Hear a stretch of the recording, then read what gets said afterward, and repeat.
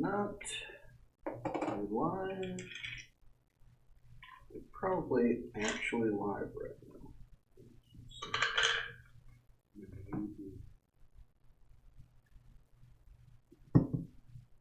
That's right, some magnesium. Oh, I don't know how long it just took me to get online here to actually get streaming, but my God, what a pain in the ass. It just wasn't working. It just legitimately just was not working at all. So, yeah, I was advertising this on social media, but I could not get the OBS to cooperate. So I was setting up for a while. And, not good. Setting up for a while. Oh, hey, that's my voice. That's a bit of stream lag. I don't know how good the audio is. It sounded a little warbly. But what you gonna do? I was drawing a bit yesterday.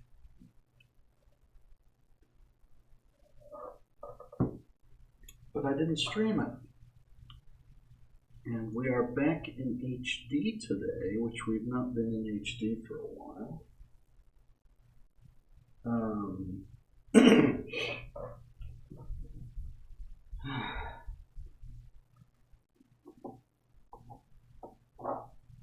But I was working on some Chief Roofless yesterday, which I did not stream because it was pretty late and wasn't doing a full day on the character. Yeah, I'm annoyed. It was definitely, I don't know, it was tough to get this online and working. Wondering how much I should light this. Maybe I should actually brighten it.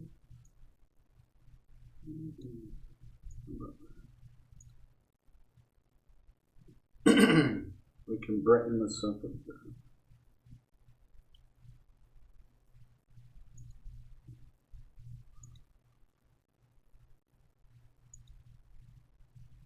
Do you really not know who that is? Why are you at this channel if you don't know who that is?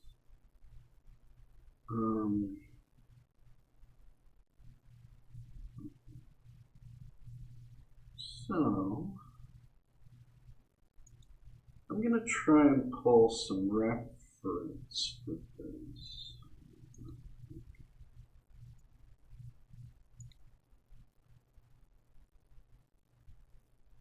From the Princess and the Cobbler movie.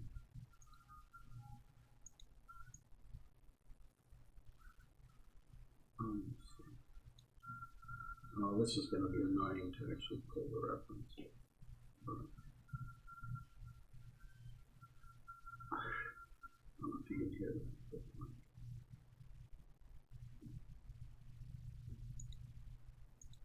Let's take some snapshots. That is there. Okay. Okay, so I'm going to have a few screenshots of this moment as it actually is in the Princess. It's been quote unquote interesting. Maybe I should have actually just worked from the Princess and the Cobbler. But one thing I'm noticing, I was doing some work on Chief Roofless last night, and I did notice that I have a vitamin. I don't want a vitamin.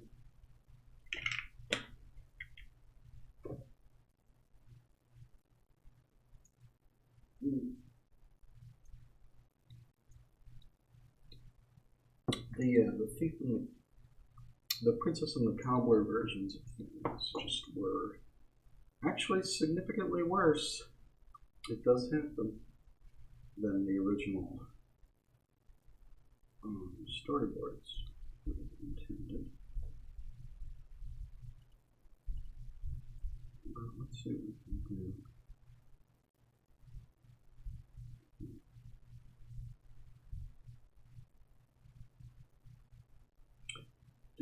Here's a question. Do I need to do what's it work?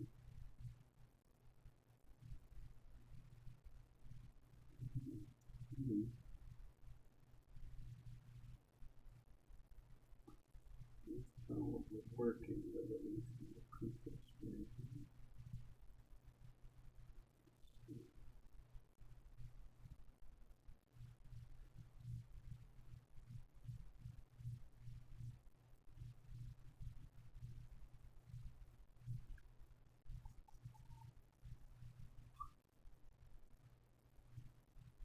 So it's very much, it's like a single swirl in the princess version.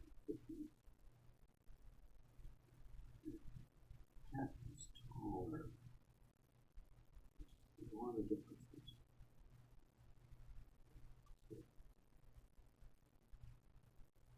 The actual storyboard. Chief Ruthless is interesting because was drawn a lot of last night. I'm doing this one now because I'm a little more interested in doing material which doesn't have good reference right now. That's definitely the case with Chief Ruthless, who most of him was finished by the Cobbler team. So I would almost say that there was never like a final design for Chief Ruthless. But that's not true, but it is elusive. And you can really see it most in the storyboards, which have the most like late period decording work.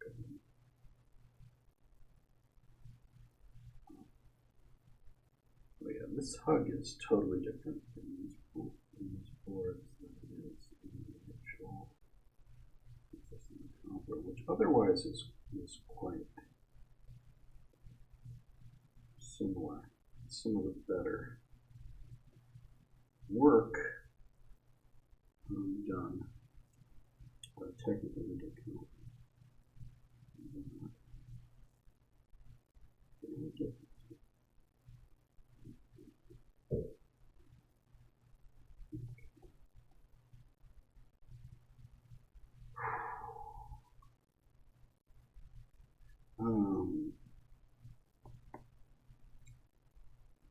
Full disclosure, I did throw up a little just now.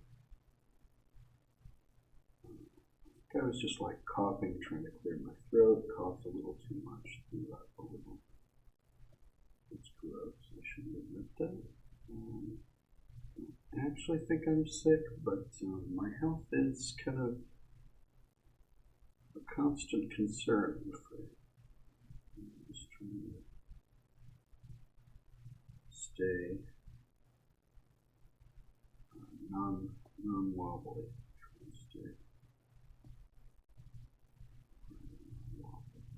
But I am feeling like yesterday I was doing some Chief Ruthless work, and in some cases there wasn't a lot of like good reference for what I was drawing, so I'm feeling a little bit ready to work on material where the reference isn't good, so that's what I'm doing today. The reference is a little rough.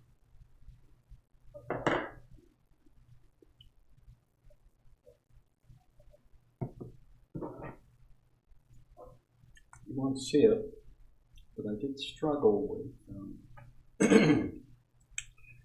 some of the cheap ruthless drawings that I was influenced. Because the reference just wasn't there, and I had to sort of fake it and figure it out. That can be tough because these characters are very detailed.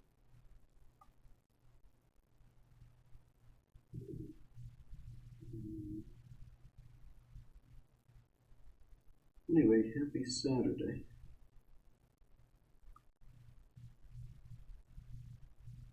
For those of you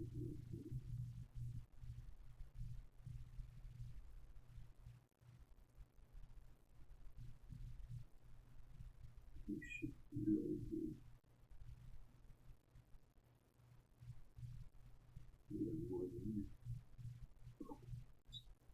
Excuse me. I'm already screwing up.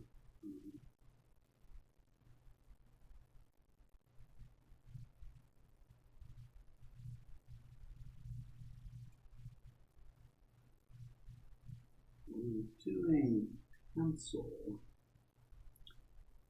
Pencil is a bit waxy. It doesn't interfere with the ink.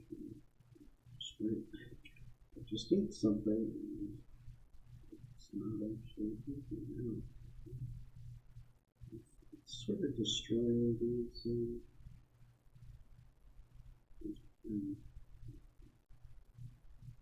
Maybe not the smartest way for me to be working.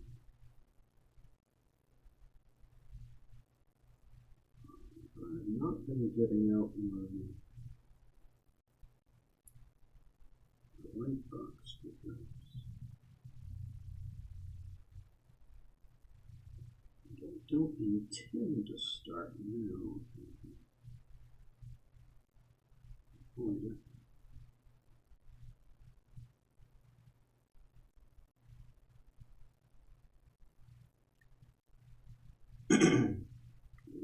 It does get in the way of the inking effect.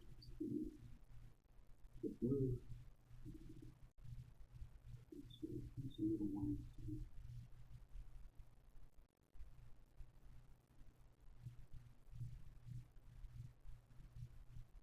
And this is a rough. I'm working from one of the storyboards in the work print. So it's not high resolution, and it's also just a rough. So I'm also looking at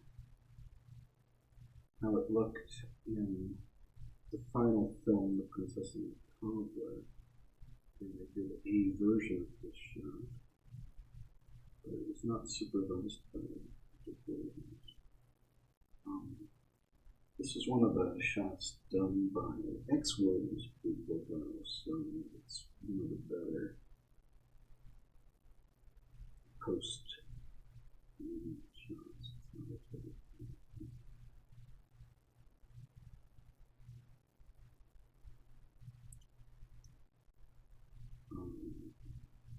The researcher, Luke Shelley, was just messaging me saying that the X Williams people who are working on the Cobbler versions were fighting a losing battle. And he blames that on Jake Ebert's. That I was working about on Jake Ebert's. There's a lot of blame to go around.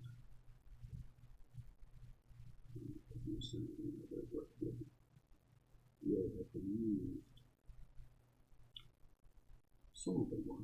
This was one.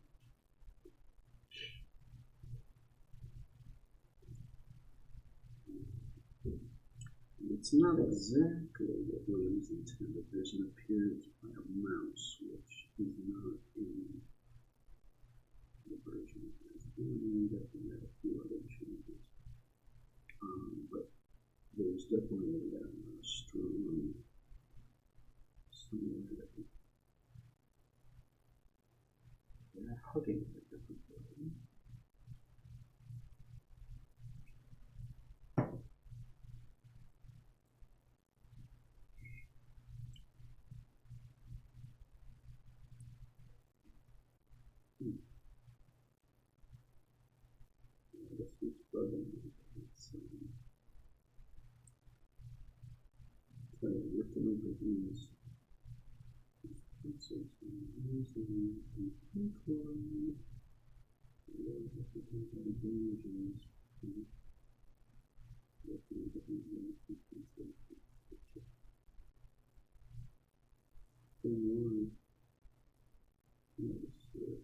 Master.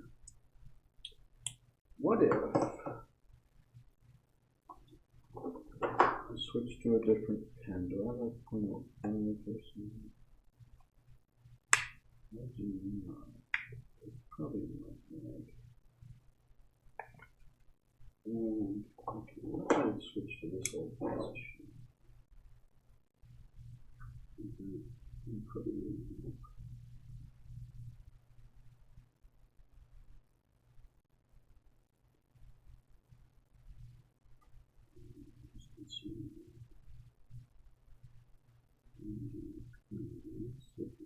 Using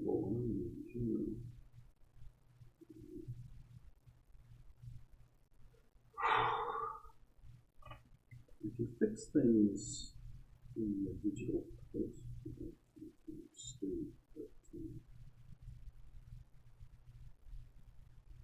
rough kind of weak lines and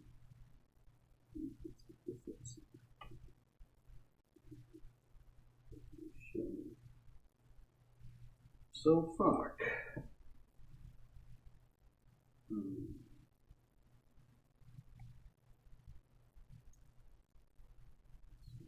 Let's switch to live.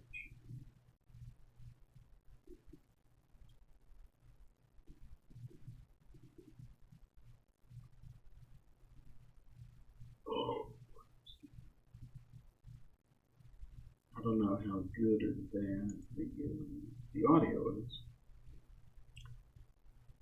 I'm having this thing. Is that too bright?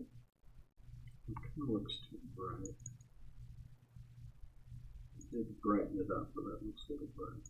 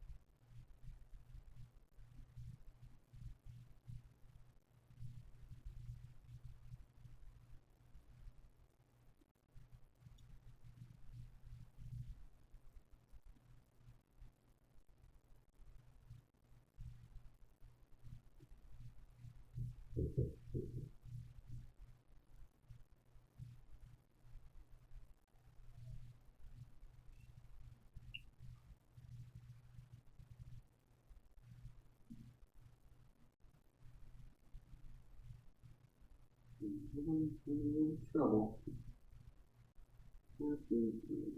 Trouble.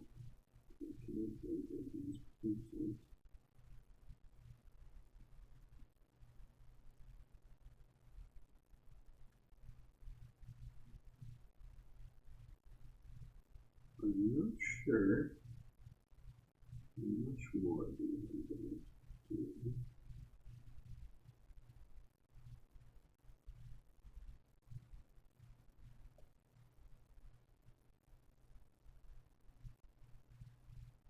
I've already done it more than I thought I would.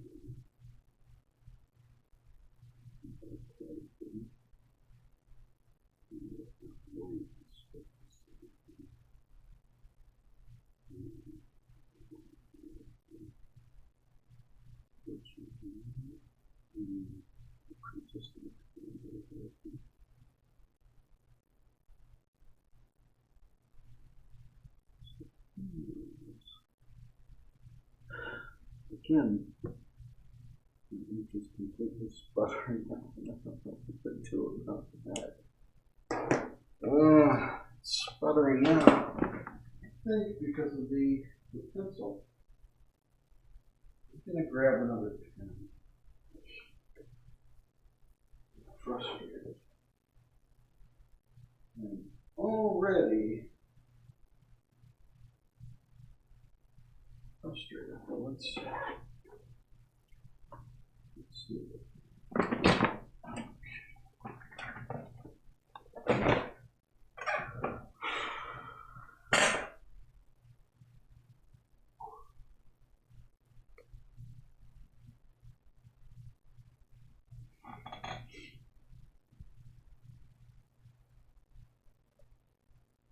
Trying different pens depending on where you're looking. Sort of get less damage to the newer pens that I'm using. Obviously,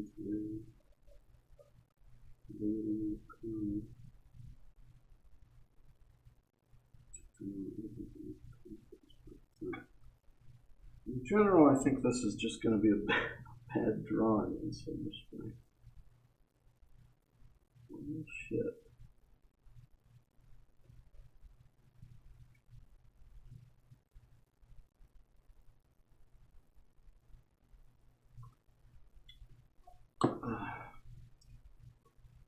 Maybe I can fix it in post. I have a problem where it's really not easy to understand.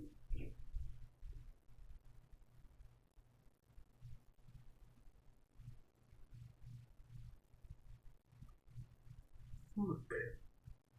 Like I'm just doing my normal thing of inking it, and then I'm seeing, after I do it, it's just like this fucked up, incomplete line. It's like, I did my part. But just on the technical level, the physical pen going over this. So it's not working out great for me.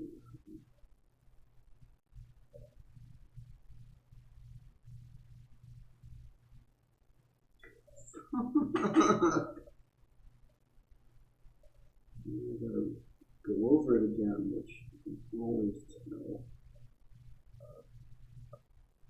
This is so fucked. I'm tired already.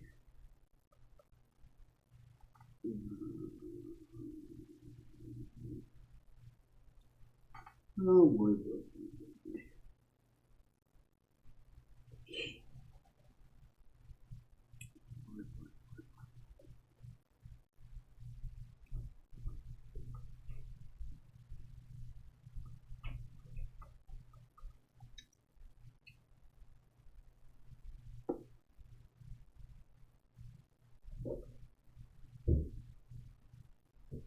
Okay.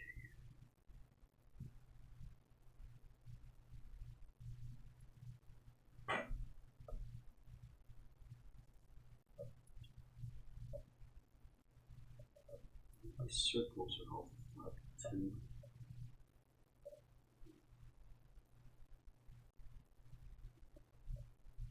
I can probably fix it in the last. But it is a comma. So you can see.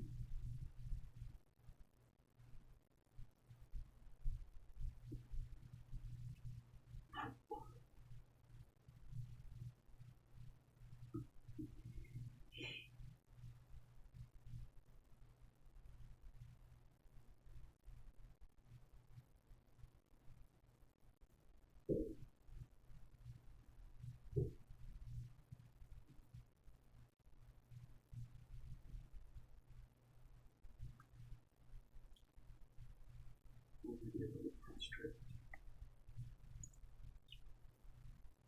It's red because it's broad.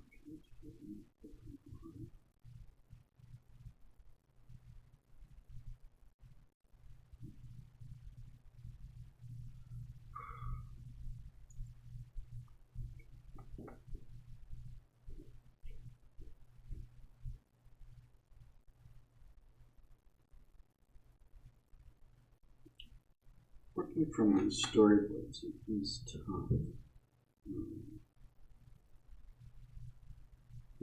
do look good, but there's a certain amount of shorthand in them, which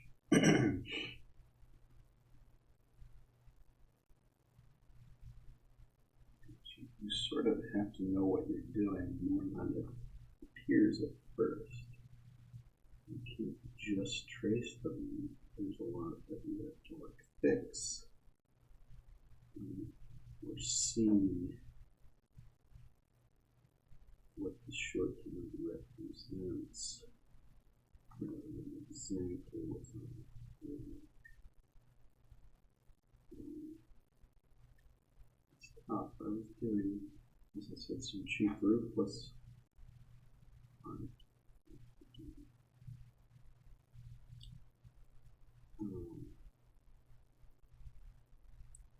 There was definitely a recurring problem that the storyboards were very rough and ambiguous, especially since they were close-ups. It's a lot of rough stuff that I had to actually know what the character model was. And there sort of wasn't a final character model. There was nothing at the end. But these storyboards sort of would have been the character model until they actually got animated by Dick Williams, and then that would have been the character model. You can definitely see what the character model would have been in those storyboards of Chief Ruthless. But we didn't actually get to do a lot of animation with the character. It's final. Especially like standing up. Like the first scene where they're brigands and they're all sitting down, and I have a lot of Williams working with it.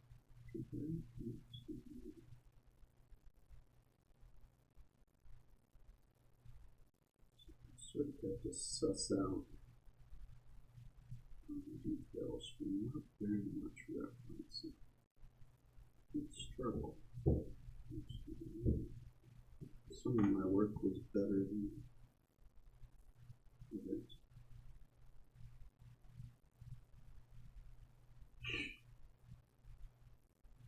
This also has that problem where it doesn't look that rough, but it's rougher than it needs to be. If we could just kind of trace it.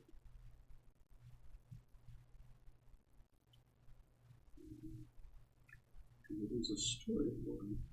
It is low resolution. You need to know the character models a little bit to be able to see through that roughness and put your marks on it. It's definitely not a one-to-one conversion. Like you can see that it's roses, they all be extra scribble.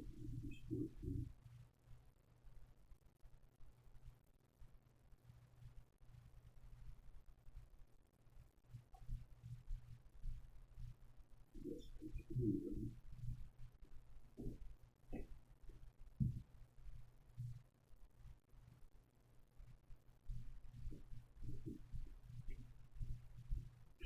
I was thinking I should probably just re-ink some of the stuff I did last night that wasn't working. I should get out a light box and do an ink over the second time instead of trying to do the fixes digitally. I don't know that I'll actually do it.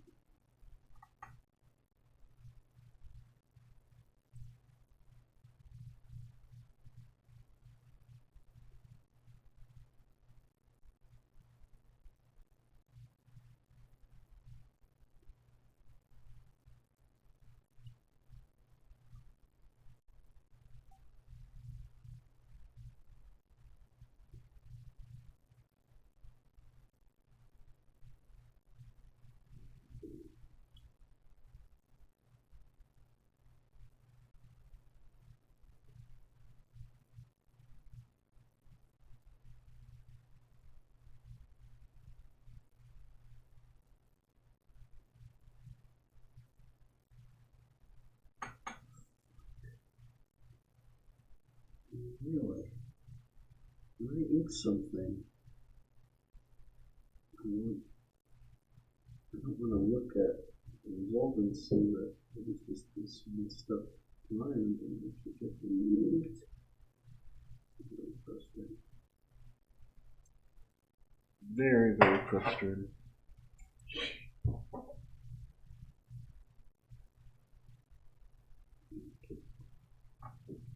Switch back to normal. It'll probably look worse when scanned too. The dark blue areas are covering up something. This is what the line is doing.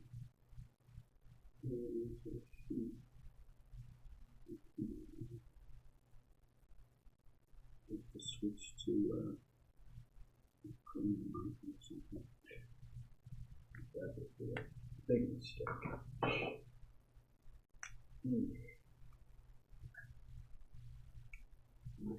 Not done.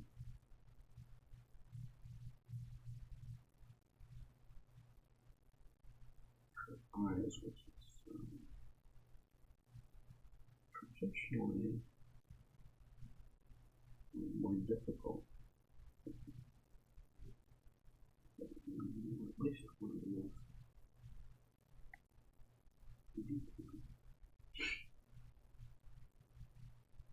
One which I don't think the actual final film version of this shot quite that right. So let's see what we can do.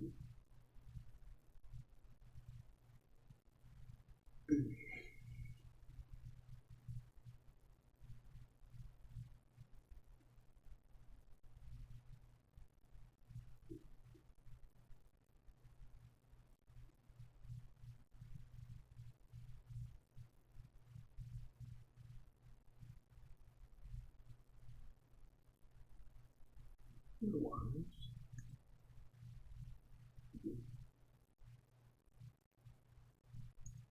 oh come on. It's claiming the audio rate is 0, which I doubt.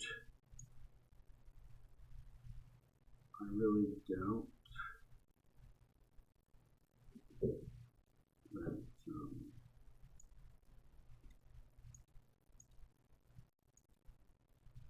but I'm not sure. Do we have audio? I assume we have audio. And that YouTube is just bringing it back. And I guess I just have to assume that.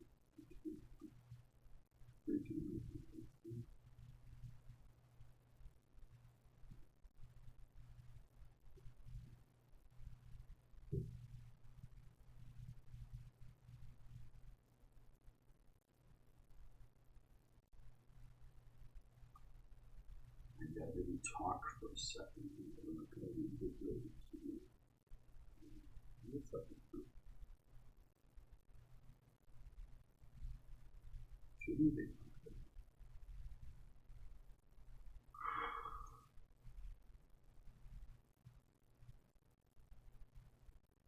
Hello, Lyric here.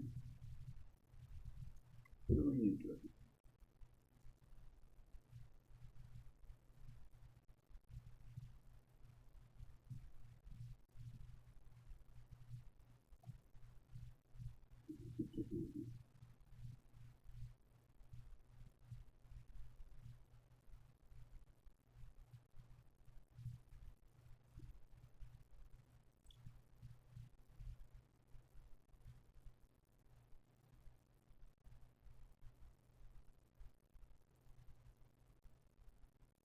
I'm a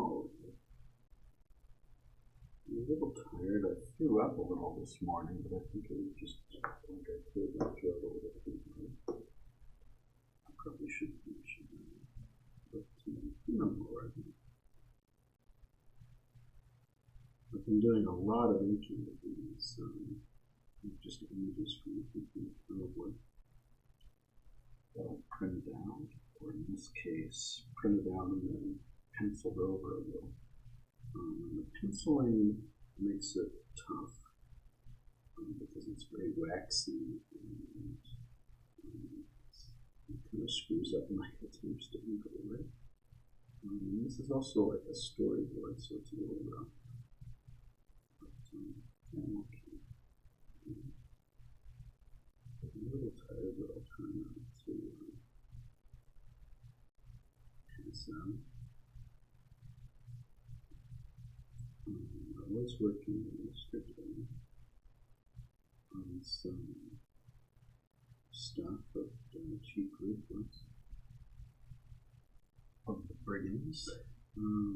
There's not a lot of good references here, because so much of his appearances where he's standing up are either storyboards or done by Cobbler in Calvert's team in a usually pretty off-model way. So I sort of had to futz around with it. The storyboards are pretty good, but it's hard to work from storyboards. They are rough and require certain advanced knowledge of the character models. It's easy to screw this up. But it did raise my confidence enough to do something like this, where it is a rough storyboard. I'm just going to roll with that.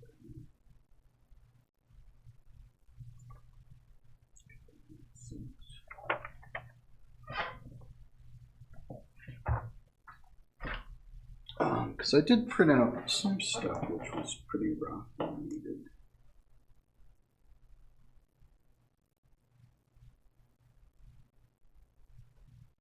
cleanup.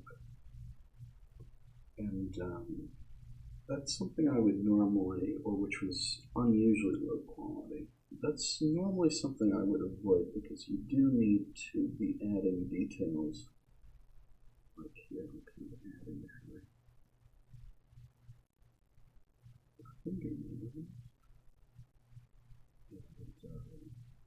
and revising the way there's taper in the shape. It's very easy to screw up when you're working from a storyboard. Because you don't have the sort of advanced knowledge of these character models that will prevent you from going off the model. I'm trying. Just now, I think I screwed things up a little.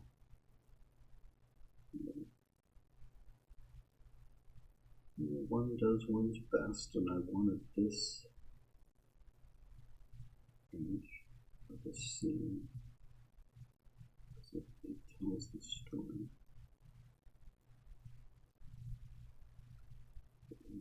So it's pretty good.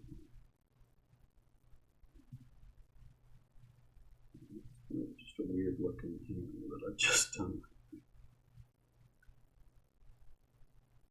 It is fairly accurate to what the storyboard is, but it's not the end-all be-all. There's some roughness and some ambiguity in it.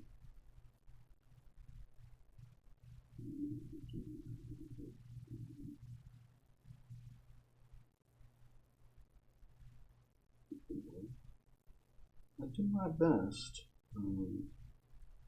but it is working over. My audio's a little quiet. Fuck.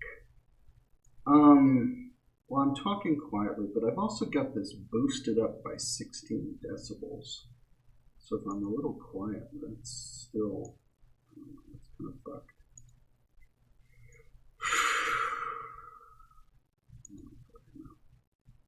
I mean, I can raise it more.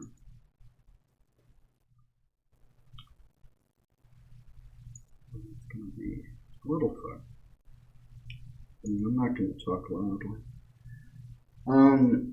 There's also, like, because of the way the camera's set up, if I can't bring the microphone is here. And well, it's pretty close to this, but I'm always sort of working around. It's actually, it is, there's a little black spot right there. That's part of the microphone. I'm just trying to avoid having it on camera too. Yeah. It's only a little hard to hear.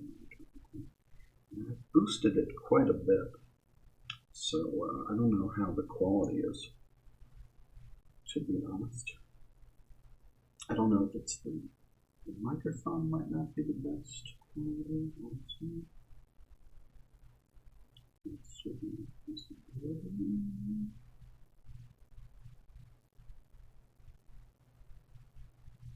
Right now, I have a screen grab from the film The Princess and the Cobbler open, so I can see what that team did with this storyboard in that version of the film, which does help me a little bit in terms of sussing out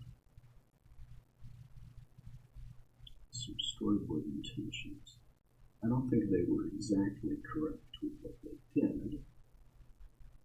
I don't think I'm going to be correct.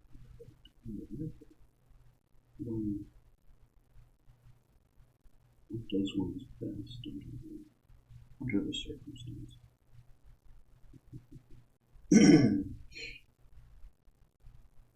I don't know.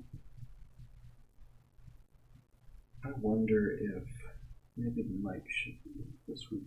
I don't know. Most of the places you put the mic would be very right in the way of it, the camera.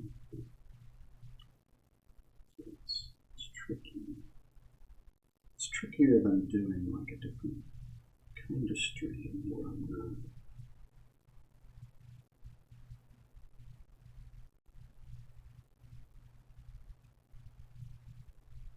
kind of set up with the camera from this angle.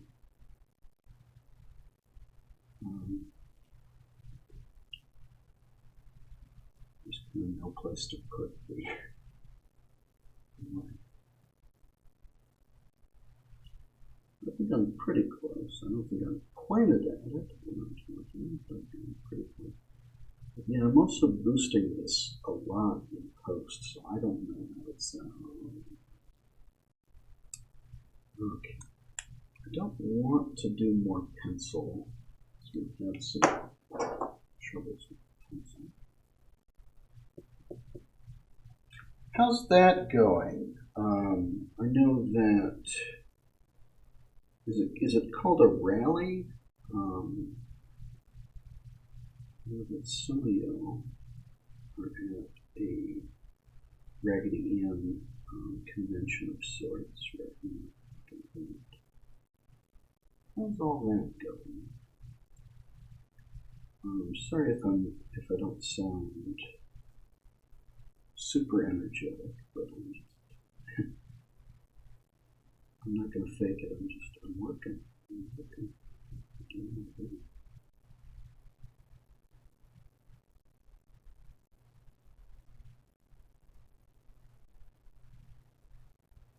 In Arcola. What state is that? Arcola. I've seen a few photos. That seems to be cool.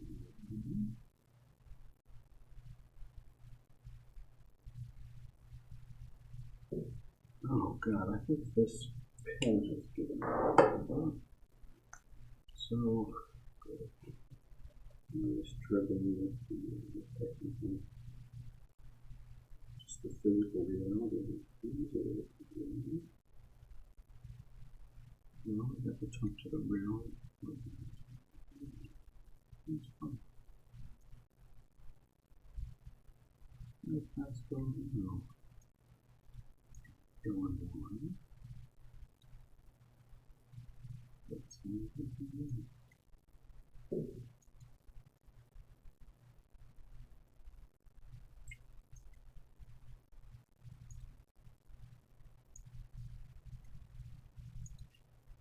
I'm sorry if I don't sound like super energetic. I think normally at this time of day I would be fighting tiredness and wanting to take a little bit creepy.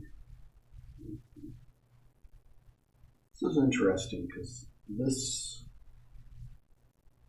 whole shape of Tack's mouth is not present at all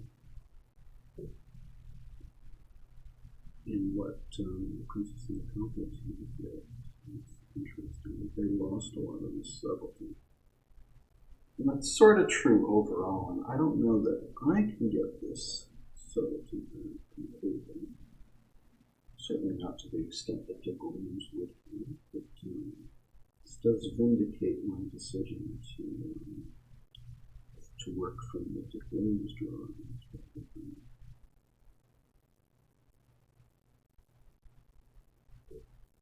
I forget who did these. Is it one of the Premiere Films? Great one. Lots of pictures taken. I picked up a lot of Raggedy Ann merch. Yeah, I've seen some of that. I've seen like a couple of photos. There is Raggedy Ann. That's really the Hello Ladder. Interesting.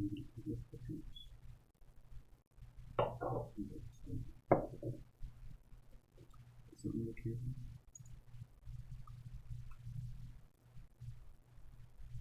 Let's read that over this.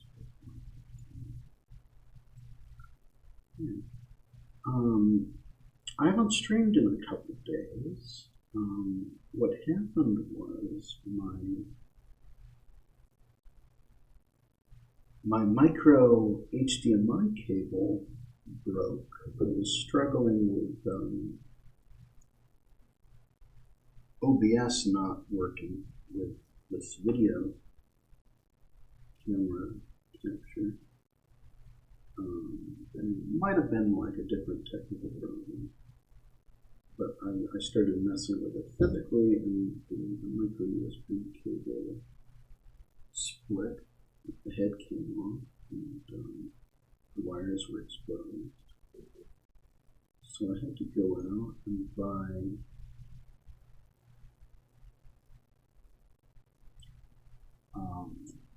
I wanted a new cable, but I just got a new converter at Walmart. That's all they do.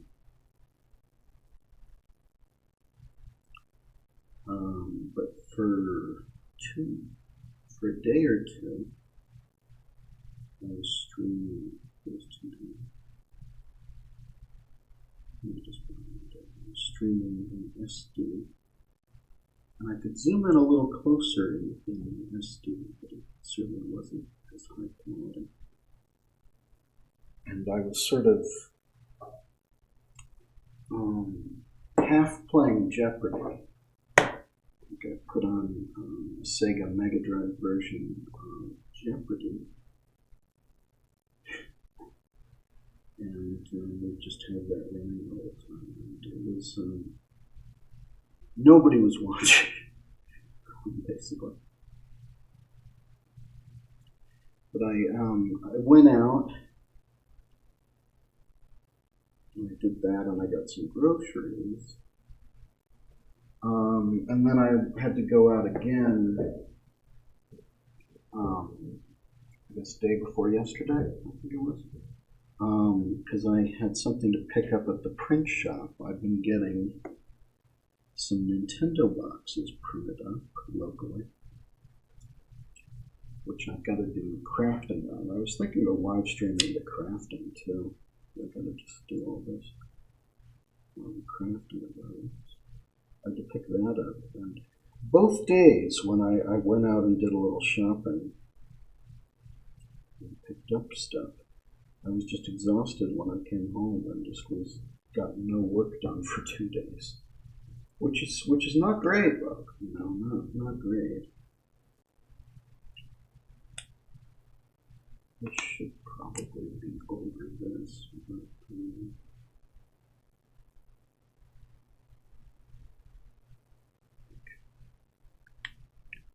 So, that was a little hard, but I probably got through that already.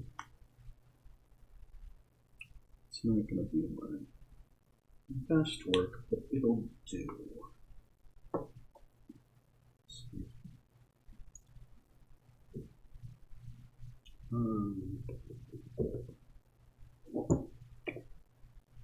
Guess I'm going to get another thin seltzer. But yeah, how's it going otherwise?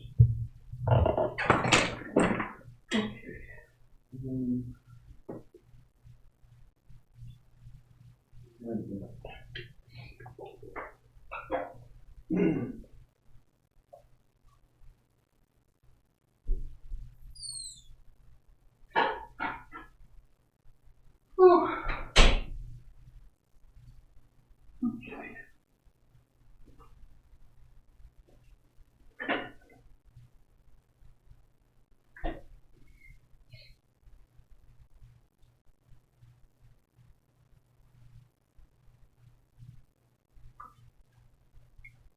I could show them off though. I got a bunch of like Thief and the Cobbler stuff printed.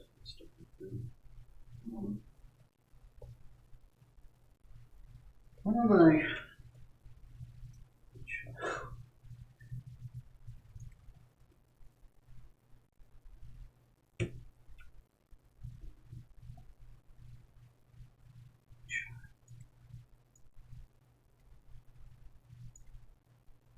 Hang on a second.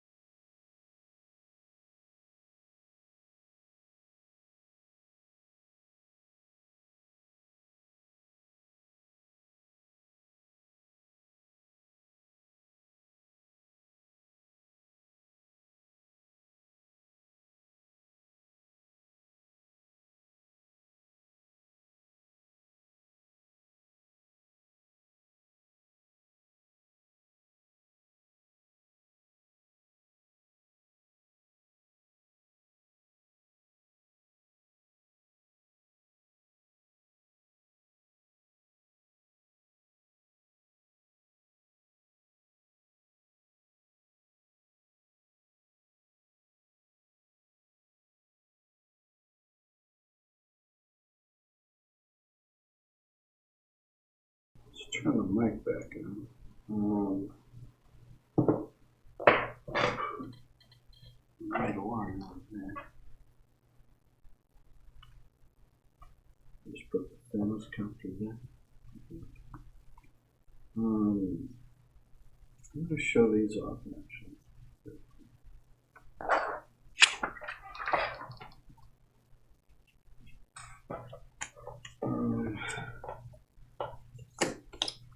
This was yesterday.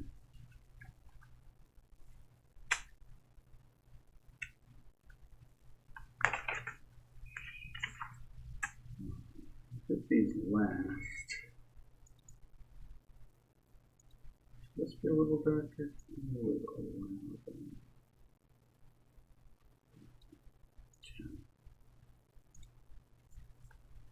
I did these last because this is actually from the cell, except for the face. The face is a screenshot. The rest is from the cell, so I could actually see all the details. Make up something. But let's just get out of order this quickly. Wait a minute.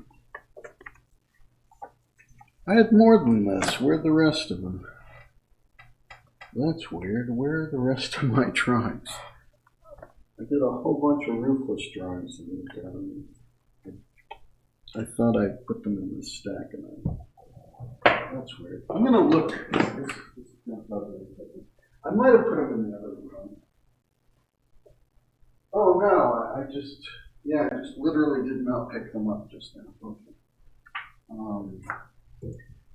This is reverse order, and this is from a Calvert screen grab. Well, from a bunch of Calvert screen grabs and like one Williams screen grab or Williams E screen grab. Okay. So it's a little easier, but I definitely made some mistakes. And then this is the first one I did, and it's honestly a mess that I might have to re-ink or do kinds of crazy shit with, because it's from a storyboard, which was like a very wide shot storyboard, so it was very low resolution, and so I didn't totally have the character model down yet, so there's a lot of confusion here in what I was drawing, so I might have to. Yeah, I might have to do a lot of things, you know. I might have to do a lot of things. I really couldn't figure them out, to be honest.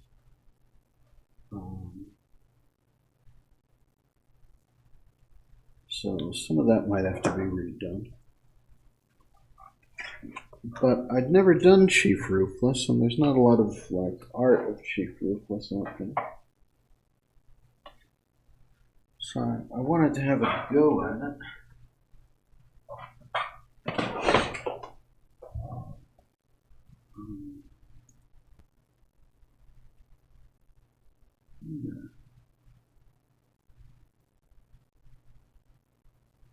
Raggedy and Ricky. All right. Good luck.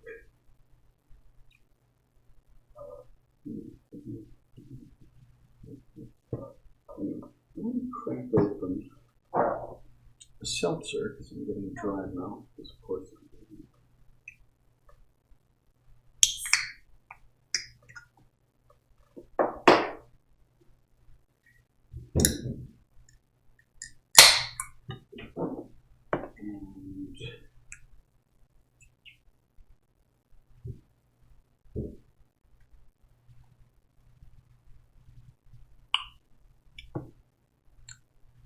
And do a little more.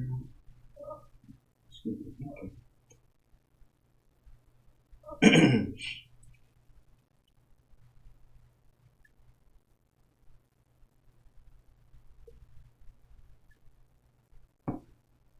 This one shouldn't be too tough. It's printed a little dark, and it's from a pretty cruddy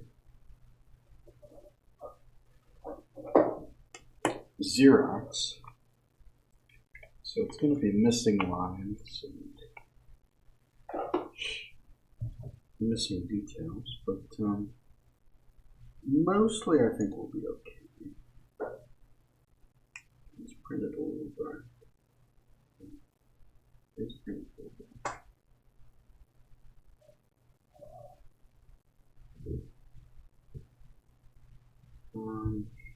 Let's see what we can do with it.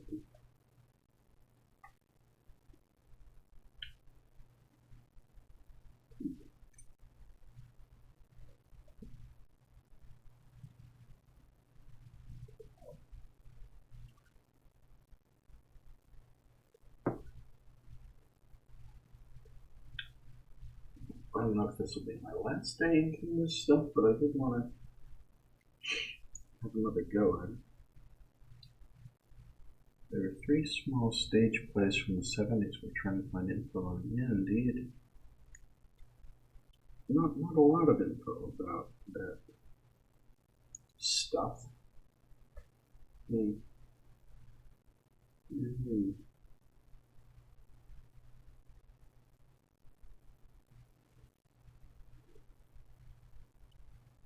So this is going to be a game of like, this is a pencil, so there's extra lines, but then some of the actual lines you need are also going to be missing due to bad Xerox. It is thick lines though, so I'm going to feel pretty good about the thickness of my line, because I printed them out pretty big. Absolutely should have printed this out at a different aspect ratio.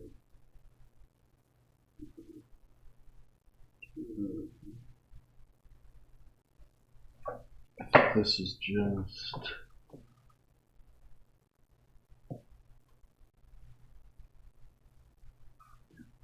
Anyway, I'll figure it out.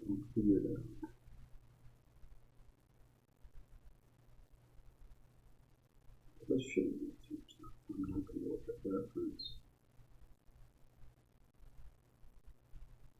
Just try. I can't see it on stream, but it's put it large enough that the source materials pixels are visible. This was like a Xerox.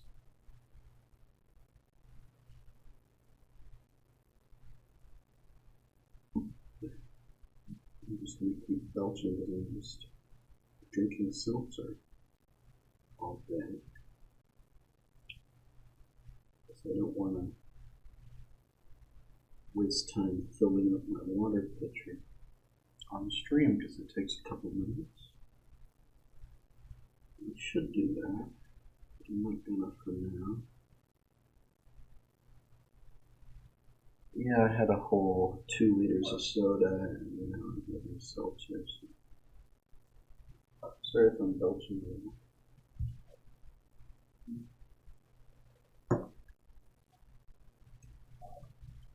That's just sort of the situation. But yeah, good luck. I'm also in the squeaky chair. I'm always in the squeaky chair, so sorry about that. I've mentioned this many times, but I bought a new chair. It wasn't comfortable. It was like Amazon's, the quality of what you can get on Amazon. It's usually not great these days.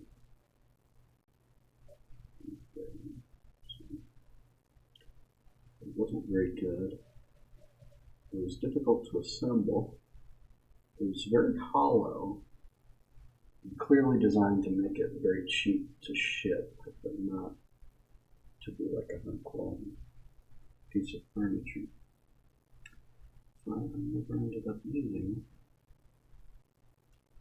It is in the other room, so I suppose I did use it. But that's the room. I think that room makes me itchy. I've been itchy the last few days. I put a lot of stuff in storage in 2006. I've just been paying for 2 storage spaces now ever since, and it's a big expense. And I would like to get down there and clear all that stuff out, because there is lots of storage here. But I think it would also make me very itchy, because that storage space is just full of stuff that's kind of gross and has been in there for too long, and it's just all gotten gross. So I took a bunch of it out so that I could work on archiving my old films from when I was in high school and college. When I was in my teens and 20s, I made a bunch of like budget movies and student films and comedy features and things. And I wanted to archive all that footage for my own archives, not really for anyone to see in 2022, but I spent a few months archiving that stuff. And so there's 2 bedrooms here that I don't even use, and have stuff in them from the storage space, and I think it's a little gross. I think it makes me itchy just to go in that room. Unfortunately.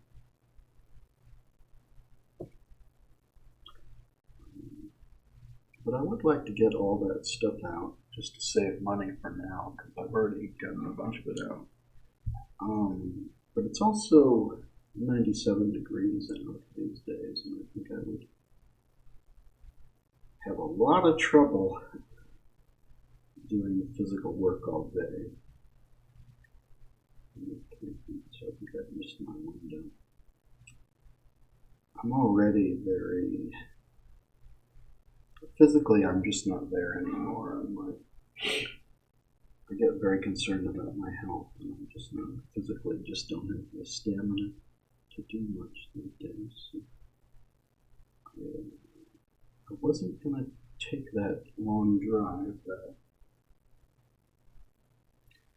hour or 2 hour drive to the storage space necessarily. I think I would actually need to hire movers to get it done anyway.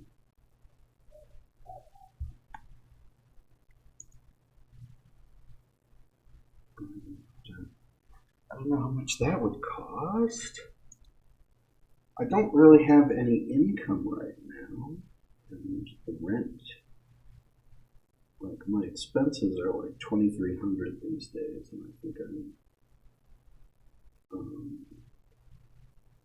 I am at most making like 1/10 of that from donations and YouTube and stuff.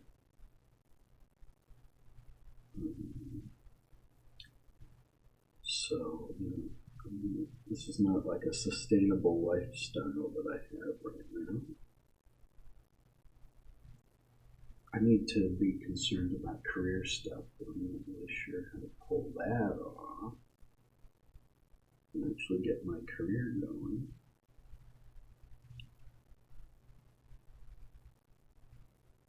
I was talking not long ago, a couple weeks ago, with an animation writer who has worked on a lot of cool stuff, kind of have the career that I would like to have. I said, well,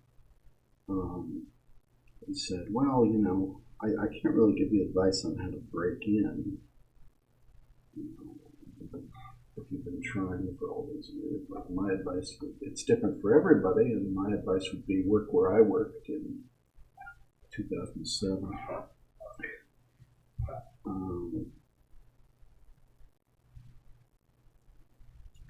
But he said, it seems like you have lots of connections.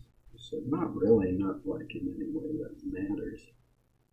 Animation people know me from, they know this project anyway, like the Cobbler project, but I didn't study animation, so getting work in animation is, I don't know that I can compete. I can draw, but I don't know that I can actually compete with people who studied animation at school. I do not know what this line is doing here. I have to check the other printer. This is getting a little confusing. Yeah, this is very straightforward. I see my bald spot. Good Lord. See, I don't even see that. I don't see in the mirror how bald I am these days. But my camera can really pick it up, and it's great.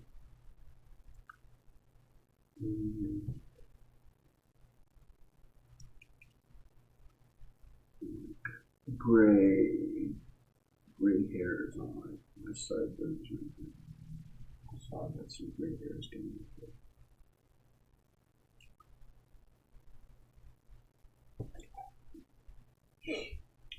I'd like to get my career going. I'm getting old, and I really got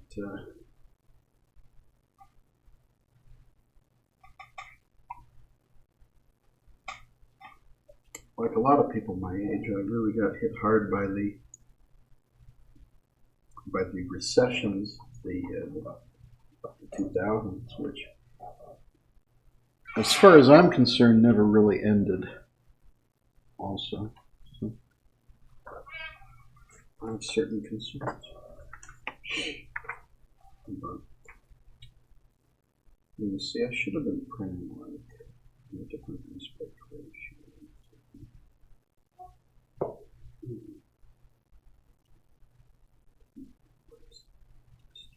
Okay, so that's what that was doing. Now I can actually see what that was.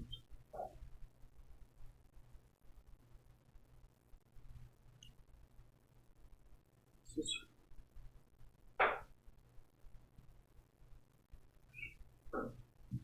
working on multiple sheets of paper here.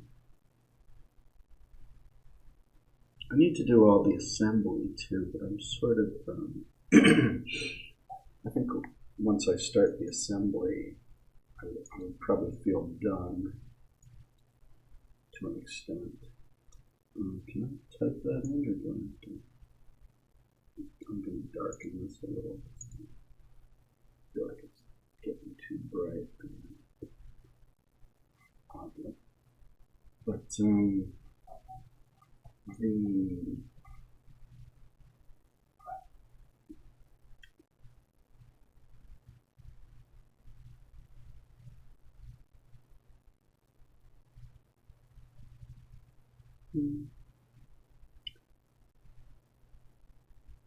this is a time where I would really like to be restarting my career as a filmmaker or as an artist, as a writer, probably preferably. But I never had much luck with that, because the entertainment industry can be very closed off when you don't have the right kind of connections and money. I just could never get anybody to look at my work. It certainly wasn't that my work was bad. I did a lot of very good work, but I couldn't get anyone to read it, look at it. It's just a completely closed off system. Anything entertainment, animations like that too.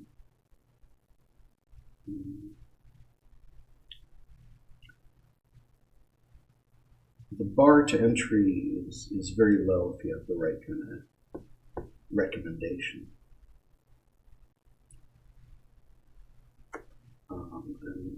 But if you don't, like, nobody's going to look at you.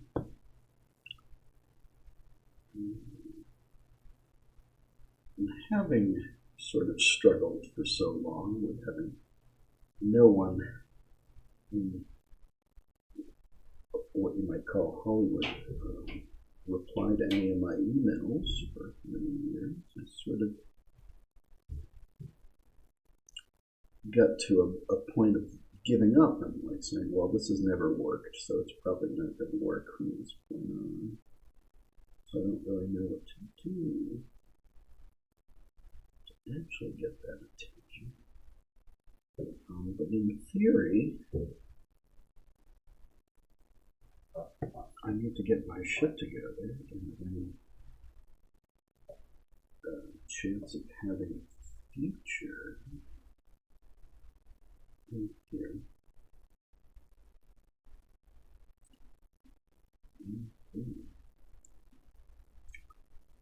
One building.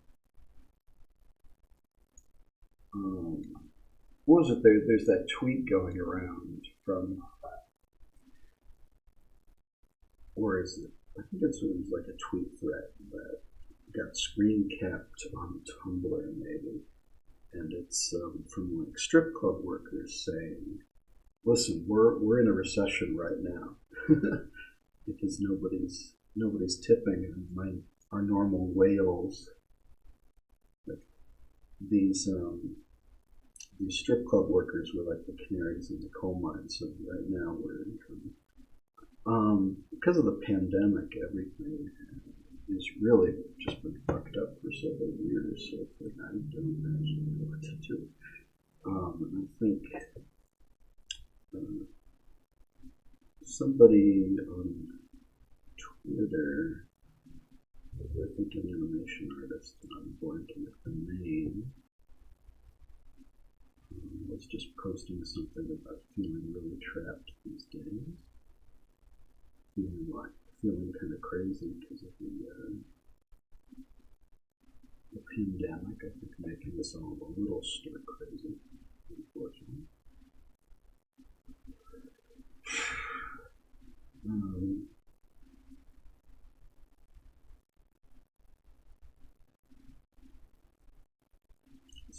It's hard to take that next step, but things have also gotten a lot more expensive all of a sudden.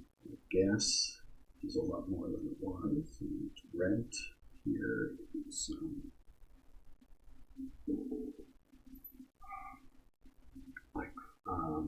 I was paying $300 in my last long-term place. Well, not my last long-term place, but let's say 2015, or 2013 to 2015. And now I'm paying $1,750. With expenses, that gets up to like $2,500 a month. I'm not making that.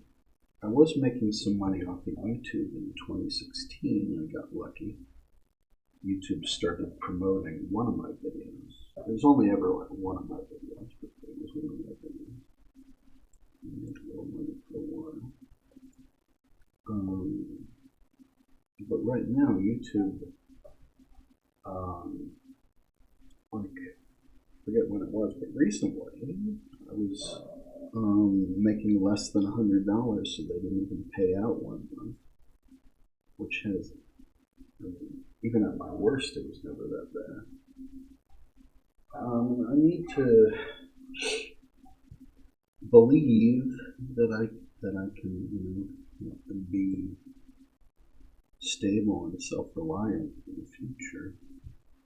Just right now, it's not looking that great for that. It's a weird time for everybody. Yeah. I'm going to cut off this. I'll cut off here, but I'll draw everything else.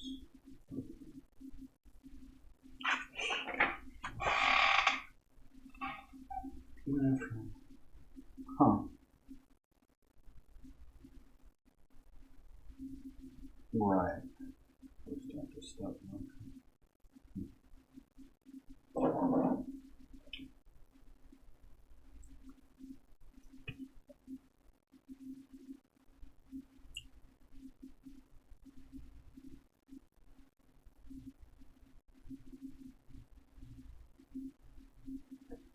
It's tough.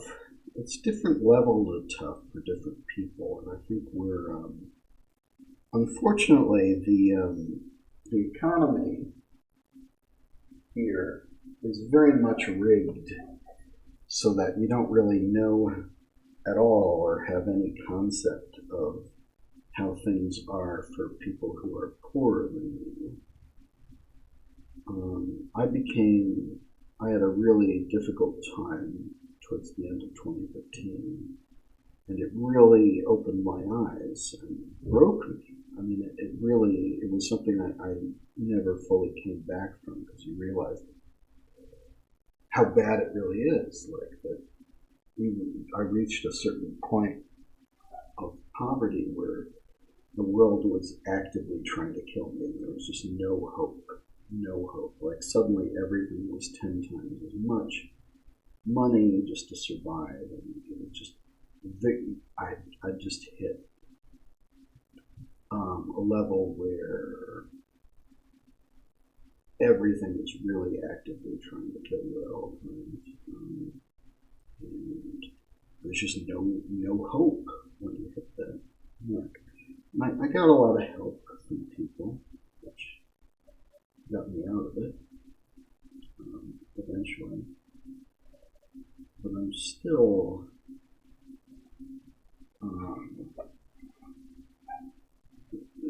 it's been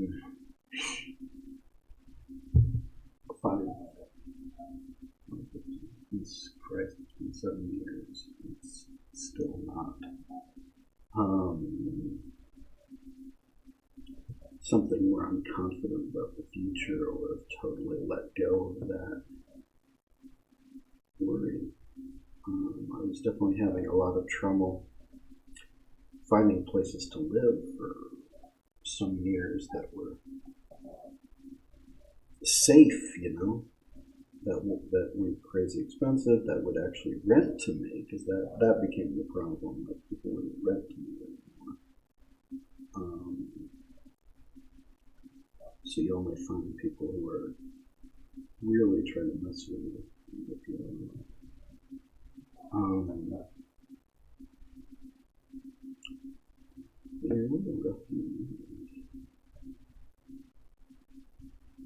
LA County is not a good place to be poor. Really got some troubles with the poor here.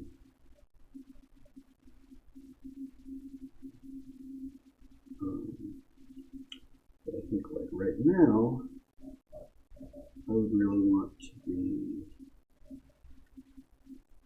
trying to make the future work, get back on my feet a little more. This is supposed to be a time of healing where I'm looking at my health and looking at everything else. Out of shape, and health is what it is. But long-term career stuff really stalled out a long time ago. I don't really know what to do about that. Hope, I'm afraid.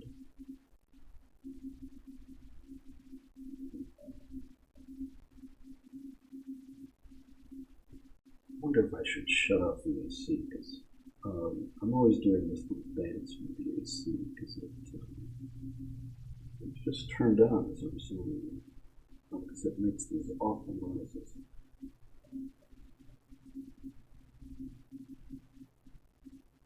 But when you shut it off, it's a very old, I think it's from the 90s, it's very old AC. Was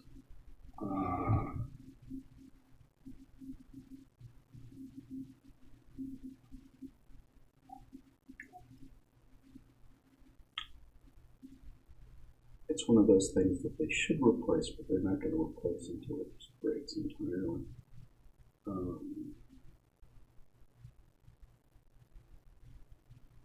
So when you shut it off, it's got a tendency to kind of spew mildew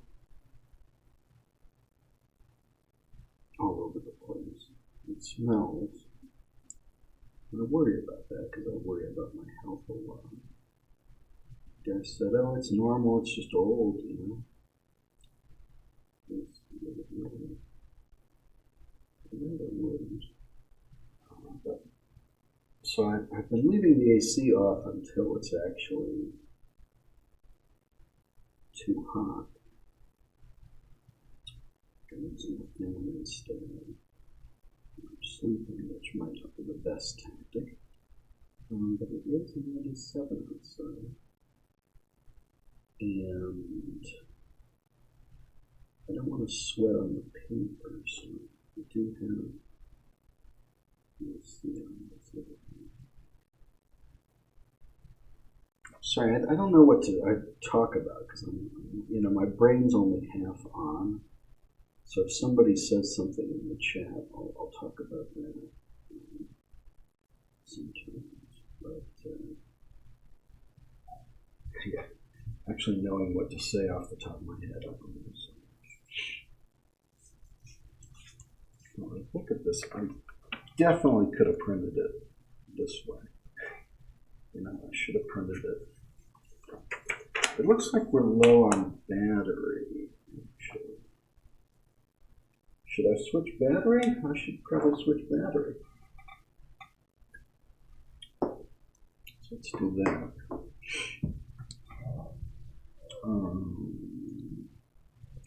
I'm going to switch battery. I'm going to get something to drink, maybe? And switch to battery.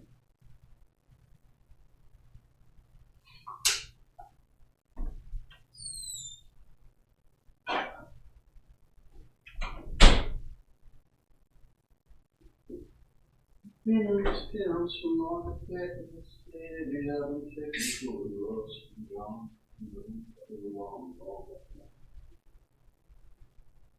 Several years ago, innocent girl, especially I was 50 years old.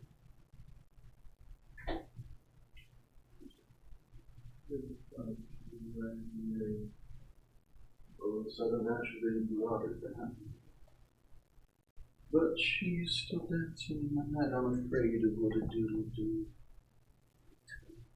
Well, ask me some Raggedy Ann questions. Give me some Raggedy Ann topics. That's what a doodle do. Both here. So it looks like we just died. Unless I just hit the chord wrong, but I think we just died, so I'm going to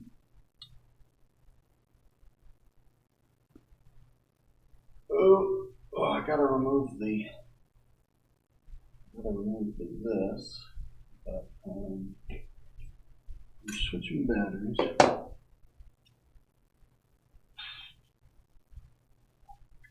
This camera does not have the best battery life because it doesn't have the largest battery area, but that's okay. How do I, come on, get in there. Get in there. Get in there. Get in there. Okay, I think I gotta.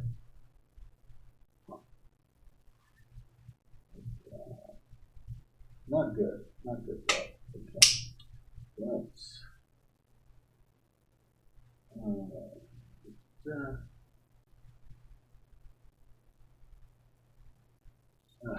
Okay. Everything is more of a pain in the butt than it should be. That's going to be the story of my life. Everything is more of a pain in the butt than it should be. That's the title of that story. Okay. Everything is a pain in the butt. Everything, everywhere, all at once. Okay, that is, why is that drifting? Come on. You can do better than that, camera. Yeah, I have to. I'm knocking stuff over because I've got to take it off again. It's not like it popped out of its thing. Okay, come on.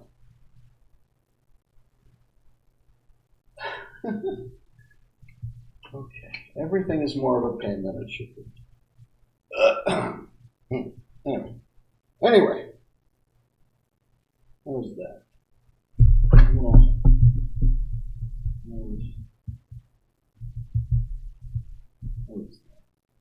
going to put this charger.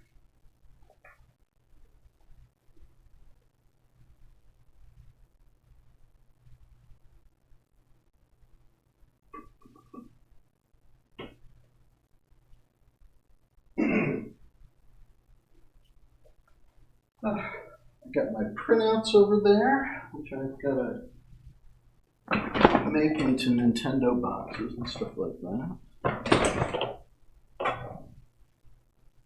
I think I did see that, a General D wrap. It's very nice.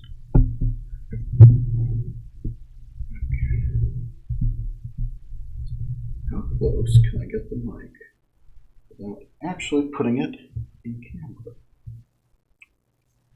He said hiccuping.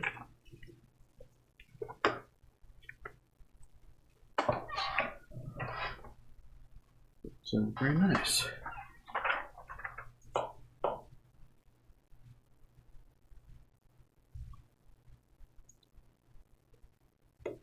Got a lot of respect for Plush cracker.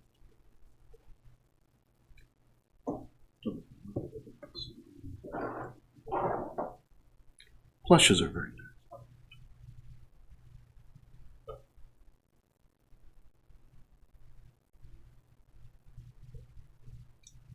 This is very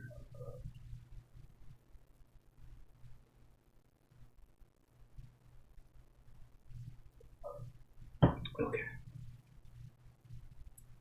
Did you ever get your camel plush? I didn't get a camel plush. I got this little fellow.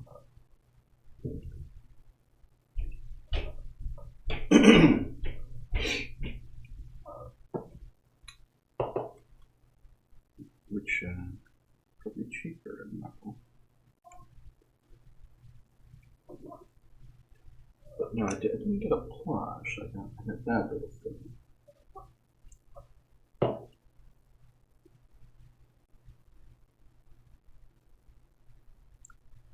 And I also have a bunch of,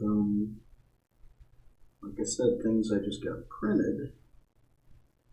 So I'm making Nintendo covers. And there's also a lot of like Keeping the Cobbler related stuff. I did the Keeping the Cobbler Nintendo game. So I got covers for that. And covers. I went to the local print shop for that. Wasn't very expensive. I can't really justify spending much right now. So I don't have much income and I'm really living off of somebody else's income. I'm going to screw that person over. So I'm kind of avoiding spending too much, obviously. I'm only really spending as much as I personally am making, which is not much, or less than that. But that was just maybe 17 plus $7. It was like 23 bucks. It was very economical for what it was. But I've got to do some crafting and glue those boxes together, do all the cutting and gluing.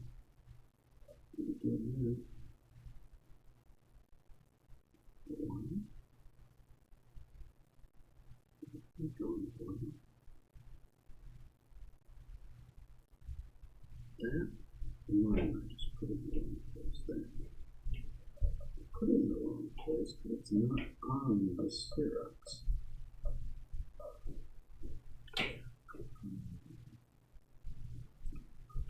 Here's a question. Is there a highlight in this item? There isn't. You know what? I'll bet you this eye is. Yes. I can't see it. It's not even here.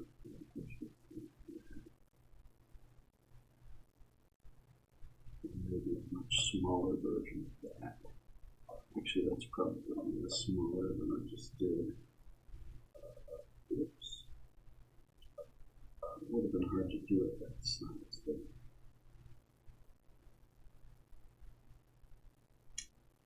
yeah,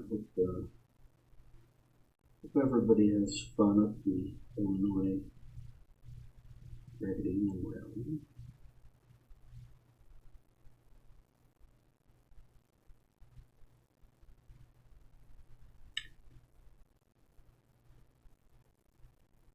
Sort of miss in-person conventions. Probably not going to do any in the near future.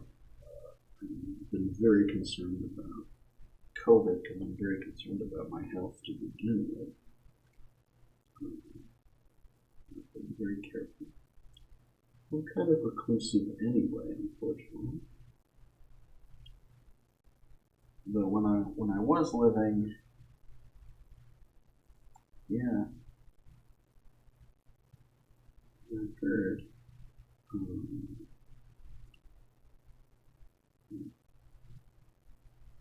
When I was living in LA proper, pretty far away from LA proper now for money reasons. I would go to events pretty frequently, but I don't think it ever did anything for my career. I would go to events.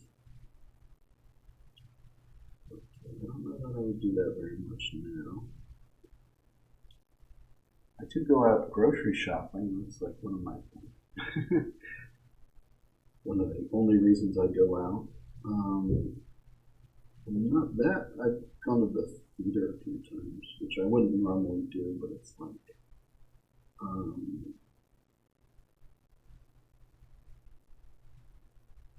gotta do something.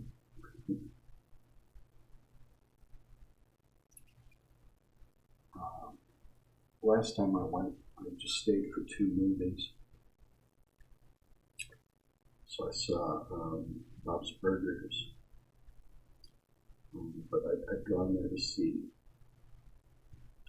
Everything Everywhere All at Once. I also saw Multiverse of Madness and The Batman. So, I'm actually going out to see movies. Just like matinee prices, but it's a lot more than I'd usually spend. I don't want to be taking advantage of the organization paying my rent.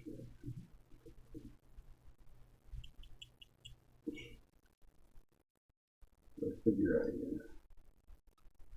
if I'm earning about. Did you see the other movies? Yeah, Bob's Burgers movie was pretty good.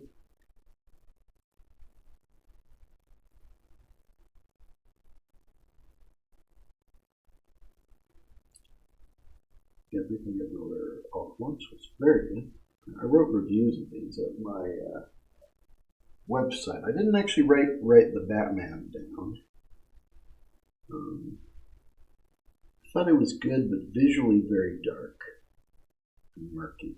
And that really took it down a notch for me, even though I think just on a film level, it was probably the most Batman-y movie we've had. But it was very dark and murky. And that's been a problem on TV also lately, but especially with that movie. So that would have been part of my review. But Everything Everywhere All at Once was very good. I did like the Bob's Burgers movie. It was probably the weakest movie that I saw in theaters recently, but I did enjoy it quite a bit.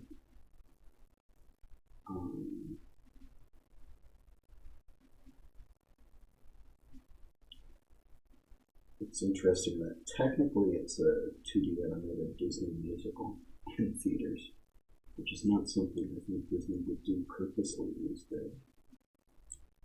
But technically, they own all that fun stuff now. Good Lord, God help us.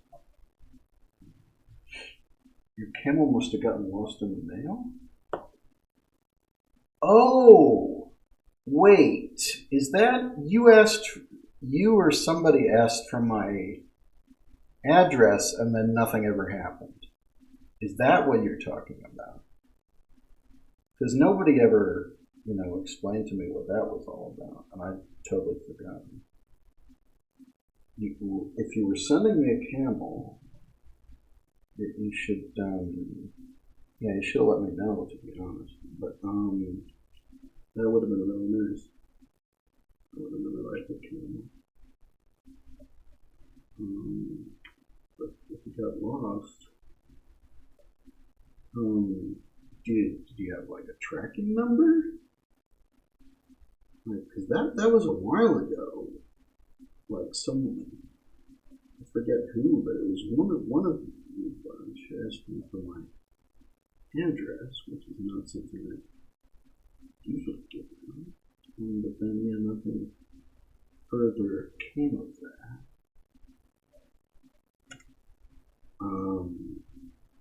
I don't know if you kept a tracking number, but Well, that was really sweet of you, and I would have really liked to. So thank you. But oh, you should have gotten in touch with me about that earlier, because that was a while ago. I don't know. My memory is not that great these days, because it's just, I kind of got PTSD at this point from all the bullshit. And there's just a lot to keep track of and deal with. So, I totally forgot about that. Of course, Mac is the red. Interesting. Maybe we can track that down. That would be normal.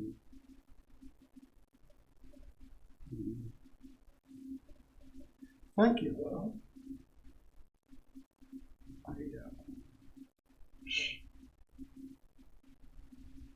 I do really appreciate it. I'm glad that you enjoyed that. The Super Mario Brothers movie. That was supposed to be an official version, but it wasn't. It seemed to be getting held up for some reason. And I got suspicious about it, so I wound up linking it to archive. I think everybody thought it was a fan edit, but I did get paid for doing it. And I was very proud to be able to bring that to people. But it was for an American Blu-ray of that film, which has not been done. I think it's Disney that's holding it up or something. But yeah, there was some weird stuff going on behind the scenes. And there was an Australian Blu-ray which released an unrestored version, one of our captures that I had done, or that we had done, that I asked them to have done. And they just released it unrestored, but I think they already had that in the works earlier on. God, should I bother? This is another Brigands thing. I think I'm going to do some Yum Yums instead. I've already done some Brigands. I think I'll do 2 Yum Yums first. I think that's what I'll do. I think I'll skip these Brigands. I'll do some Yum Yums.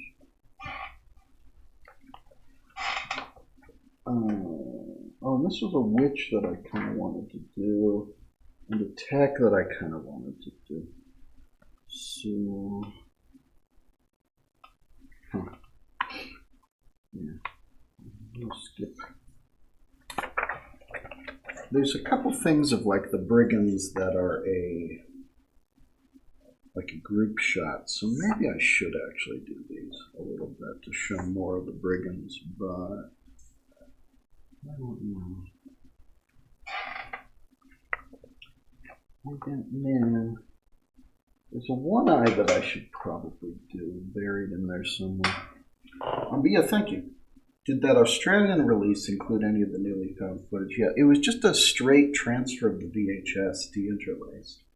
But I guess it was without any of my restoration, but I gather that that was just in the works before I was done.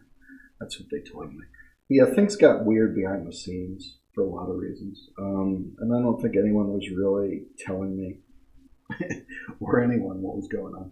So it was supposed to be for an American Blu-ray, which never happened. So then we got copyrighted claimed by Pathé, who has like the home video rights in some territories in Europe, I think. So it's on Mega right now. If anyone wants to watch Super Mario Brothers 1993, the Morton Jankel cut, I'm very proud of it, and it got a lot of good press. A lot of people really dug it because it was on archive for a while, very easy to get. But now you actually have to go to Mega because Pathé fucking copyright struck us. And I was like, well, technically they do still have those rights, so not that much I can do about it.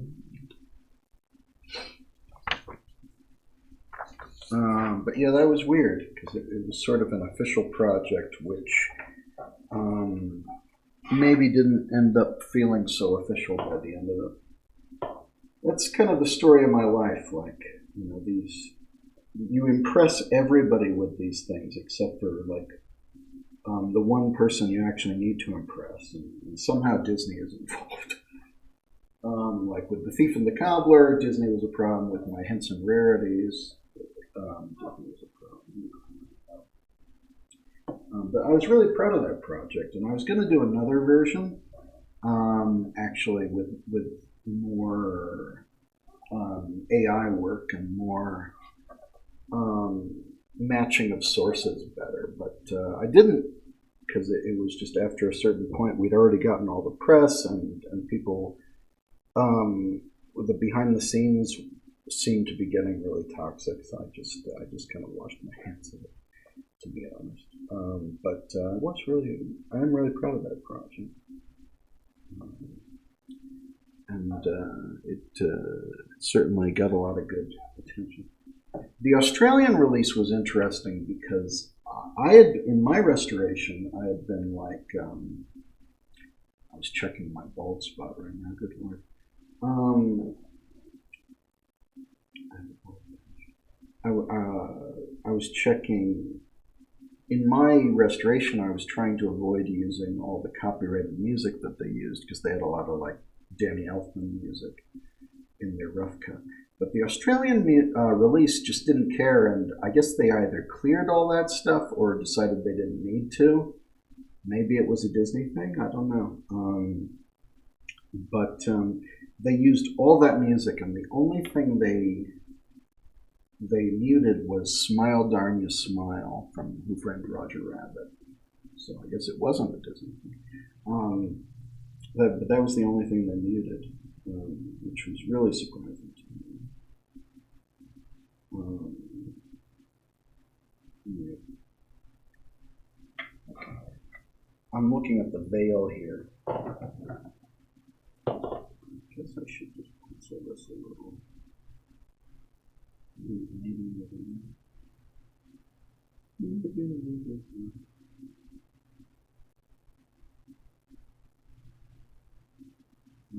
Yeah, I was really proud of that project.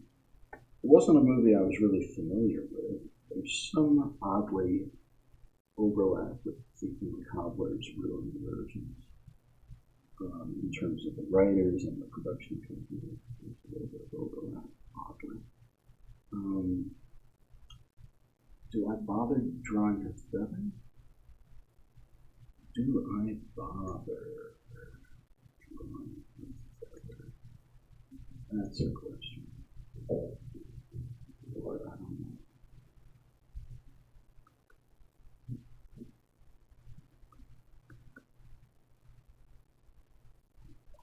Sort of draw.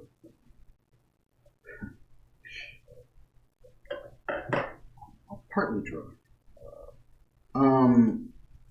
With the AI, I wanted to use some, what is it even fucking called? EB synth to match the quality of different sources. So I was going shot by shot, and I was warping my DVD source to match my work print source, to match my VHS source, and it was a lot of work. And I didn't really get done with it, and I just abandoned the whole thing. But I think that was just because the behind the scenes was getting kind of toxic for me. Okay.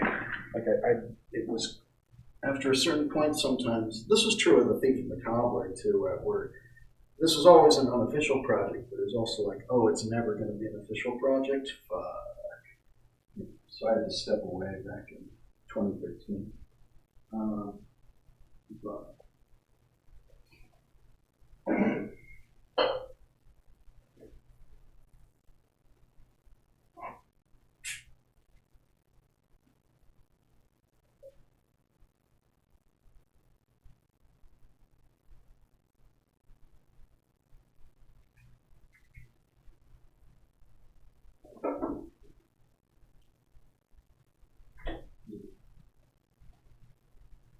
yeah, interesting project for sure.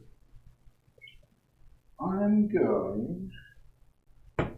How about I'll be back in 2 minutes. 2 minutes. 2 minutes.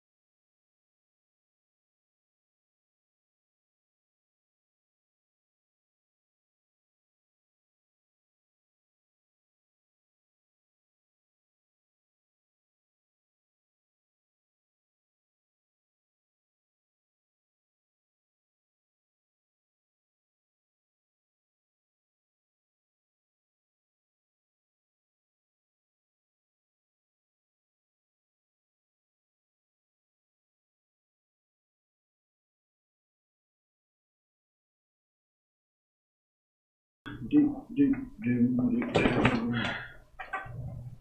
Um, this is my problem on these streams too, because I got a big mouth and I'll like allude to there being production problems. I've seen some of these projects. I really should just keep my mouth shut about that, especially when I don't really know what was going on. But I don't think anybody knew what was going on in those projects. Like, wait, there was some kind of holdup. Yeah.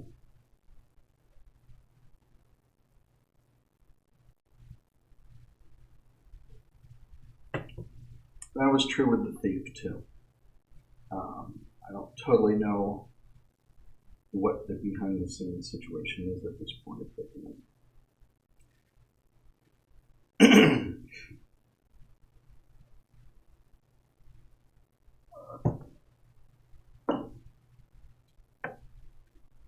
Oh, I saw Sonic the Hedgehog too. Also, that's right.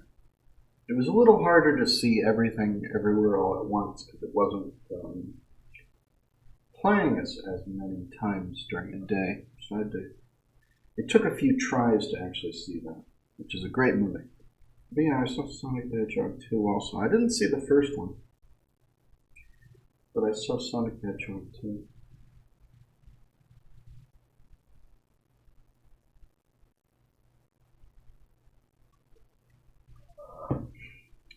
Which was pretty fun.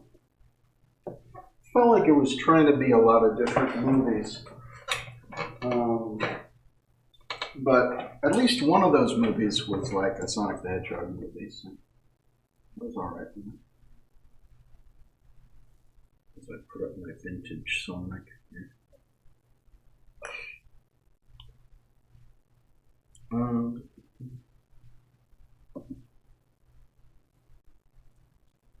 Of course, I remember Sonic from the first time around.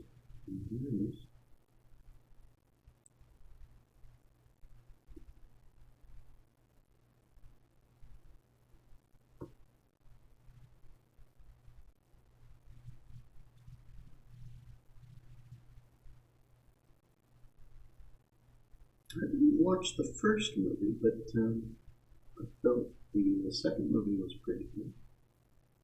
I wrote a review of it. Seemed relatively Sonic the Hedgehog.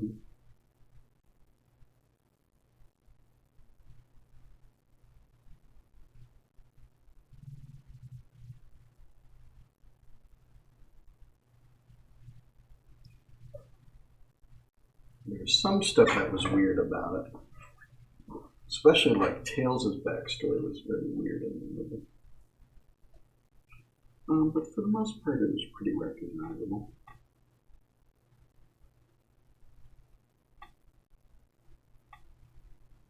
Jim Carrey's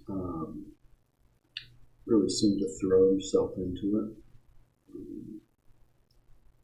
It's nice that he can be somebody who's like always doing shtick and always doing comedy, but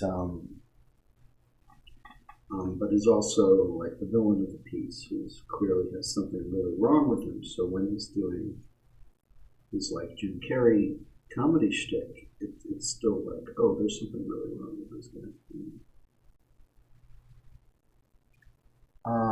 I was hired for the Super Mario Brothers project because I was so well known as a film restorationist, basically.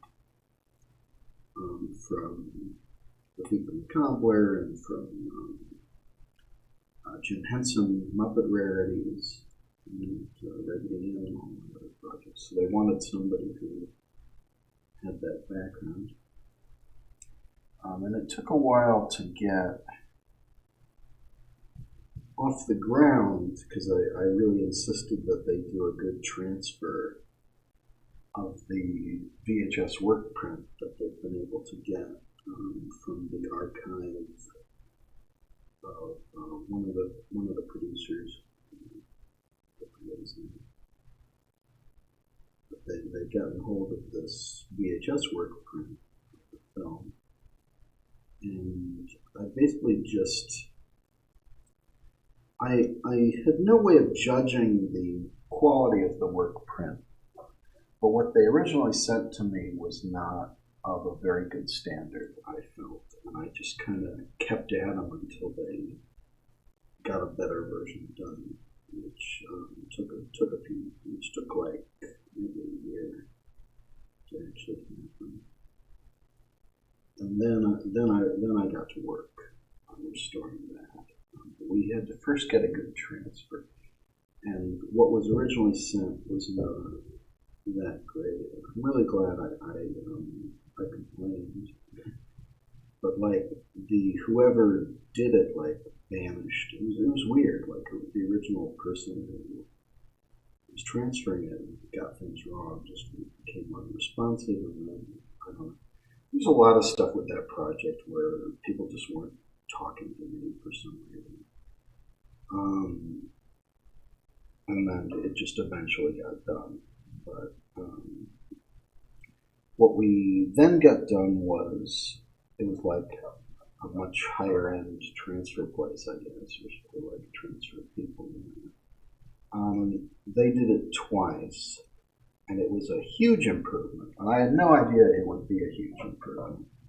I just knew that what had been sent to me before seemed really suspect. And I had them transfer that twice to cover for noise VCR issues. And then I did compositing, color correction and compositing to brighten up the picture and bring out a lot more detail. And then I did a whole ton of like by hand work, but that was it. It was like bringing out more detail from the source as much as possible. It's like this whole process to brighten up that very dark picture. And then I started getting a lot of death threats from the work print trading community, who are all like old trunk guys who've been doing this since the Betamax days. And because of the internet, all these old work print trader guys, they don't have anything that you'd actually want or is rare, because if anybody has anything rare, it's all over the internet and has been for like 20 years now, 10, 20 years. So when they hear that you have a work print that nobody else has,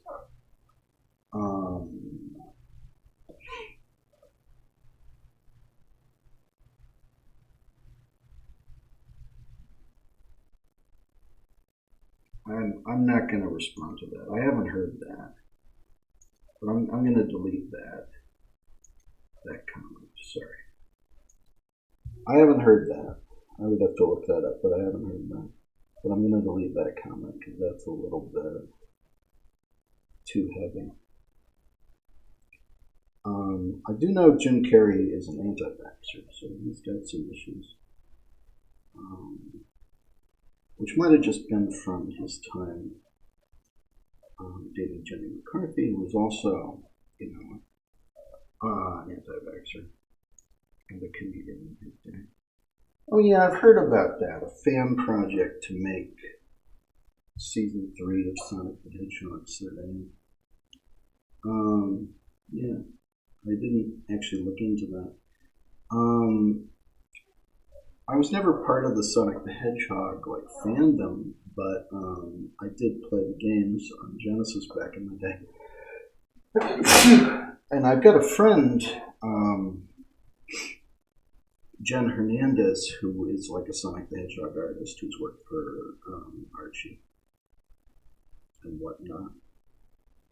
So I always send her all the Sonic the Hedgehog stuff that comes my way, which is a lot. And I'm sure everyone else is also sending their Sonic the Hedgehog stuff, so it probably gets annoying.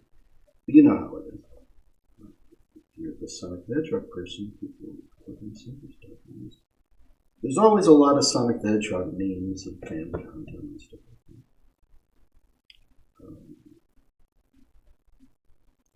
Yeah, I used to play Sonic back in the old Genesis Mega Drive Game View. Also. Yeah, I wish that fan project good luck, I guess. I haven't looked into it. I want more root beer.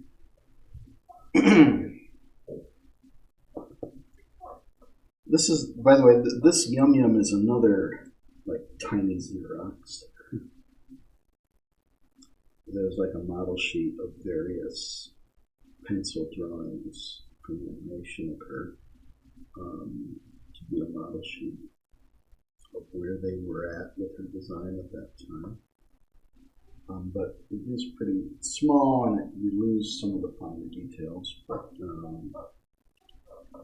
doing my best with it.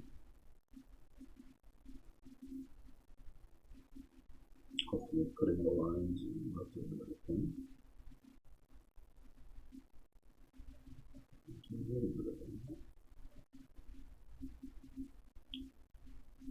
I've already done, I think, 2 Yum Yums? No, 3. Jeez. Yeah, I'm actually getting up there. How many of them? I can look this up.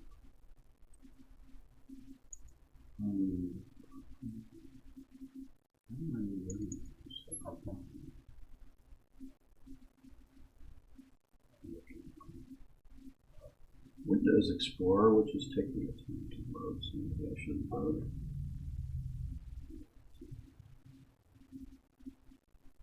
Windows Explorer is terrible, by the way. I got used to Mac Finder. Windows Explorer is awful. Just everything about working on a PC was so much worse, except for the compatibility, because, Mac is just never going to be good ever again.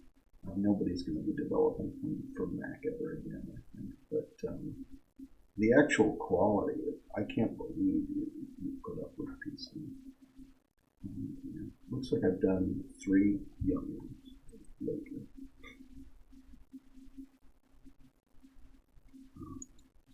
Do a little more.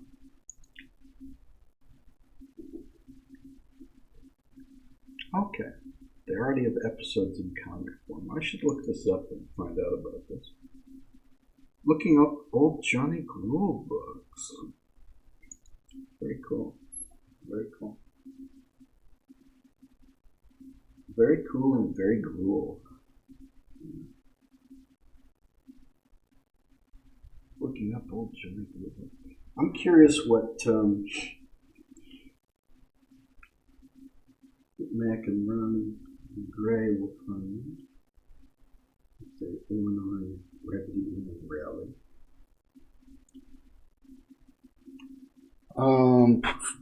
Actually, I'm gonna grab something to show off right now. Maybe I shouldn't be doing this, but I'll. Let's see. Raggy Dolls. Yes, okay.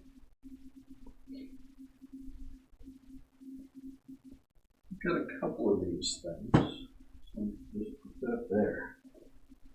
Put that one there.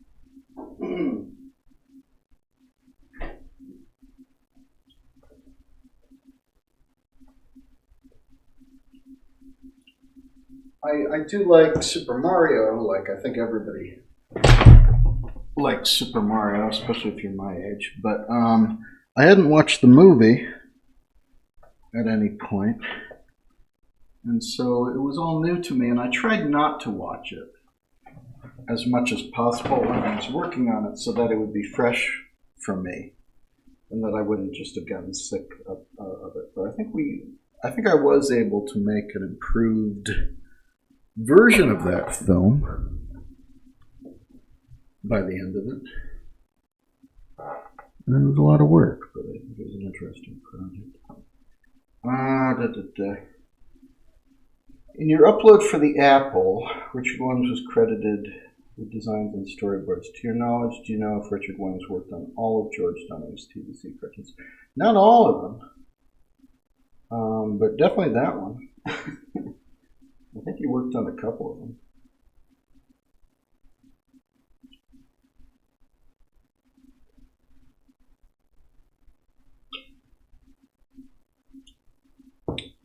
He struck out on his own pretty soon.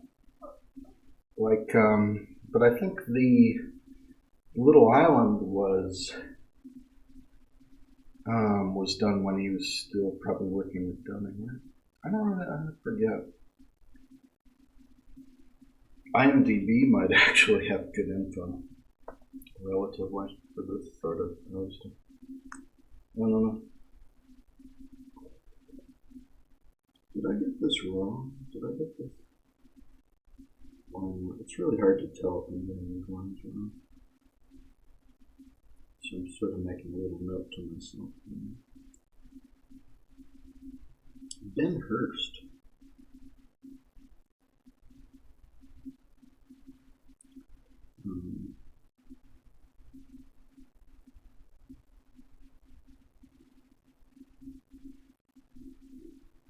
I do like some retro gaming work.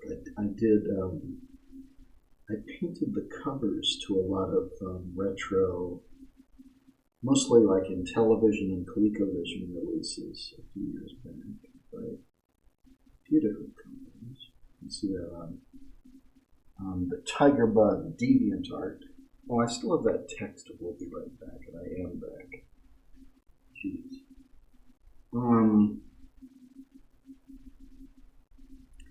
I also do ROM hacking, and I was recovering from surgery recently, and before the surgery, at the end of March, I was working on a new version of The Thief and the Cobbler, the Cobbled Cut 4.2, and I didn't finish it, because I had this surgery and I was recovering for a month.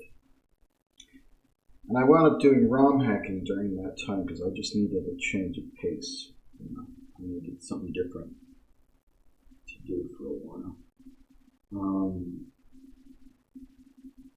And I think ROM hacking suited me because it was all like old unfinished ideas, but it was also a wardrobe. I don't know.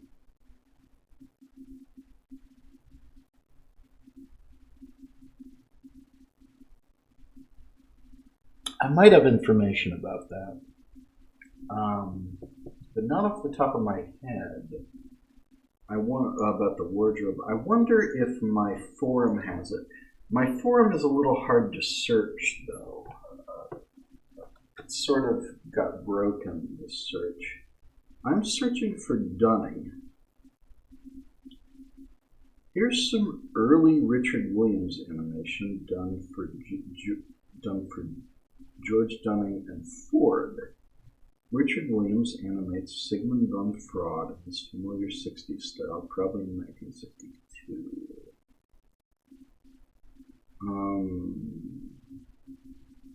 The Apple. Grow Quick is there. That's later. George Dunning and Ford. And I think that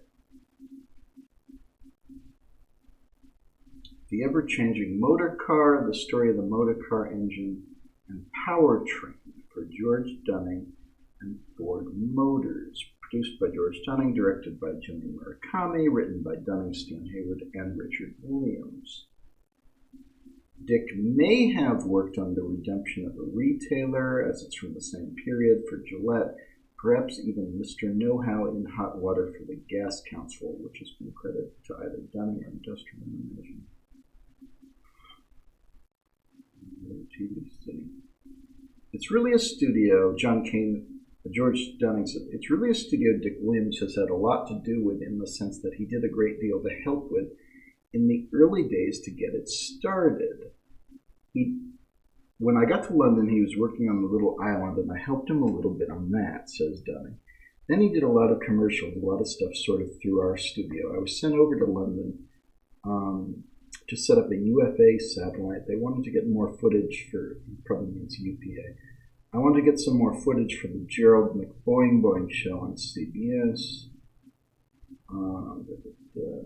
Dick was doing commercials with us. Then I went around to all the agencies to say goodbye, and they said, can't keep this going. Dick came to me exactly a year later, and he said, the year is up. So yeah, he was there for a year, I guess. Yeah, Dick Williams did it for a year at that point. And then he was like, a year is up, and he went on to it. I don't know. I probably have some information about him, but I don't know about the wardrobe. He did work on some of the Ford stuff, though. There, Ford motor car. So we got that going for him.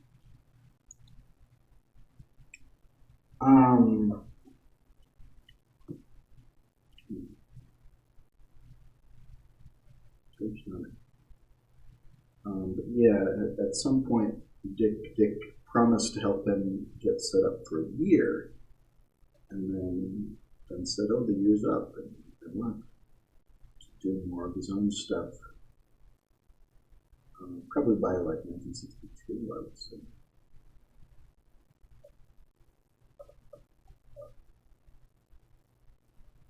Which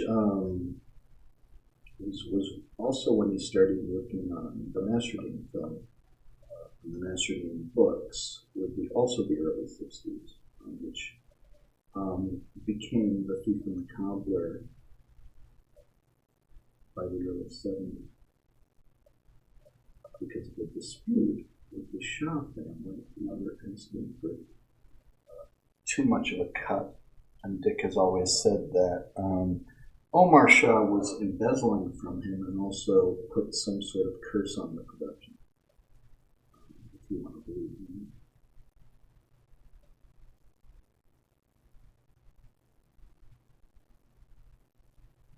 But he gave up the Masterdine film when he won the Oscar. Oh, I'm sorry to hear that. That YouTube's been taken down. I must have it somewhere, though. The story, I think that was the story of the motor car engine, but I must have that somewhere. I always saved all that stuff, so it's probably in the Thief and the Cobbler scrapbook somewhere. Actually, I'll look this up. While we're here, I'm going to look things up a little bit. We'll sort by site.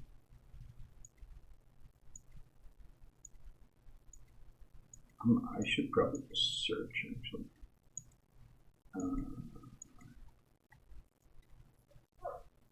Motor. You search for motor. I'm sure I saved it and uploaded it somewhere.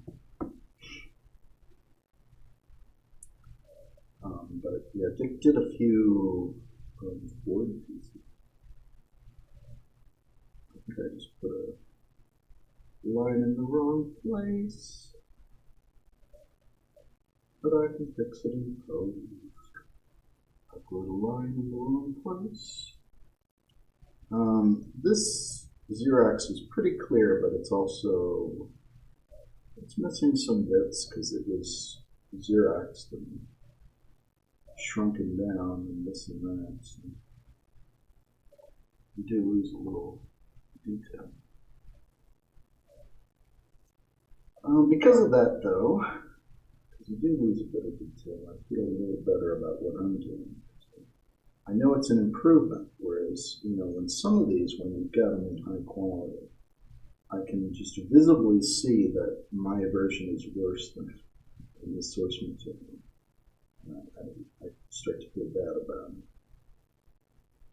But in these cases, I think I'm actually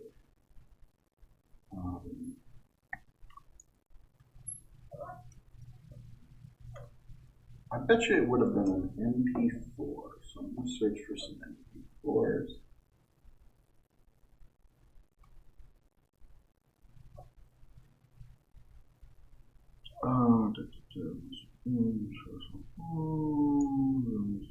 Liquidator. Grow quick, never saves the cigarettes. Valda.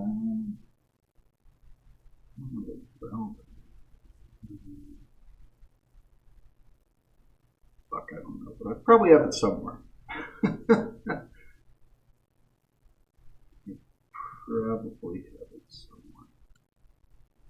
I'll bet you I know where I've got it, actually.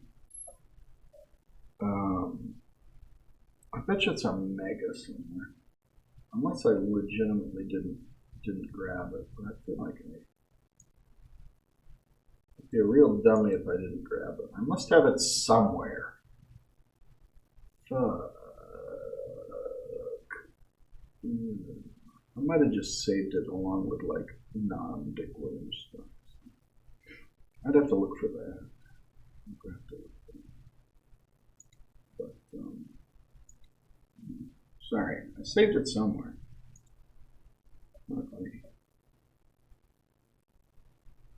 I didn't watch it, but I heard about that history of Ragdolly from the Ragdolly revival server. The filmation quality of Next Generation, I did see that. I didn't see a Voyager filmation, but I did see a Next Generation filmation, which I thought was nice. It's not a show that I really watched. Actually, I never watched any Star Wars, really. Sorry, Star Trek. I did watch Star Wars. I didn't watch Star Trek much. But yeah, I liked that homage. Was kind of well done.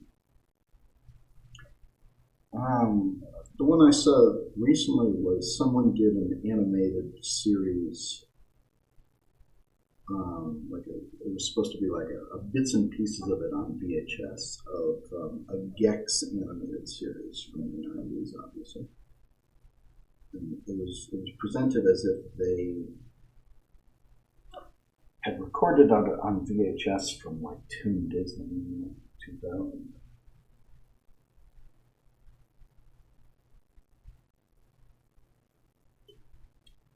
Or something like that. But it was like a Gex animated series of that controversial video game character.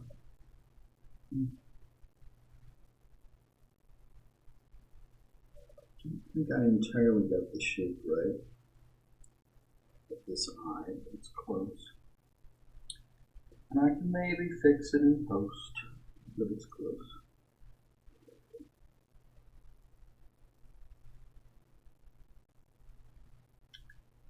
What you gonna do? I haven't watched that video of that ragdolly, but I did link to it. Yeah, I heard about it on the Discord for Rare.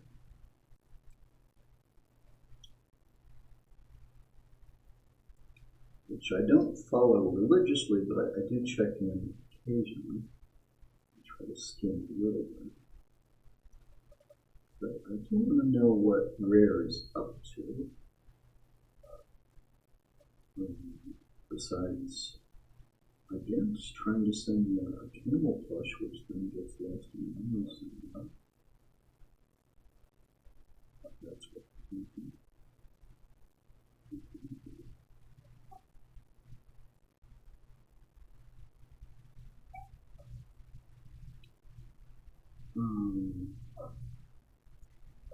I could maybe put it on as background noise at some point for myself.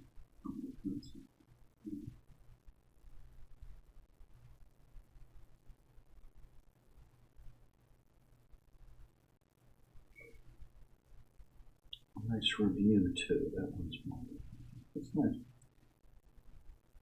There's definitely some stuff that I've done that I wish people would review. It's a double-edged sword, because with the thief and the cobbler and stuff like that, I've complained about this before. They always get it wrong, and then it just sort of builds on each other. Like all these YouTubers, they never contact me about the thief and the cobbler. And yeah, good luck, by the way. Good luck getting the legal stuff sorted. I've complained about this before, but they never contact me about when some YouTuber is making a video about the thief and the cobbler. They never ask me, and when all these videos are always very inaccurate and in ways that sort of build on each other, because they're all just building off of each other's research, and their research consists of like reading Wikipedia really quick and then sort of summarizing it from memory, like, and not really having processed the information correctly. So it just sort of filtered through a kind of improv, and it's really annoying.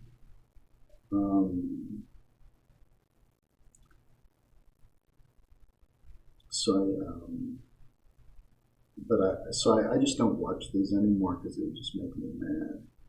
And I wound up doing for a while I was writing responses to these YouTubers because it was pissing me off that much, and then I stopped doing that. But I wound up recording a video response to what Animat had said, and then Animat put that up on his channel, like, as an interview with me, which is like, it's really high on Google when you search for this stuff. And I'm a little embarrassed of it, like, because it was just like me sort of, it's presented as an interview with me, but it was really me pretty exasperatedly trying to correct misinformation. And then Animat, like, had filmed himself, like, going, okay, great, yeah, like these kind of phony responses to it. It was all just very weird, and I felt bad being that hard on him also.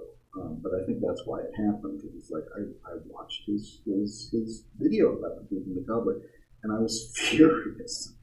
And I was trying to pretend I wasn't, but I think I gave him a hard time for a while, because they just don't get it right. They don't. So it wound up being this whole thing where I responded to it, and I'm just not going to put in that much effort for them, because I felt like an asshole, and it is what it is. But God, it's frustrating as fuck, let me tell you.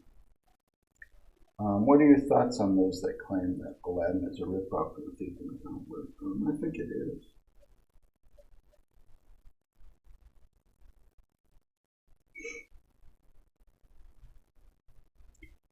I've talked about this many times. I don't think, well, Eric Goldberg and Andreas Deja, who are some of the greatest animators, but they had worked for Dick Williams, so they knew the film. They worked on Jafar and the Genie, who are pretty similar characters to Zigzag and the similar characters to Zigzag that were in Mystery Genie. Yeah, they're pretty similar. And I don't think that would have been a problem if Dick had been allowed to finish his. I think there's room for 2 movies like that are based on sort of like British pantomime of Aladdin.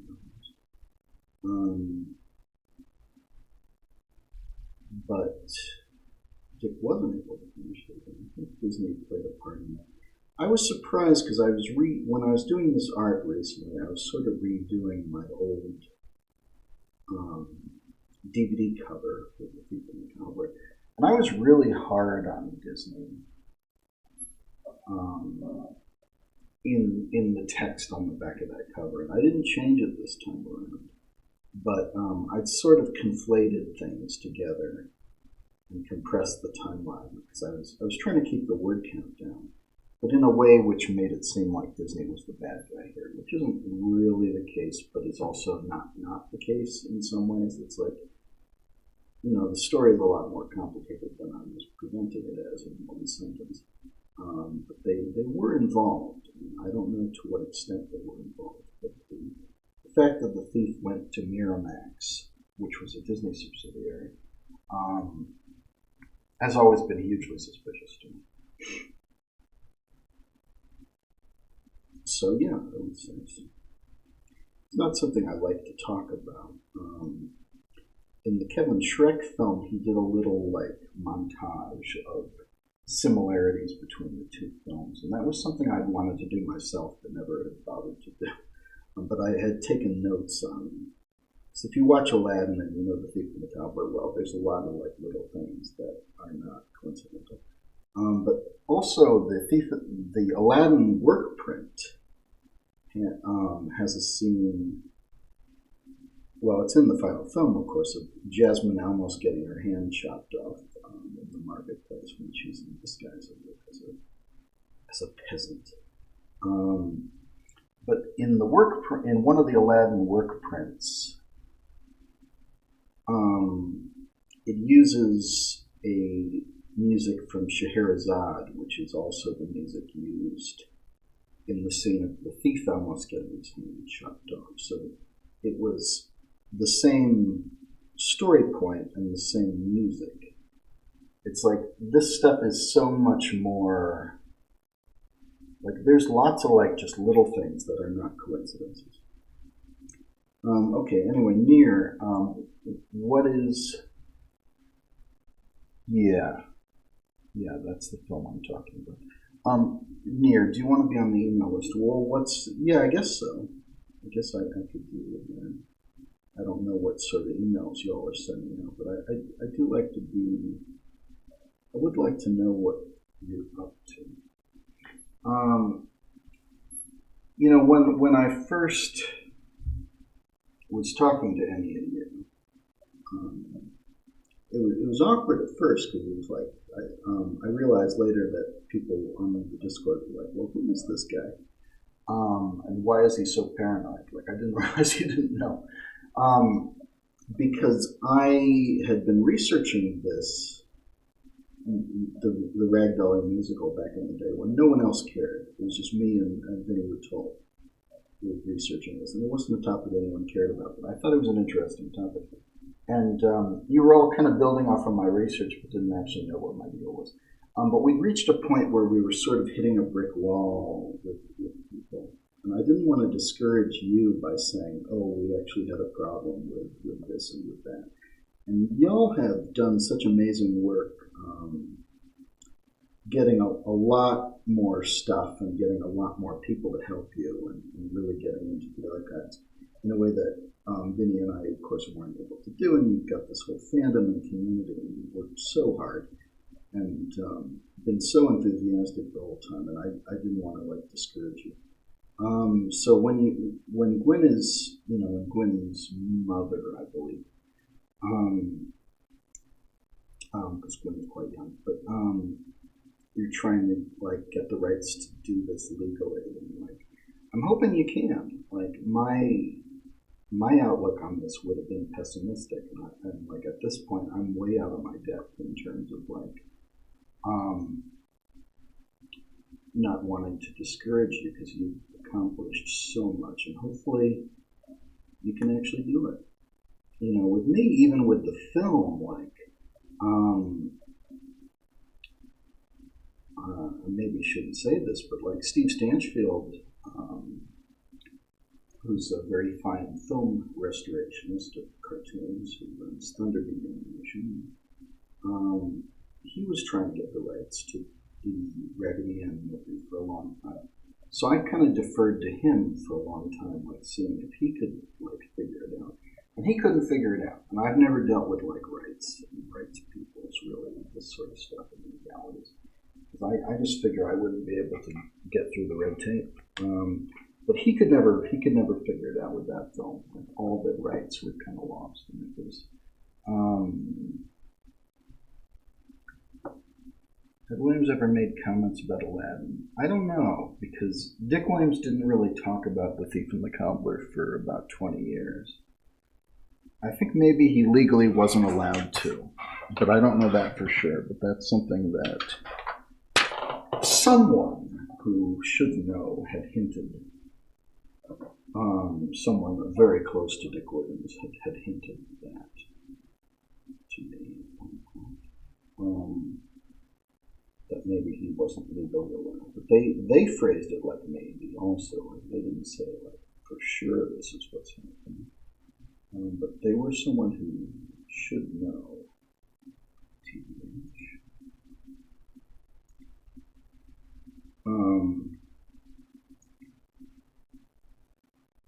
But no, he didn't really talk about it for many years, and I think that my edit of the film was a big part of like getting him back into the game. But which I think he always probably had very mixed feelings about it. I heard mixed things. But I think it did get him back into the game. I'm going to try and sketch a body for young men just now.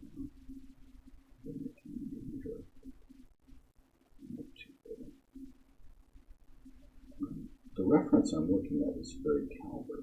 So it was just the first reference. Real quick, because I'm kind of rushing this. I'm just going to, maybe I should take this a little more seriously. It's something you can do this way. So we can actually more.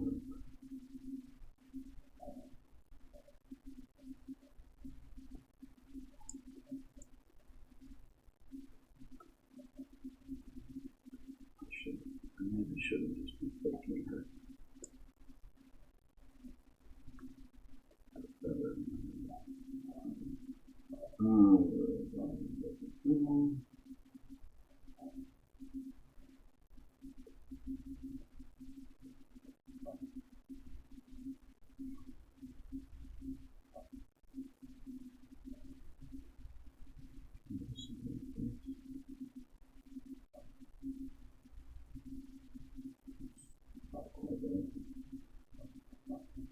Better than nothing, which is what I would have to do.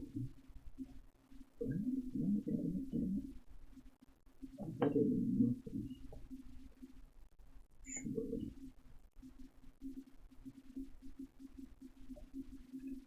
See if I can think of that to convince him.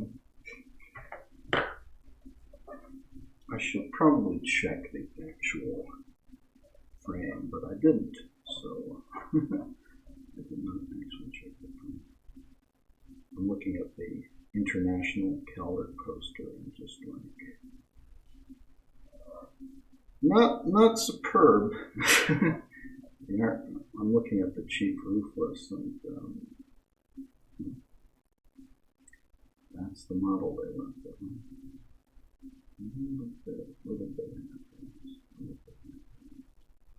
Interesting in some ways, but pretty bad.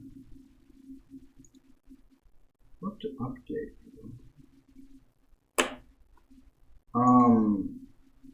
Yeah.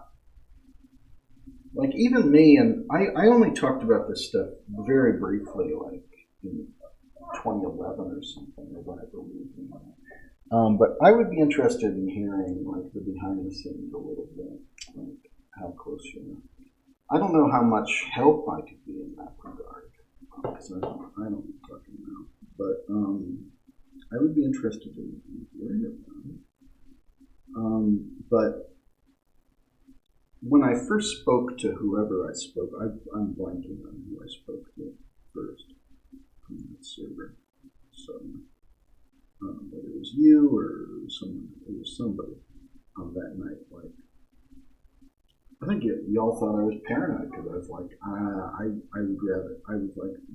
I would just rather not talk about that subject because there were issues. Like we were sort of persuaded not to keep pursuing that subject at the time. I don't know. It's usually not that overt. With the Thief and the Cobbler, I've sort of known for a long time that I was stepping into controversial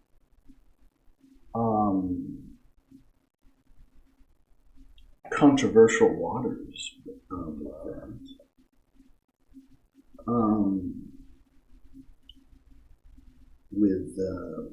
by doing the Thief and the Cobbler. I will get to your question, but like the Thief and the Cobbler, you find people didn't really talk to me directly about it, but I do wonder if I got blacklisted by taking this project on. I probably did in some circles. There's definitely, I think, because so much time has passed, like Harvey Weinstein isn't a force anymore, and whoever was running Disney back then isn't really a force at Disney anymore, obviously.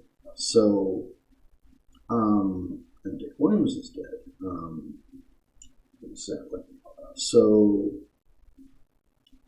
things have changed, but there were definitely forces that didn't want this film released properly then and for many years. And it always feels like there's still a long-standing order on file to not give this film a decent video release, right? So, but people don't say this outright, and nobody says it to me. And even getting like straight answers about, well, what does Dick Williams think of the cobbled cut? I got a few. I've said this before, but I got a few different responses about that. That are maybe mutually contradictory, but which suggest that it's a complicated topic, which it is. So I can dig it. I can dig it, folks. It's a complicated topic, but I gather that I don't know for sure that he couldn't talk about it like legally, but that is something that I've maybe heard. If that was maybe the case. That like legally for 20 years he maybe couldn't talk about the film. But then he did towards the end. And at that point I had sort of rehabilitated the film's reputation because people were really assholes. Unless your name is Darley Brewster, I think a lot of the animation community was being assholes about it. And someone said to me, well, the researcher Rick Monicelli, who does a lot of research into this film, and has been very helpful, he was saying, Darley Brewster, the animator, was like the only one who wasn't talking shit about Dick Williams back in the day in the 90s. So yeah, there's always stuff people feel they can't say publicly, and I gather that I've done some things with the Recobbler cut and with this project in general that have pissed people off, and I know they're not telling me that directly, but there were times where, oh shit, like there's a lot of people pissed off all of a sudden. Occasionally I've actually been able to tell. People won't tell me that directly, but like I'm sure I've stepped on some toes for a lot of reasons. But you know, it is what it is. Most people were very supportive and happy that this project happened. And the people who weren't happy, you know, it is what it is. I don't want to just say fuck them, but it's because it's complicated, and some of them have very legit reasons, and have very legit reasons. And people were very protective of Dick and of this film, and obviously Dick had very complicated feelings about this film. By the way, and a lot of people have very complicated feelings about this film and about Richard Williams and this and this and this. So, like, I was just doing my best, but I never, you know, had, like, nefarious, you know, I was just trying to do something nice for this movie and its place in animation history. So, I can sleep well at night. I don't sleep well at night.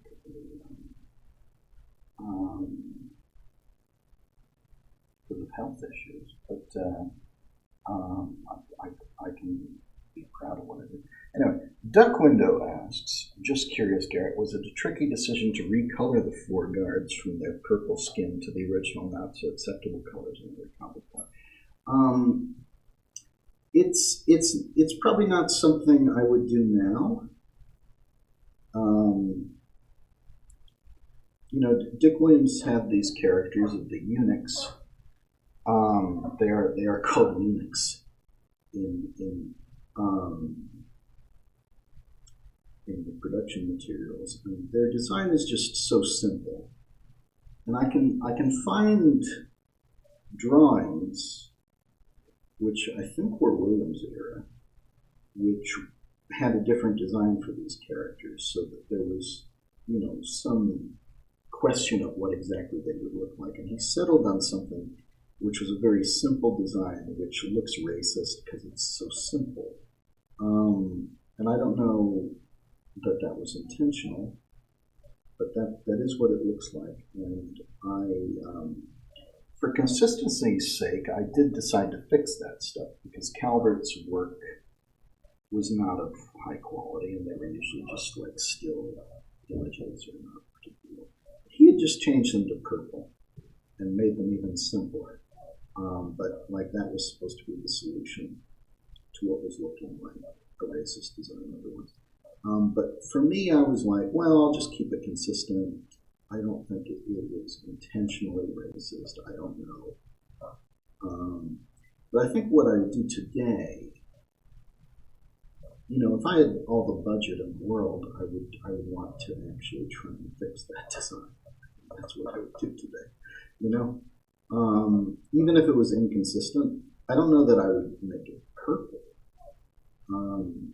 But I don't think I would be so concerned now as opposed to 2006 or 2009 or whenever I did that work. Probably 2006 was early.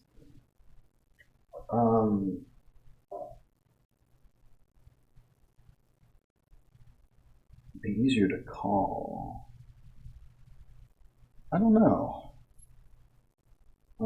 I'm technically a millennial, I think by most measures, so I don't like to call, but I could call. But yeah, email me though.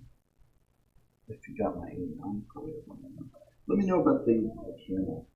I'd probably be happy to chat on the. I don't know. Probably be happy to do that. But yeah, technically I am a millennial. I can do it. Y'all are younger.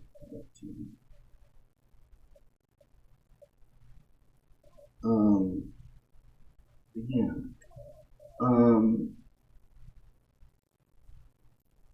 I think with the eunuchs, I wasn't that worried at the time because I knew that, for one thing, they're not the only like dark-skinned Middle Eastern characters in the film. Like most of the characters are coded as either dark-skinned Middle Eastern or some version of like a British person playing that.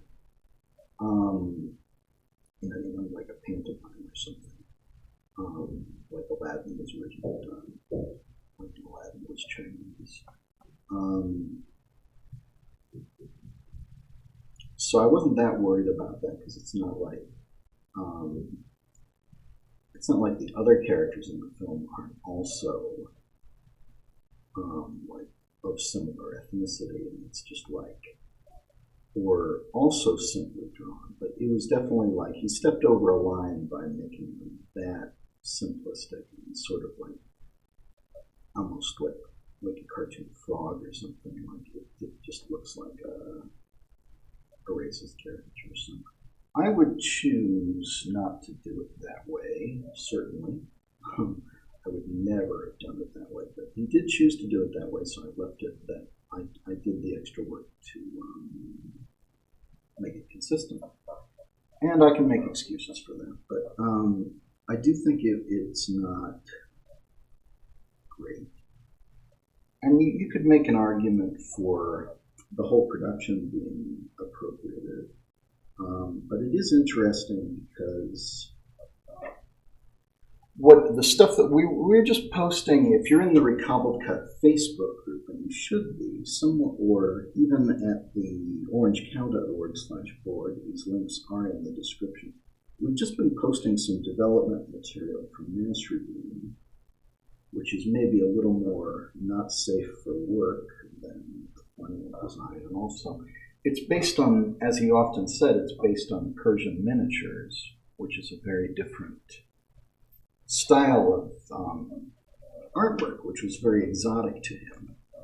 You know, it is a white guy appropriating this culture, and so is Aladdin, certainly.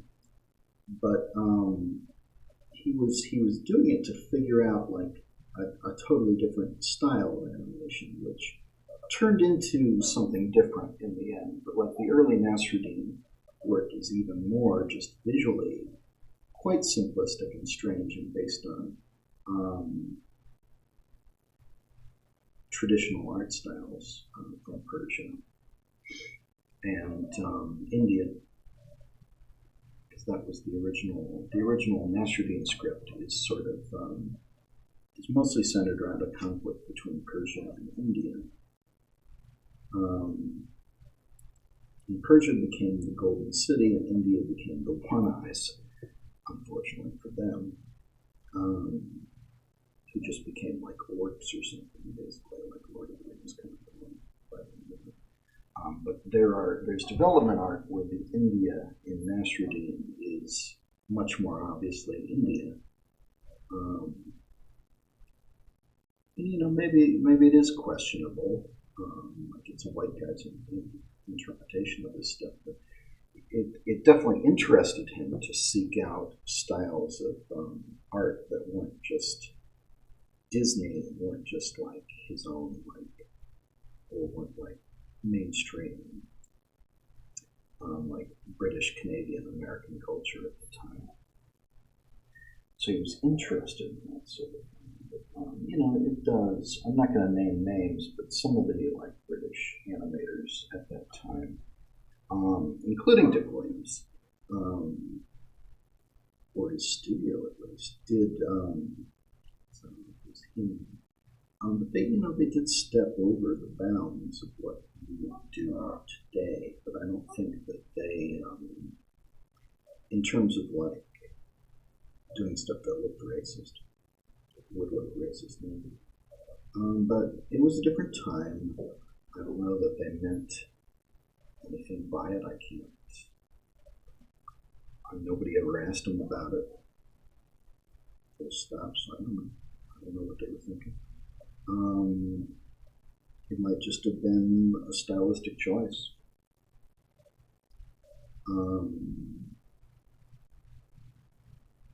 Like any other in this film.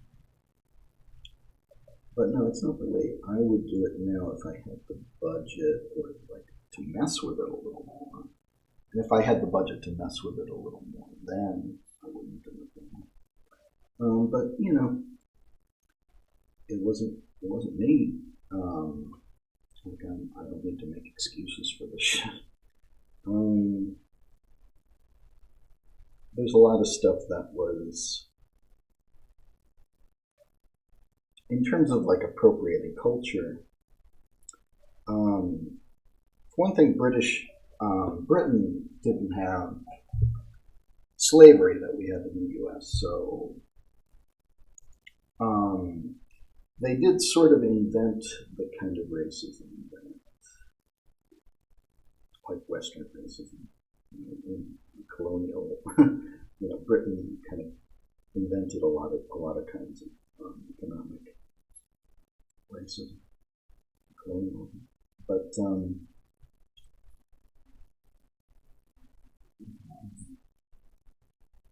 it was. There's a lot of stuff that would raise red flags in America sooner than it raised red flags in the UK, I think, with culture.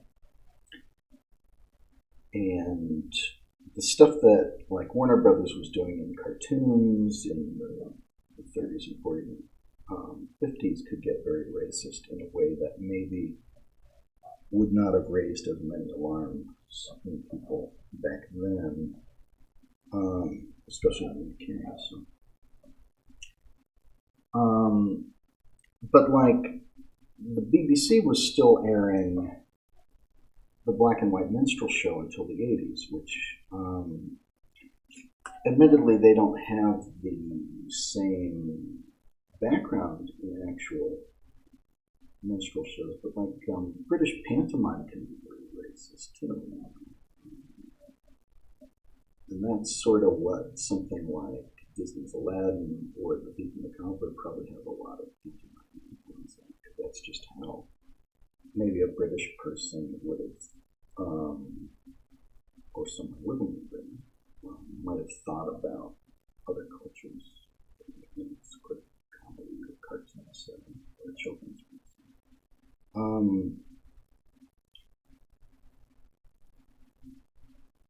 It's not what you would do now. There's a lot of stuff that was maybe not called out back in the day that would get called out.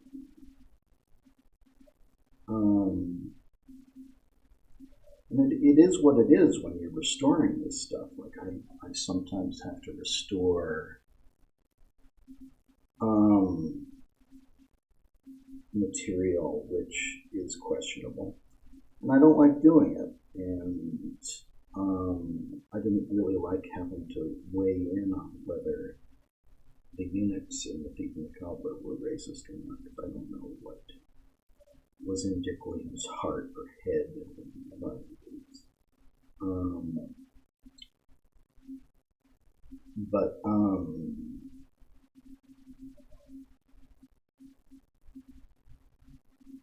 like when I did some like Monty Python or Bonzo Dog Mini restorations, and there's some questionable stuff, but I would just try and bury it as much as I could, not either not work with it or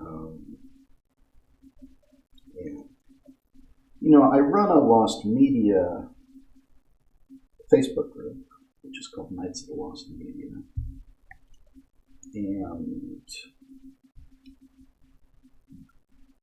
it was part of the rule set and part of the DNA of the group that we would try to be anti-racist and not be like. Cartoon research had started to really piss me off because there would be a million threads about like Song of the South, and people are not talking about other stuff from that time period as much as they're talking about like Coal Black and Song of the South.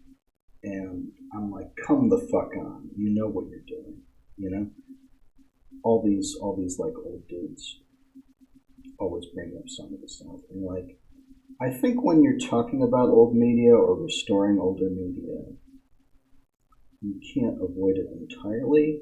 There's definitely a question of whether like an Arabian Nights fantasy, certainly like an Aladdin Panto or something like that, or Disney's Aladdin. There's a question of how much you should even be doing like a white version of this story, but I think it was well intentioned. I think he was just interested in the art style,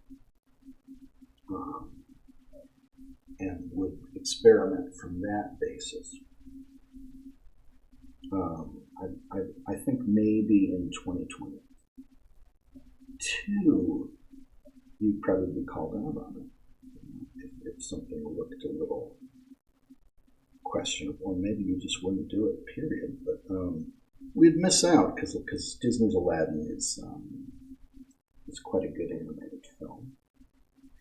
And The Thief and the Cobbler is quite a good animated film, which is trying to do something different.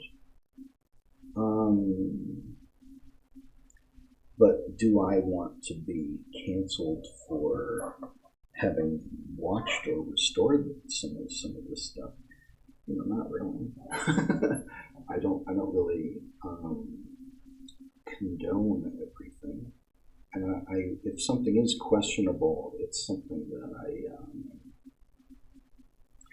I try to steer clear of in my work. Like when I was doing the Bonzo Dog Band restorations, I purposely buried some clips that I think Google has done the opposite of. Google will make those clips the first ones you fucking see, whereas I would hide those and not do anything with those a lot of times, or try to edit out the stuff. But like this has always been a problem because the old Looney Tunes have like racist jokes. They would get edited out for television, and you just got to figure out how you're going to handle it. So my way of handling it is that we purposely say, okay, we're an anti-racist group, and we're going to keep discussion of this stuff to a minimum. Johnny Gruel as well, yeah, I guess so. Belindy and stuff like that is questionable. You could question. It is something that could be questioned.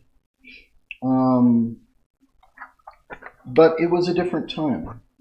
I've looked in old newspaper archives, and if you go back to the 1920s, you'll actually see Johnny Gruel doing Raggedy Ann stories in newspapers, and it's quite delightful.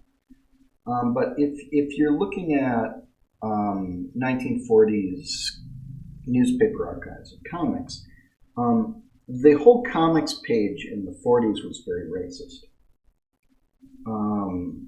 Just your average comics page was very racist. Like the Disney comics would be racist at that point. You usually have like a Mexican stereotype character, which might be like Jose Carioca, or you'd have Uncle Remus stories, or you'd have this or that, or just like an original character who might be like an Inuit character or something like that, or Karl Marx in his otherwise quite wonderful Donald Duck and Uncle Scrooge stories. It's the same as like Tintin comics were the same. Like they're very colonial. And I loved the DuckTales reboot, which tried to do something different with all that stuff. But it is hard to separate this stuff from how colonialist it is, how it's based on basically a British person's view that like the rest of the world is savage and they're going to liberate all these treasures from these like savage characters. It's like, holy shit, man. Because on a comics level, they are quite wonderful if you don't read those parts of them. Oh boy. Oh, and Panda, that's right. Yeah, the Ragdolly musical has had a character called Panda, who has been reworked by the fandom. Is into a teddy bear. And that was something that several people, including myself, had suggested. Because he's just literally like a joke about the Chinese, and it's stupid. But in the animated series, he was more just like a grumpy bear. And that wasn't great either because he's just not a pleasant character. But yeah, people just don't even think about Panther now because it was.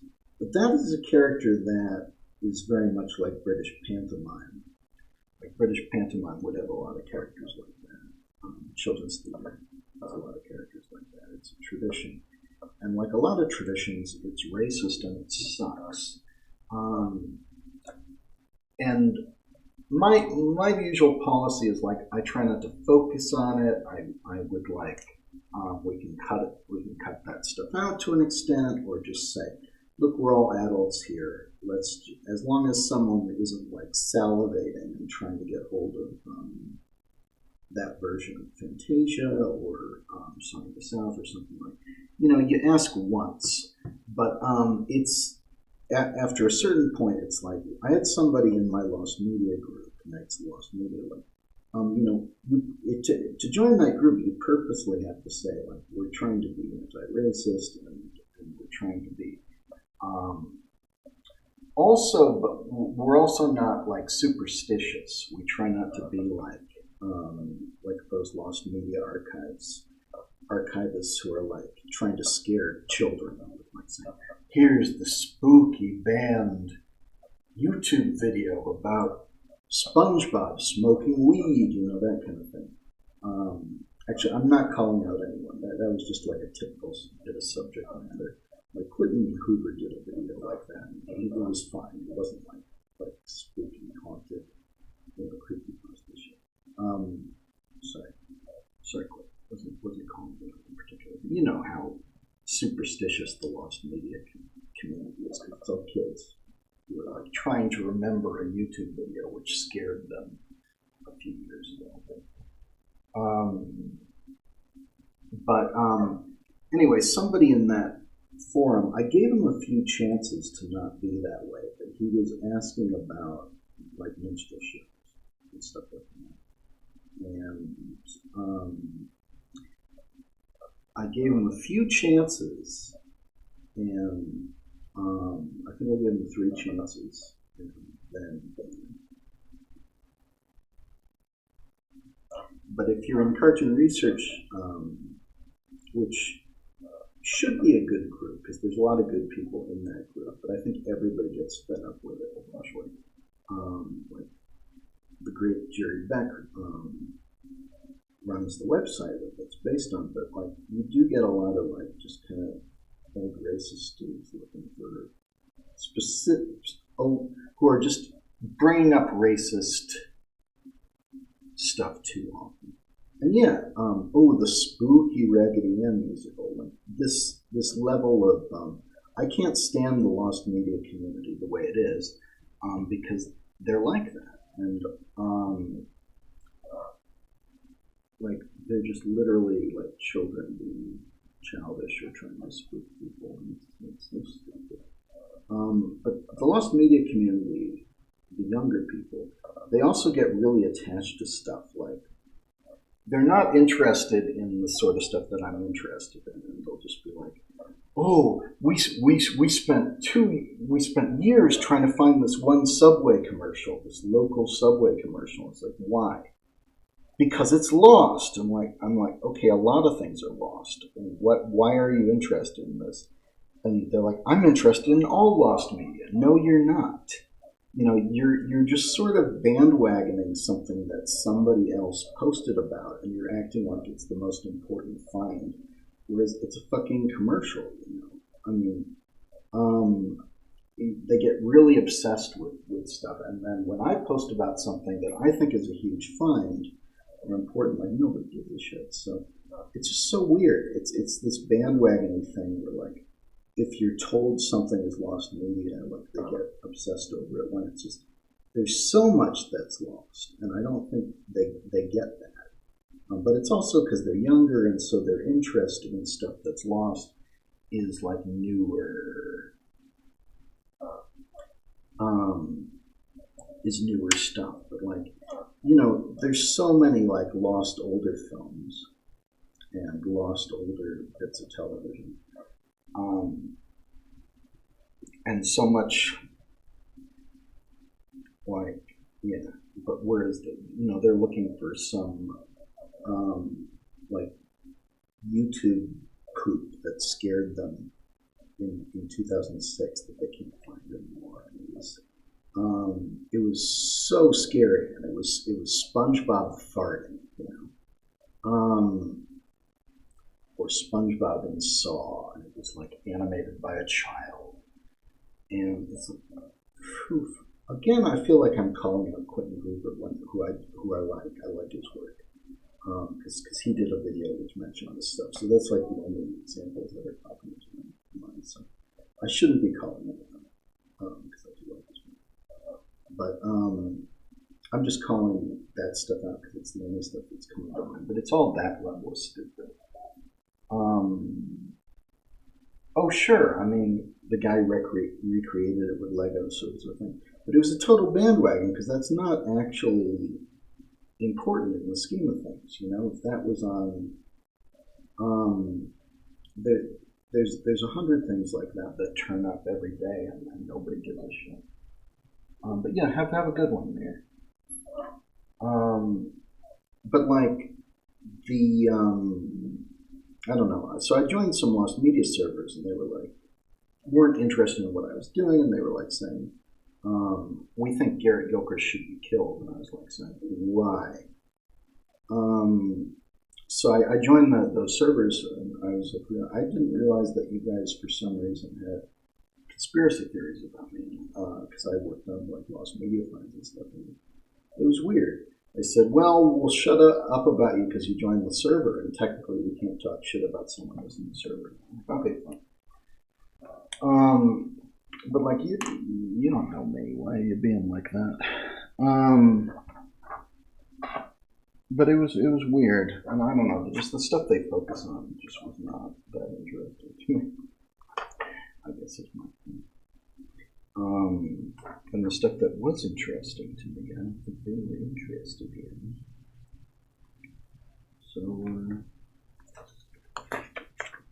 So I sort of started my own little lost media thing, which, and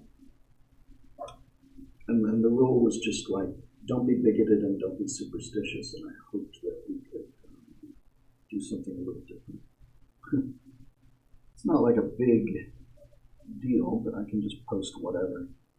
Because I just don't think, because I'm old, or older than, I'm like too old for the sort of like kids lost media, or the younger people lost media, and I'm too young for the racist lost media groups, and so I wanted to try something different, but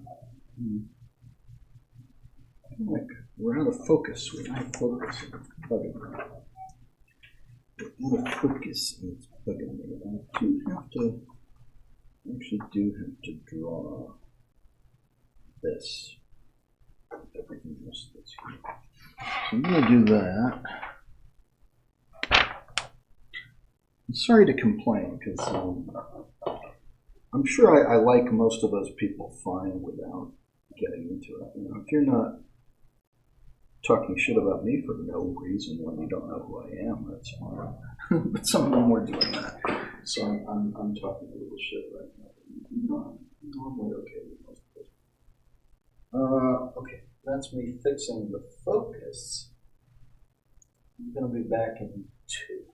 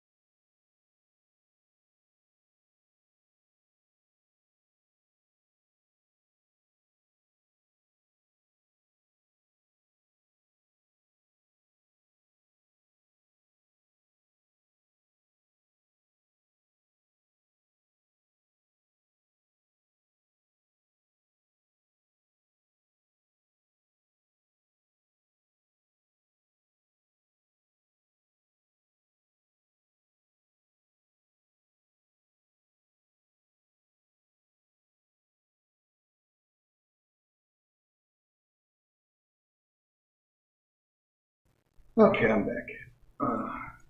I shouldn't talk about this, but I'll just say one last thing. I shouldn't have been talking about this, and I've talked about this before. But like, yeah, I was looking into like the lost media communities that are younger, mostly younger than me. And I just, it's a generation gap. I'm just not interested in what they're interested in. And I think one of the rules in my lost media community is that you should just admit that you're interested in certain things and just ask for them, And you can't just say, oh, I'm interested in lost media in general.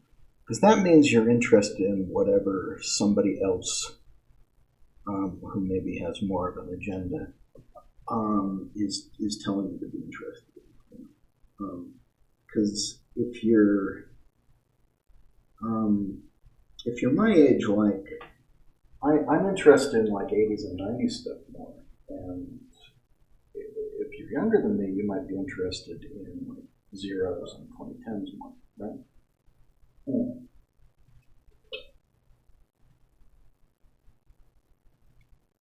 So we got to figure it out. Like, what are you interested in? What can we find? What can I do for you? How can I help you? So I try to help people out in that group. But sometimes there is a generation gap, and you just got to be that a certain way. But I was trying to appeal to more of the sort of stuff I'm interested in, and more of the sort of stuff I was finding and working on, right? And when I was joining that community, some of the people were really hostile to me out of nowhere. I was like, I don't know you. Why are you saying like, oh, Garrett Gilchrist is the devil and this and that? And so I tried to ask, and one person was like, oh, you were rude to me on Facebook once, which is fair enough, but that doesn't mean you got to lie about me for obsessively for 2 years afterward. But like, if people come to me out of nowhere, I don't know you, and I don't know what your deal is, and you're asking me for help finding something, and you're asking me a question like, I need to figure out what your deal is before I reply. Like, I actually want to know, like, why you're asking, what you need. Because I think a lot of people expect you to be a mind reader and to fully understand why you're asking the question. But I get a lot of weird messages, when people, because I've restored enough rare stuff that people will just message me out of nowhere with asking me for stuff that I haven't heard of or don't know about or wouldn't be interested in, or this or that. So I just need to figure out what your deal is, and maybe I can help you, and maybe I can't. But maybe I'm just waking up, maybe I'm cranky, and maybe what you're asking, because this person, what they'd asked for was ridiculous to me, and I think still is ridiculous to me. Yeah.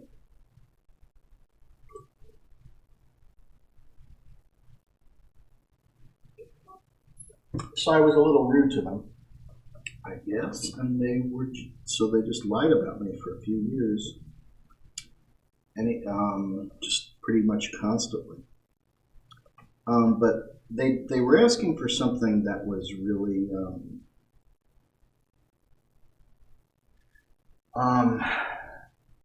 out of bounds. It was something that would have required me to do something really terrible to an old man I would have had to bother an old man, basically, who I wasn't going to bother. And it was a dumb request, but they'd hyped it up as being something amazing. Because they had gotten it in their head that it was something important somehow. And it super wasn't. It was so weird, and I had no idea that they were that interested in something so stupid. Will you ever bring an animator who animates like Richard Williams and animate the work prints on the storyboards of The Thief and the Cobbler? No, never. Never gonna happen.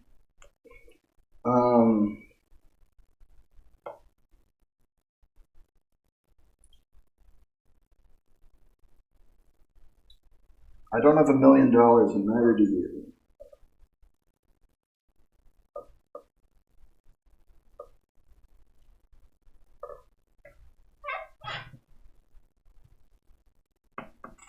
I don't know.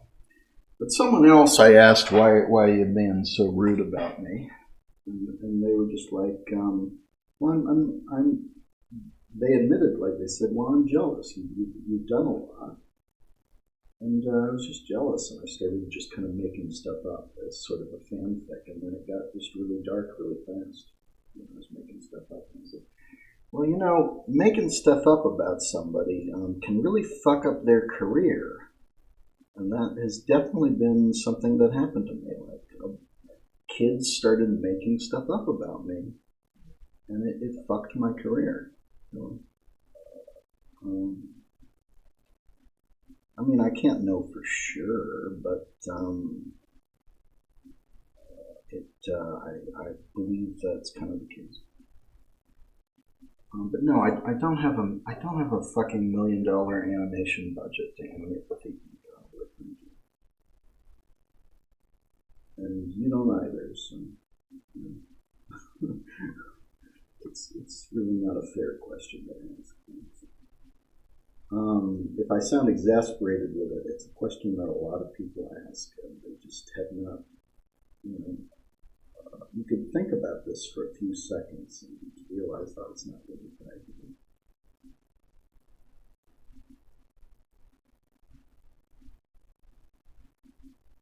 But no.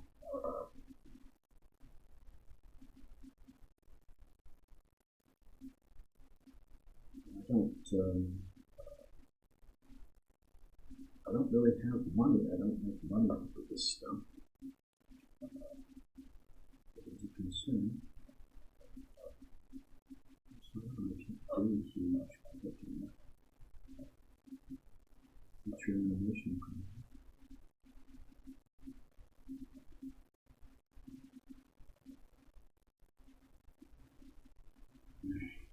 This is what I'm talking about. I'm a little cranky at like strangers asking me questions. But I do appreciate it because, like, it gives me something to talk about. But like, yeah, it's a question that pisses me off, and there's a question that I've heard many times.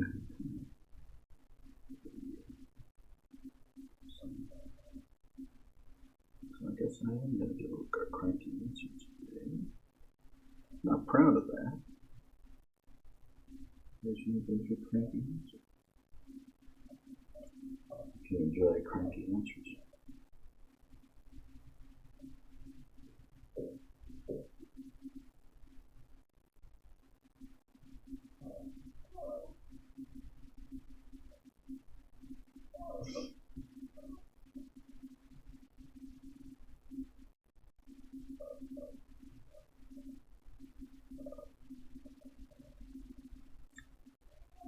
I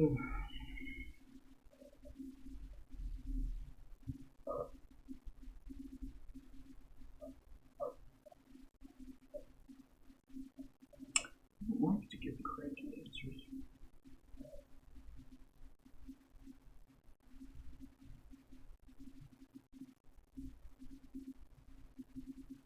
I would normally do my best to not give a cranky answer, but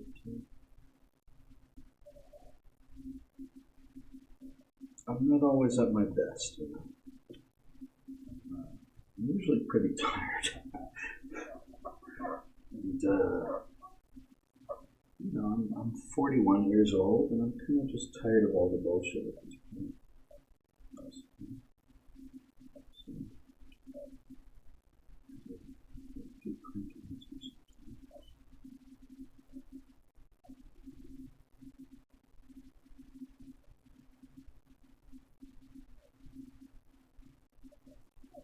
I legitimately do not know what people are thinking in that situation.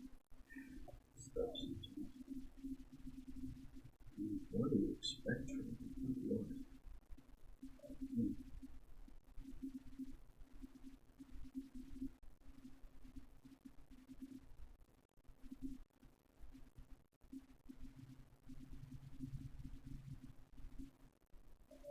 If I had $1 million to make an animated film, it wouldn't be this one, probably.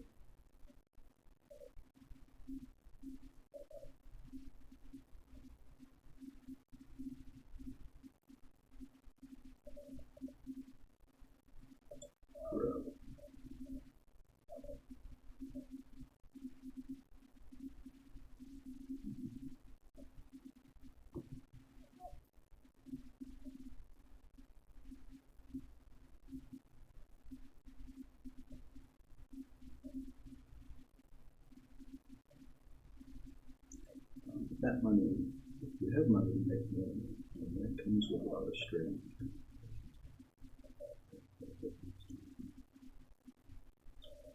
I was directing an animated feature in 2019 for a really insufficient budget, about 10,000. I think in the end it was only 3,500 of them. I should have talked about the money right now. It didn't happen. I've done a lot of work on it. Much of it unpaid.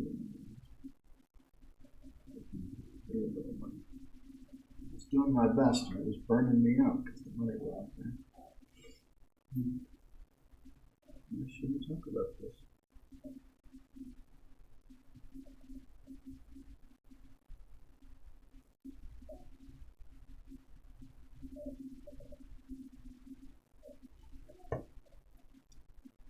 I would say that people don't just give you money without strings, but there is somebody who's been helping me out a lot.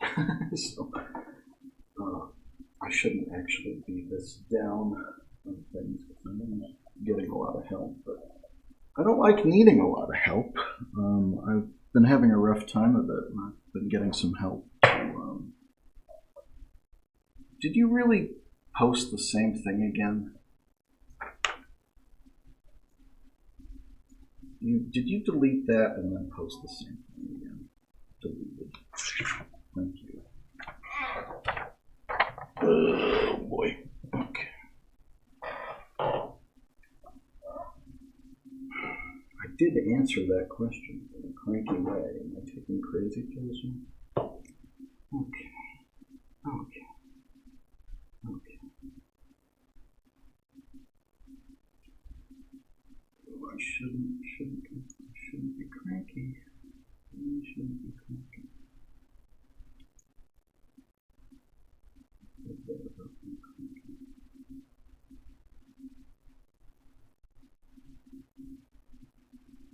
I'm like live on stream, so you're hearing my first responses to things rather than just like being cranky for a minute and then like, catching my breath and being like, okay, I can give a nice response. I can be nice. I'm normally a very nice person. Just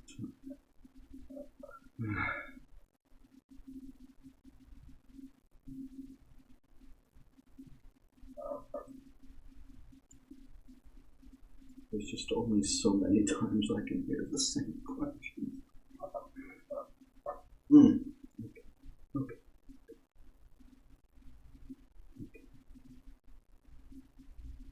Sometimes I just need some food and a nap also. I'm pushing myself to keep working. Sometimes I just need some food and a nap.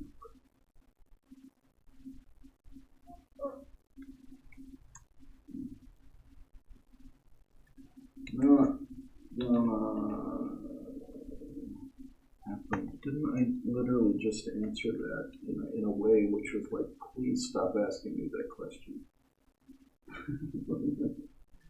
I'm gonna fucking cry. Just leave me alone. That question. It's not fucking real.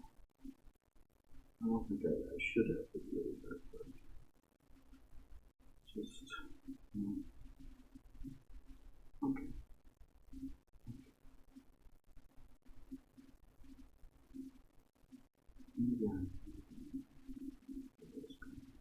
I need food.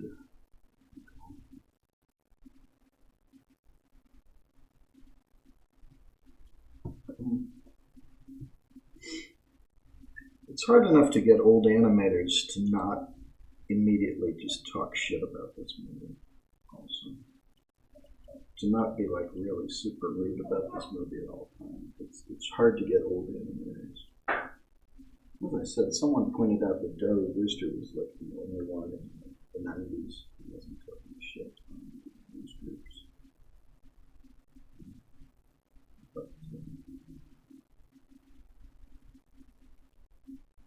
animation is not something you can pull out of your ass, especially not this movie. It's a very expensive, work-intensive stuff. It's not just going to happen.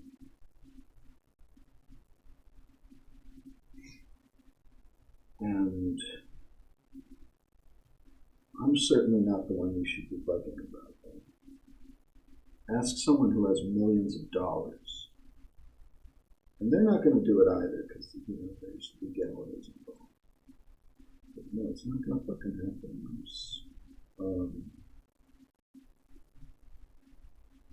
I do get sick of these questions, because please, I've had to answer this so many times. I'm sick of it. A decade and a half ago. I'm sorry to be cranky. I need some food and rest.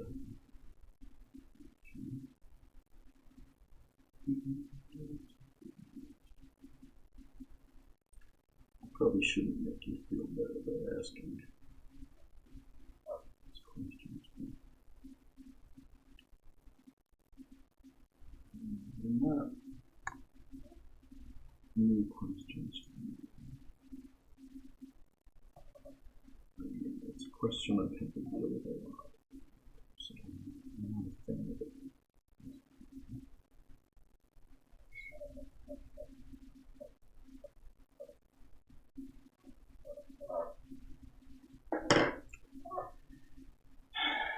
I just had to answer the fucking question. It's a question that you wouldn't ask if you thought about it for a second. If you put any thought into it, you should just shut up. But it's also like Fred Calvert had the original art from the film, which we don't have anymore.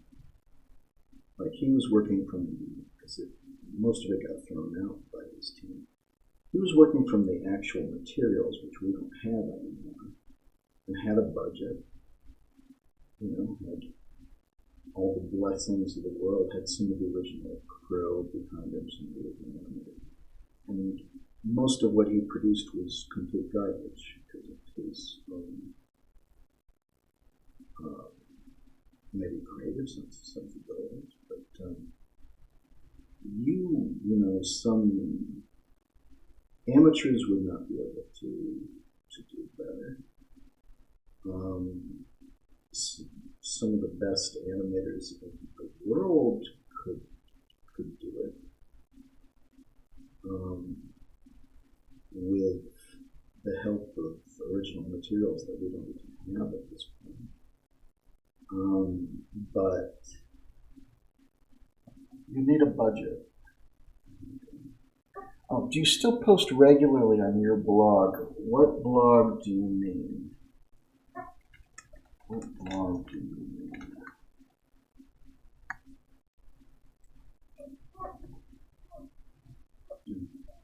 I'm sorry to be cranky. You just gotta explain what you're talking about sometimes.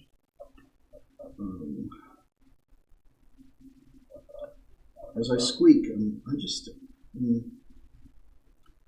might need a break because I'm getting cranky. Orange Kettle blog. Well, that's not a blog, that's a forum. Yeah. It's not a blog, it's a forum. But yeah. Sure.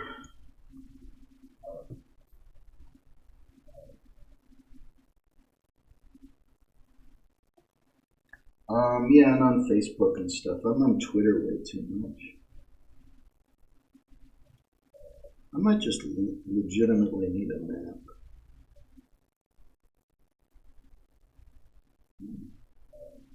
I get this way at this time of day. Start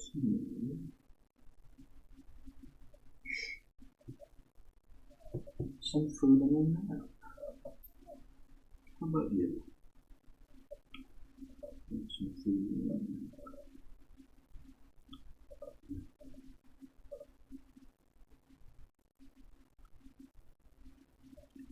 I don't want to be cranky.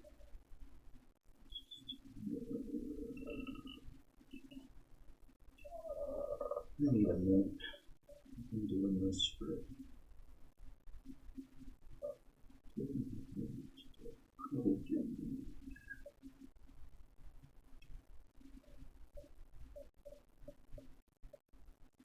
maybe a little food. Normally I would make a little like this.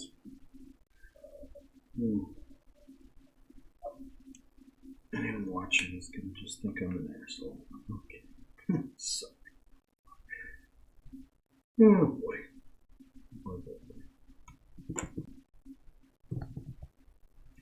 Okay. I'm going to put something into the microwave. How's that? I'll put something into the microwave so that I'll stop being a bitch about this. And Facebook groups and Twitter. Sometimes Tumblr. Okay. Yeah, I'm gonna just stop being cranky. Hopefully. I'm gonna eat some.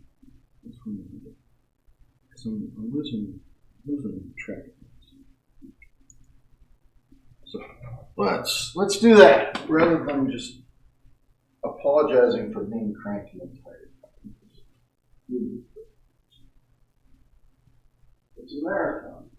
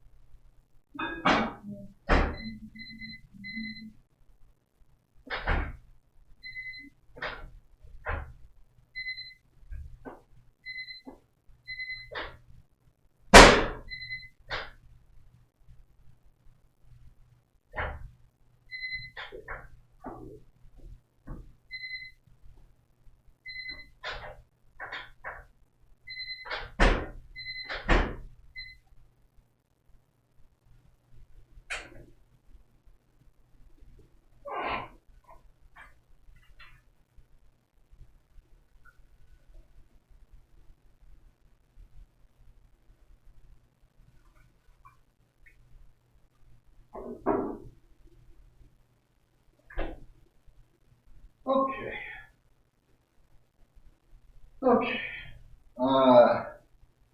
Sorry about that. Sorry about a lot of things. I got a microwave door, which is microwave door, which is a little weird. I was struggling with my microwave door a little bit.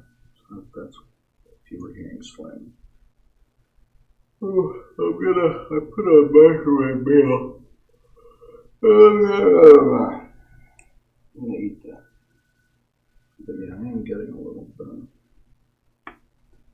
But recobbled Facebook group, Nights Lost Media.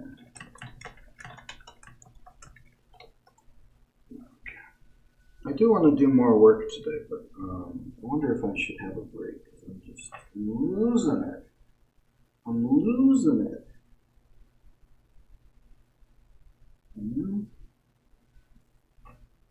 Get cranky, get tired.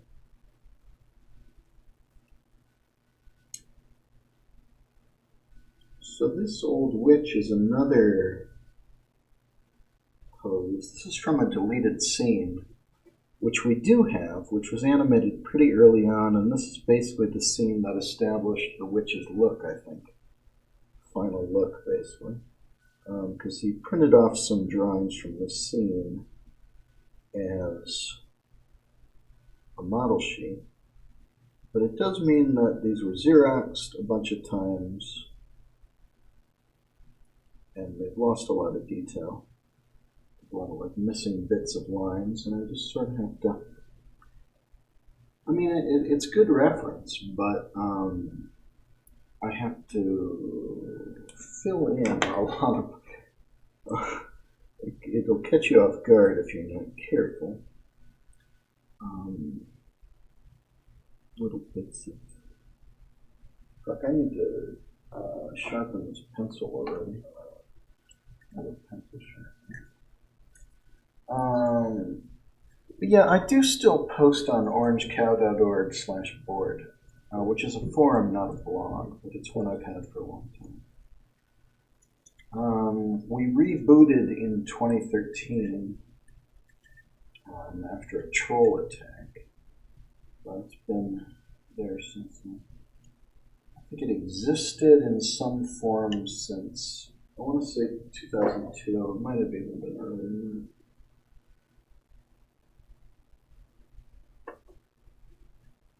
I'm going to add a little pencil to this, just to make sure I know what I'm doing. One thing I'm also doing is this in the upper left, this picture is in the upper left, and it's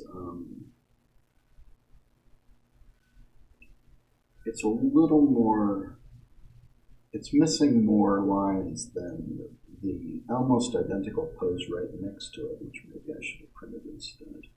So I'm looking at that pose also to see what I'm doing. Right? Am I right?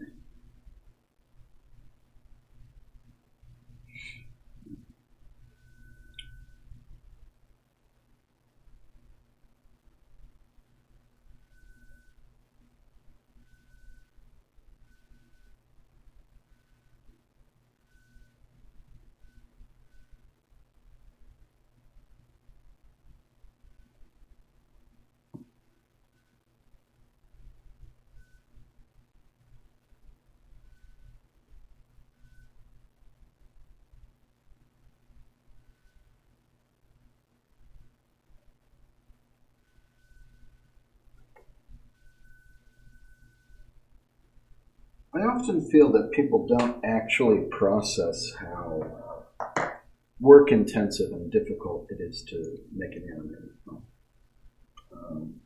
Oh, I didn't shut off my "will be back" text. What is wrong with me? There's a lot wrong with me at this point in the stream, folks. Yeah.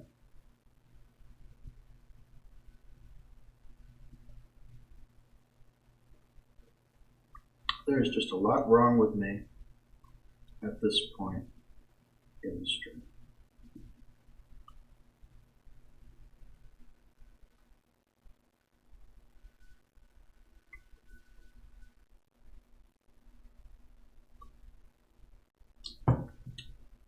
But I'm going to eat some. I'm going to try.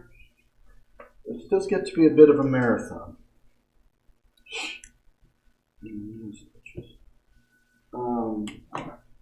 Just trying to keep it going. If there's I don't know how interesting this is, but I'm going to try to keep it going. I'd like to do more today than I have, actually. But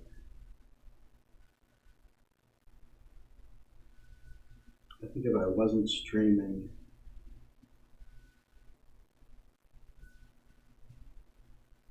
you know, after about 6 hours, you do want to eat something, and or nap, or nap. So, excuse me. But this is a deleted scene that we actually have because a certain animator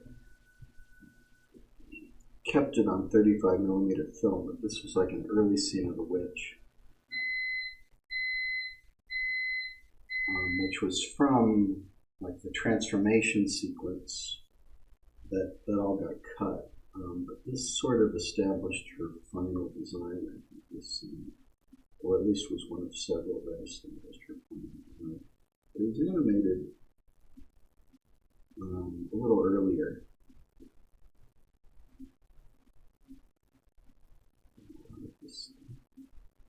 And so it was one of those scenes that Dick Williams didn't really do traditional model sheets for this film because I've said this before, that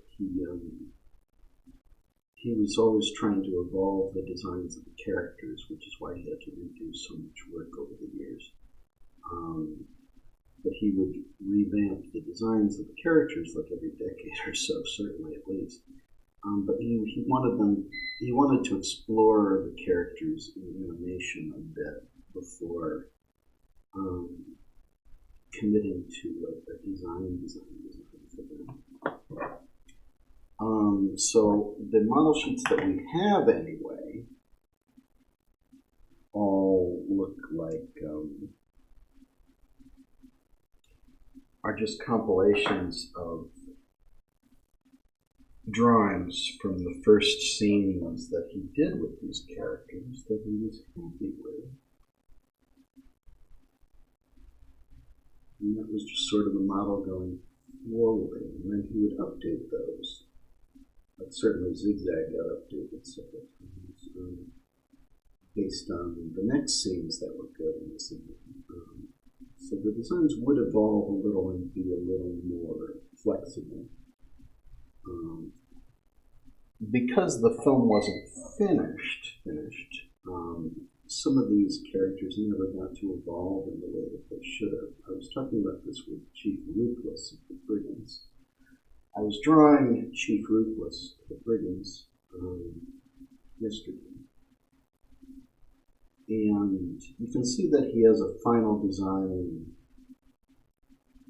in the storyboards and in a very small amount of footage when he's first introduced, basically, and that's about it. Because Calvert's teams did the rest, and it's among the better stuff a lot of times. Gets done under Calvert, but it's not up to standard. It's not like the design that would have been. And I was just looking at the international poster, and the Chief Ruthless on the international poster is pretty naive in a lot of ways. It's interesting to see how they interpreted that design and what that might have been based on. There's some non-final design elements or this or that, so it's pretty cool.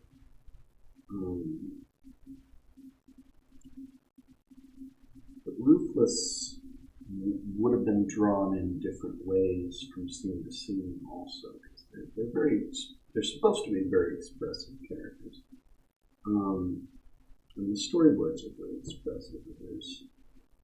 There's a sense you get of Ruthless from the storyboards that maybe isn't so present in the final Calvertized animation as these things go. So actually figuring out what I should do with Ruthless art-wise is an interesting challenge. Definitely looking at it, the recobbled cut uses animation from the Calvert version,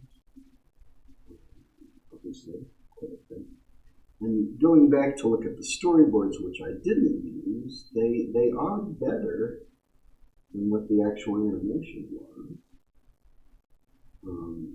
design-wise. I think I would rather be watching animation, but if the animation that was done wasn't up to standard, and it's just wasn't up to the intended standard. Will there be a poster for the new Cobbler cut?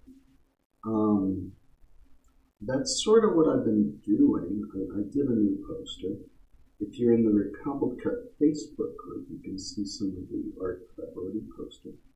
But that is sort of the point of doing all this artwork, although I have it in my head. The reason I'm doing lots of extra artwork is I sort of have it in my head that I might do a coloring book. Someone suggested that.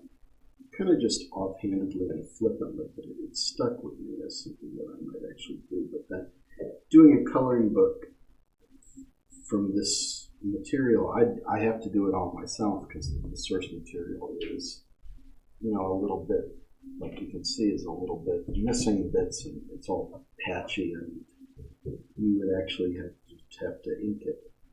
So that's kind of what I would do. But I did do a new poster. I'm tempted now to actually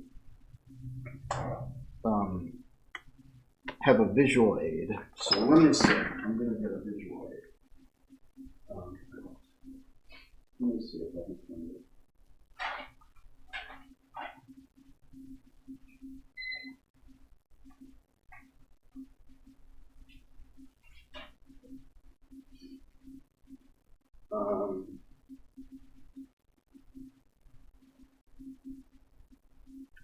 That's actually the old one eye, but he's small enough that it doesn't matter. Can you see that? Put it on stream. There. So, yes.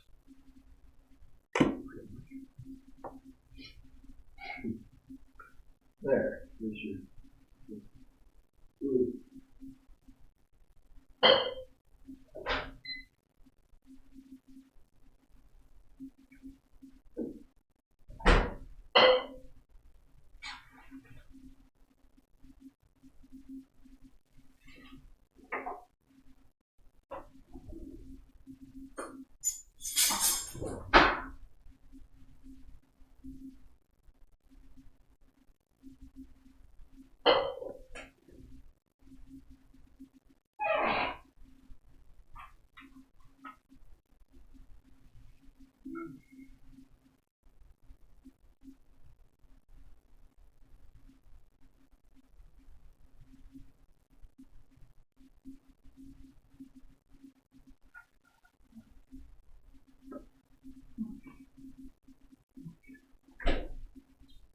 Okay.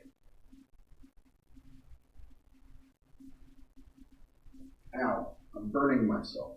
Ow, that's hot food. Okay. I gotta take this away. But yeah, that's sort of great.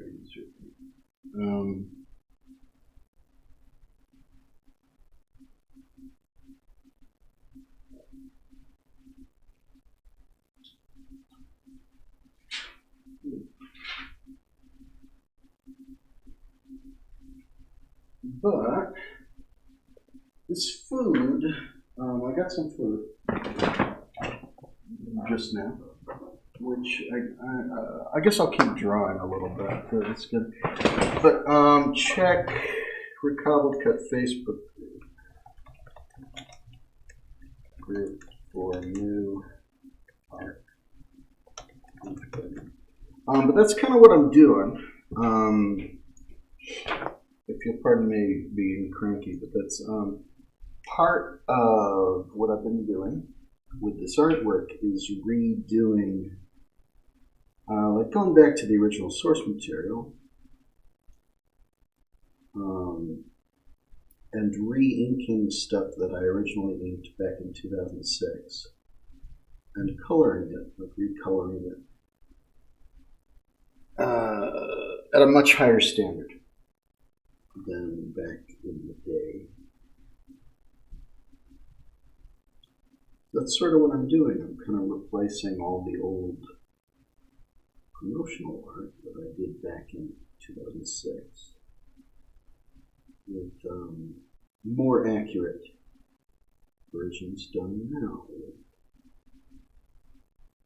Done at a larger size, done with colored lines, done with a lot more attention and care in digital inks and technology and but I've kind of kept doing this though. Like I already finished all that stuff. And I could remaster, if I wanted to, I could remaster the older, recobbled cut posters. because I sort of re-inked that artwork, redid that artwork, or very similar artwork. Yeah, I've kind of kept going, because I have it stuck in my head that I could make a coloring book and stuff as well. So I'm just going to keep doing a few more days of this, because I printed out hundreds of pages of material which I could ink, is the thing. I printed out literally hundreds of pages, so I said, well, I'll do at least some of them. I spent the night fighting with this broken printer of mine, which requires a lot of attention at all times for the broken printer, which I'm basically just waiting until its ink cartridge runs out, and then I'll just buy a new printer because it's a piece of shit. And I'd forgotten that it was broken when I bought a new cartridge for it, so I've just been running that out, basically. And I don't really have money these days. I don't really have income, but I have to do that.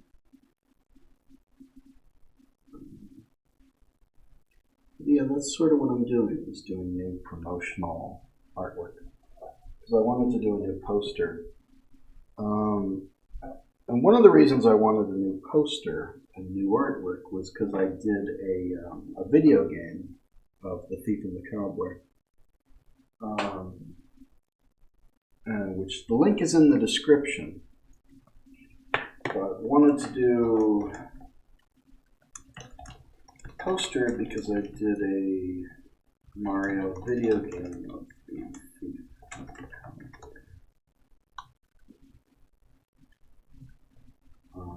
And when I looked at all that old artwork,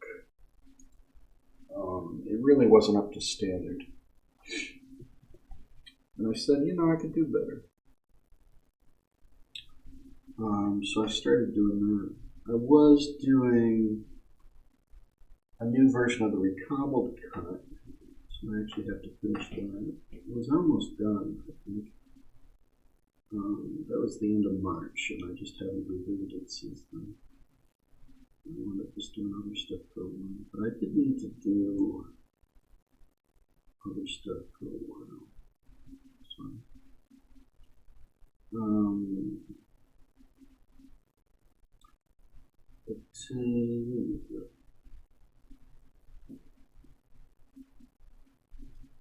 that's sort of what I'm doing, is updating the old art. Another thing was that when I posted that old art on Facebook,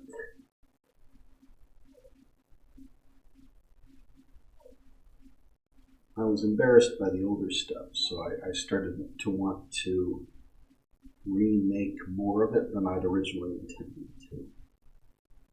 I said to myself, oh, this is not up to the standard that I would do now. And I feel like I have to apologize for it, so I wanted to redo a little more of that, I guess, than I originally planned. Yeah, redoing older art, basically what we're doing. Or what we were doing, because now I'm into uncharted territory of just doing inks over various people in Cobbler artwork that we have, or which I was able to cobble together from various sources. Just so we sort of have it now. And hopefully what I'm doing is like usable. More usable than the originals would be, because again, this is like a bad Xerox that has lots of missing bits and stuff. And they're all sort of like that, like they have watermarks, or they're pencil roughs, or they're low quality screen grabs, or they're this and that. And some of them are better than others, but they all would need to be inked if you were doing a coloring book. So when someone said you could do a coloring book of this, I was like, that would be an insane amount of work. But doing an insane amount of work is not a foreign concept to me on this project or otherwise. So I said, well, maybe I'll give it a shot. Because it would at least be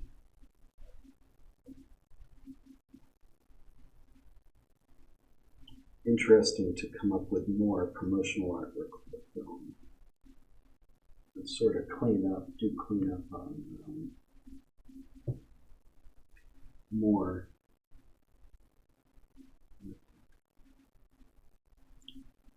But I took this very seriously and tried to do a much better job than I did in 2006 when I was also taking it seriously. But this time I did like colored lines. I tried to match how the actual cells looked, which had painted colored lines. And that's really hard to replicate. That was a lot of work to replicate, but the results are, I think, really impressive. I think, it's really hard to reach the level of quality that this film requires.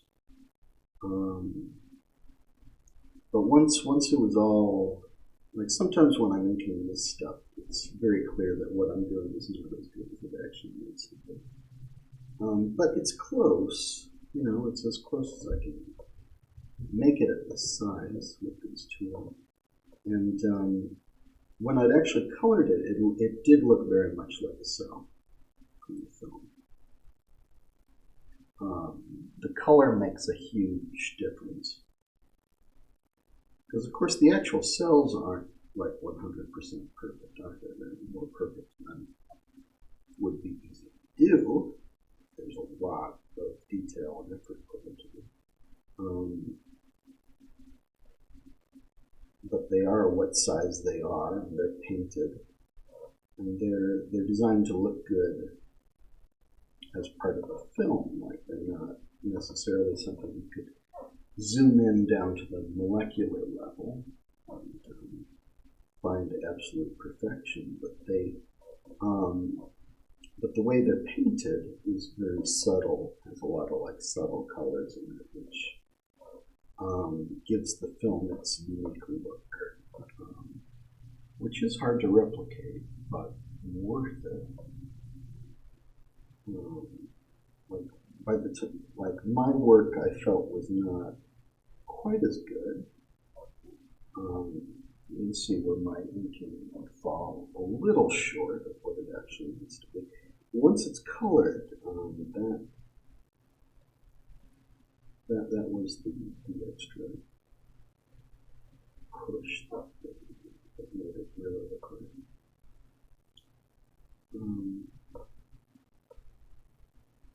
And I'm being very detail conscious with this thing. But anything that I'm inking has quality problems.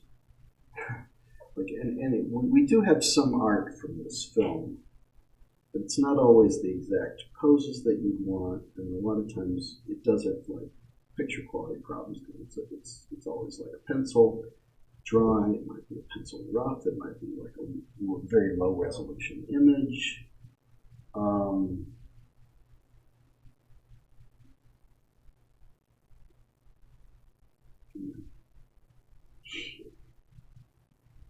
So inking it is necessary, even if what I'm doing isn't always quite as good as it's supposed to be.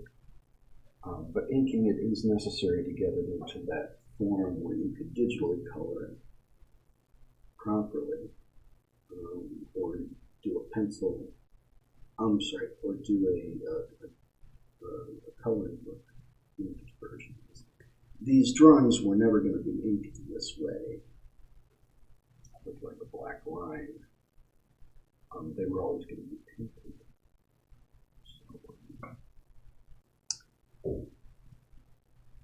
So that there's just no artwork that exists in this exact form where you have black lines.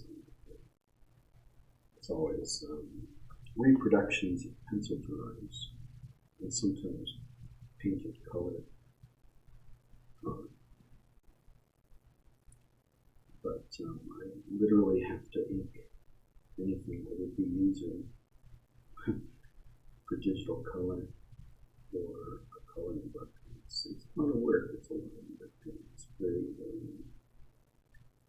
it's very technical work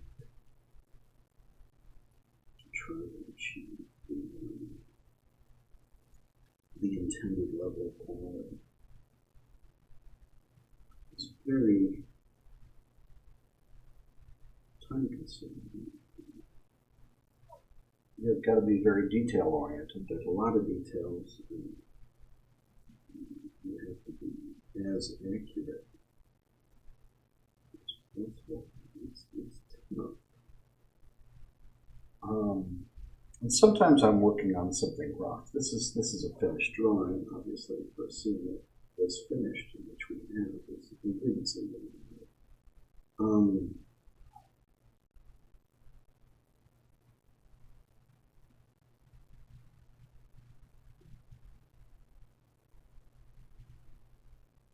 But yeah, it's very detailed.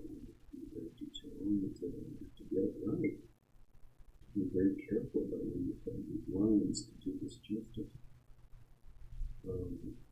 And sometimes I'm working from roughs that I have to reimagine as I'm inking them. And sometimes this is a finished drawing, so I don't have to reinvent it. I just have to fill in whatever was missing from a bad Xerox. But sometimes it's not entirely clear what I need to do with the details. All these characters have way too many details. The source material I'm working from varies very wildly in quality.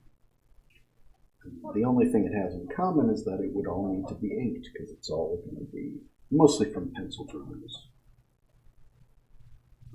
But all from like unfinished or lower quality material. So it does need to be inked. It does actually need to be inked. And I'm trying to do just a lot of that. And I don't know if people will appreciate that and use this stuff. But I'm using it. I'm just kind of forcing myself to do a little extra, do a few days extra before I lose interest. I guess. Just to make sure that I've done a lot of this, because I think it'll come in handy. I should eat. I've been complaining about none. So I should eat.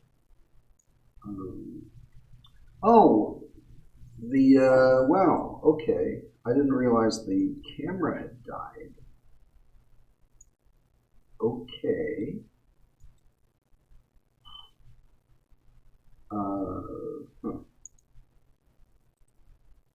So the camera died.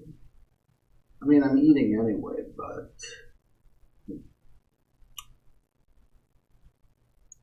interesting. Sorry about that. I don't know when it died. I was working. I'm going to eat for a bit.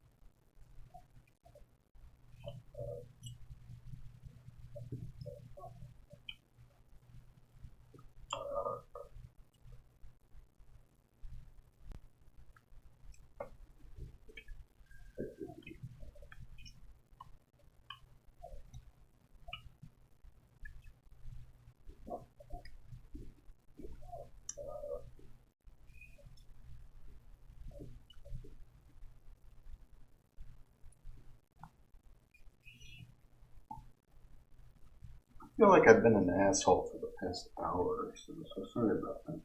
I'm getting tired.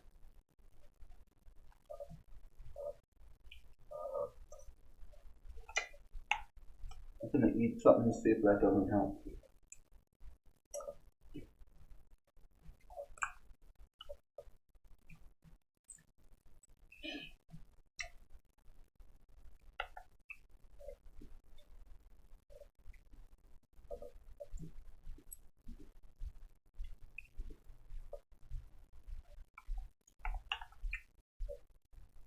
I was gonna say Hoover. I should have said Hoover out loud.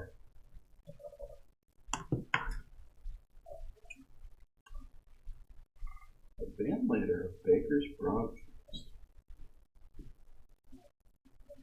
Is his name Baker?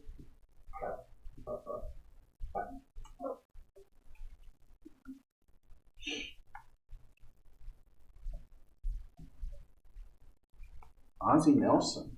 Ozzie and Harry. Okay, I see. I get the picture.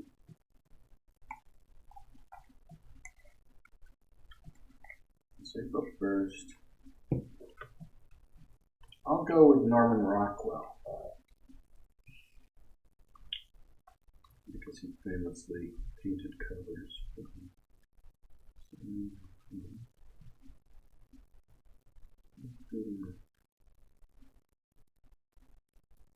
think the other version of this is easier to use. It has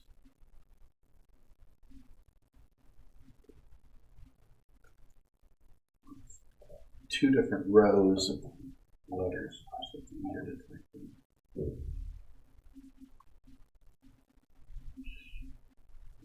There's motion.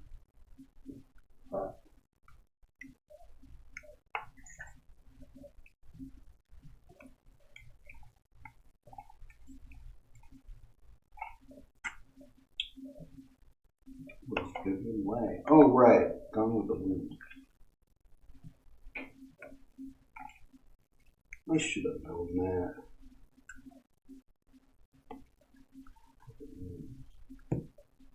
Warhol. Andy Warhol, sure.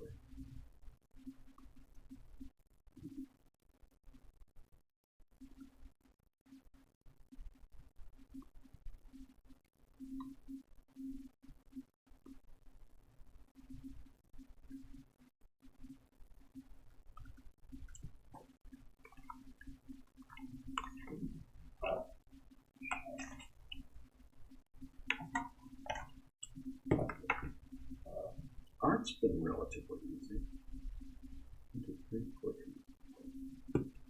I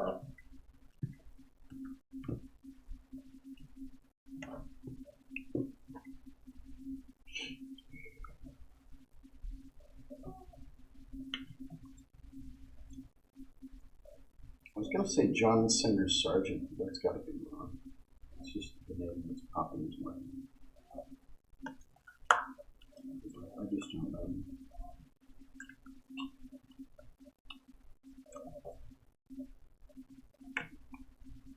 Gilbert Stewart, that sounds right.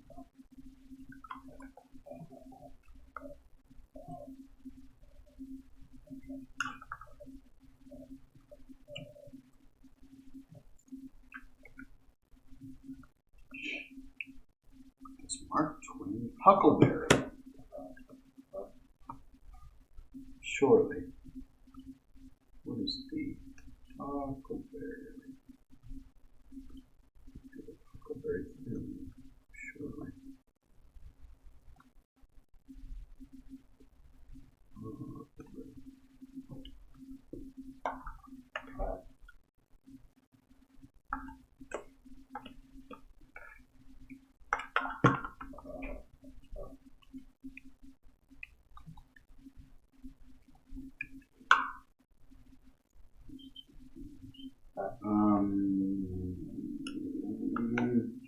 Wyeth? It's possibly Andrew Wyeth?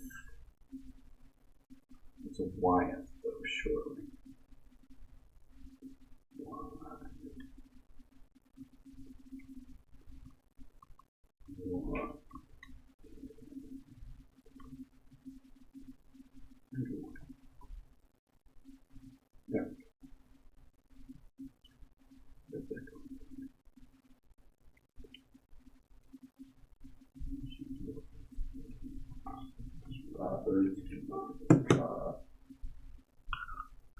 Audubon?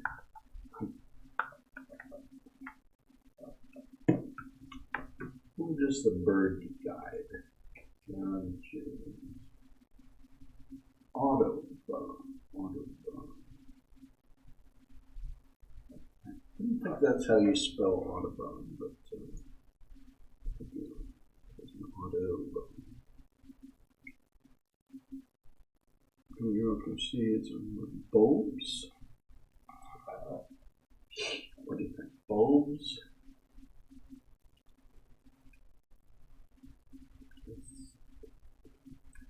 I'm thinking of an onion bulbs.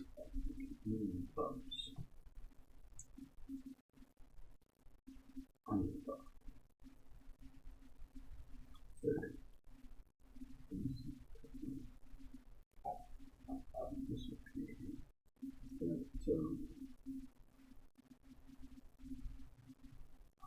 You know, the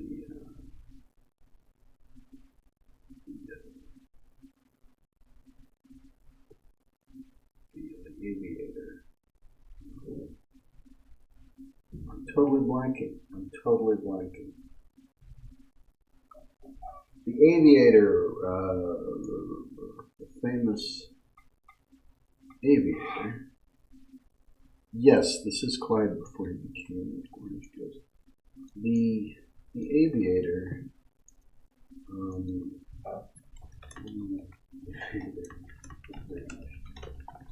I gotta look this up because I'm blanking. Amelia Earhart. That's right. Amelia Earhart. Can I take that in? What do you think? Let me just type in Earhart. I think I can do it actually. Oh, I didn't. I was hitting the wrong button. I was hitting the wrong button that whole time. So nothing actually got typed in. That's great. But Amelia Earhart. I had to look it up anyway. I was totally blanking. So, whatever.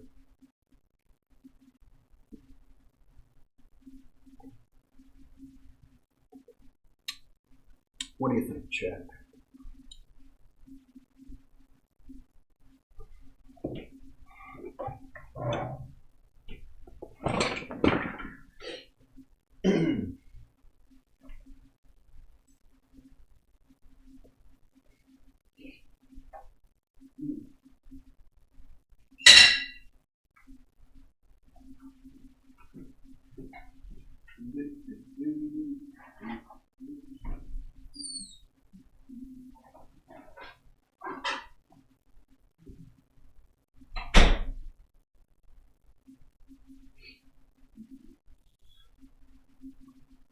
Okay.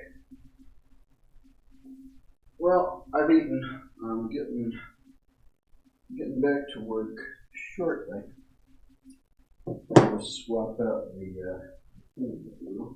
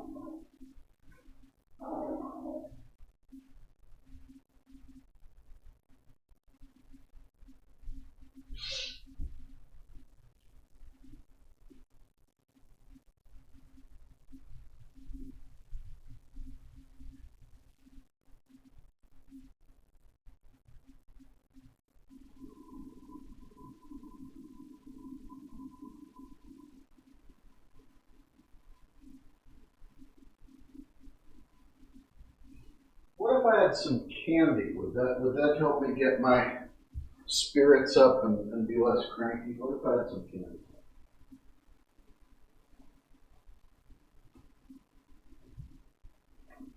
Okay. Okay. can be dirty elephant a joke, perhaps? Four-letter word. Joke. Knock knock joke. Knock knock joke.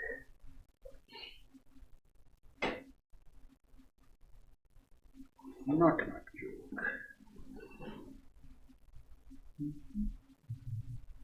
The person studies for becoming this doctor of blood. Morbius. Morbius. Dr. Michael Morbius.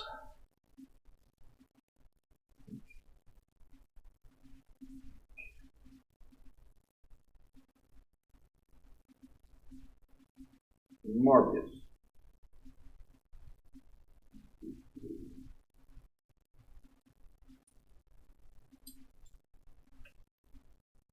Morbius.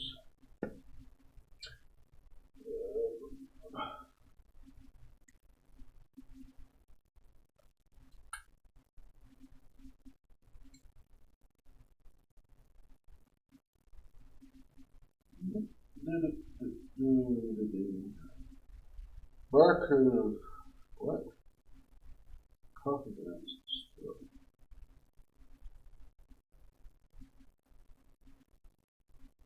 Mulch. Mulch.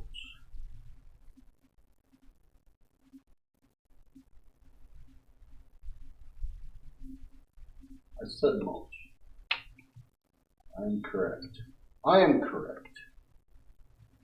It's mulch. Okay.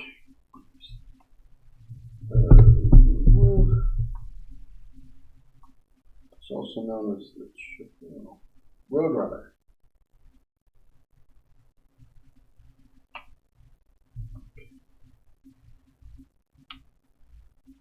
There.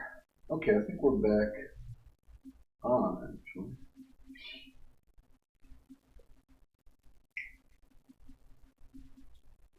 That left house, not a bathroom. Water. What is sun?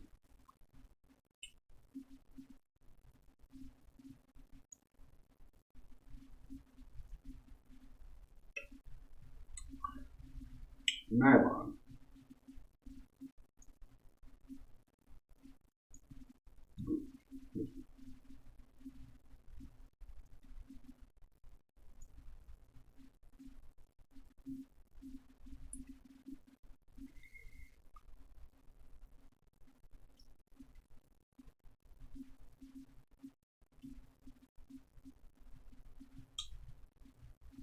Who are the Duggars?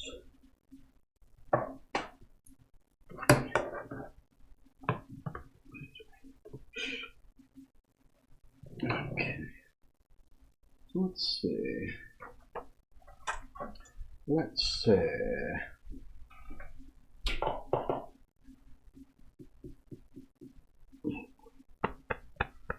I'm just going to keep belching. That's okay.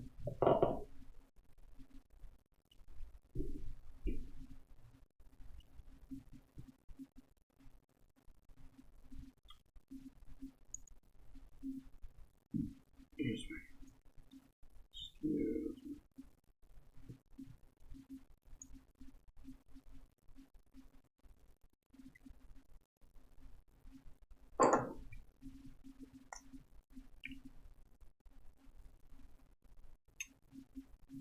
Cobbler.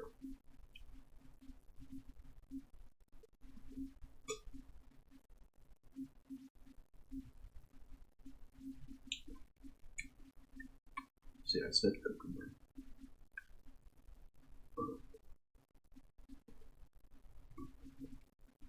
There. That's the sound of me drinking root beer. That's the sound of a man.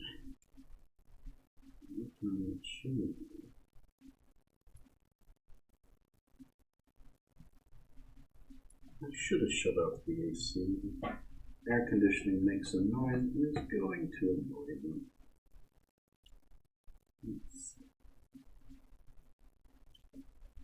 That does seem like a likely occurrence.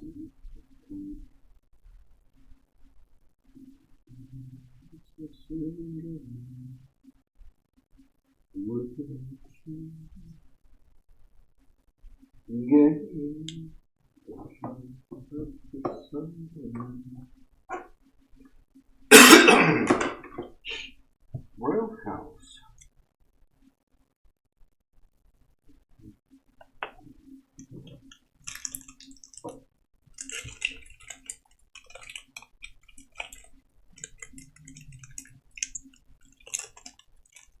Does anyone want some fruit snacks?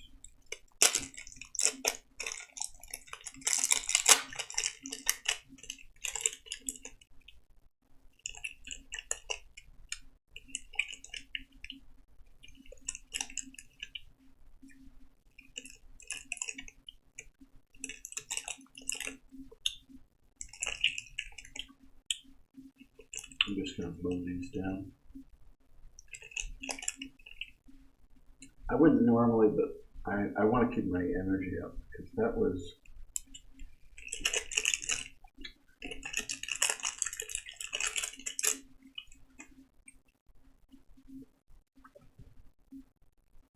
a weird situation.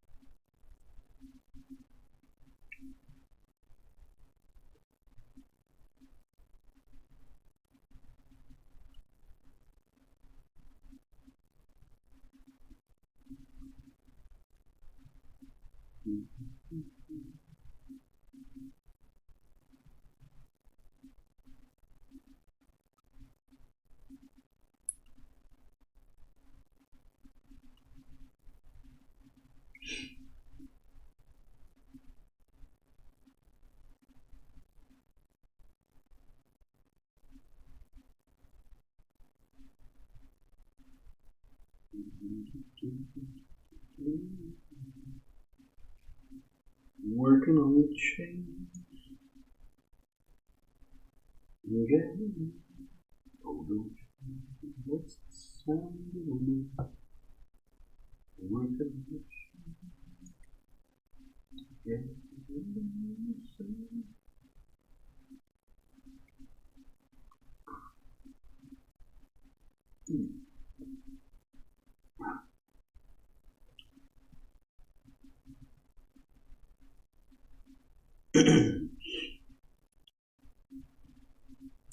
Theoretically, I need a more, but see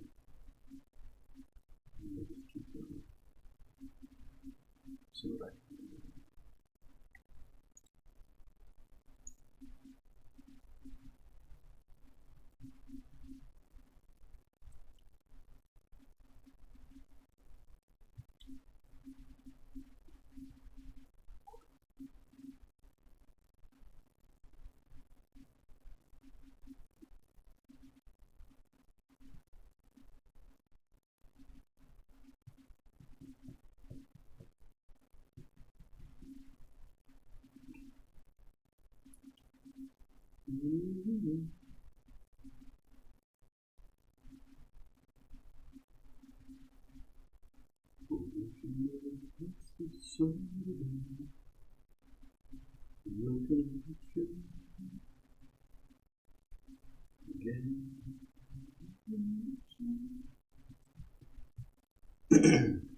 It's already 7:20.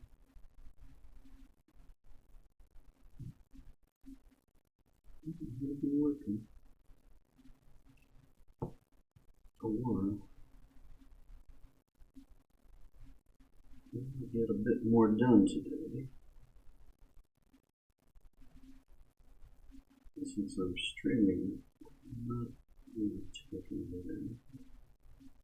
I'm just going to talk about wanting to take a nap in a way that's extremely off-putting. How's that?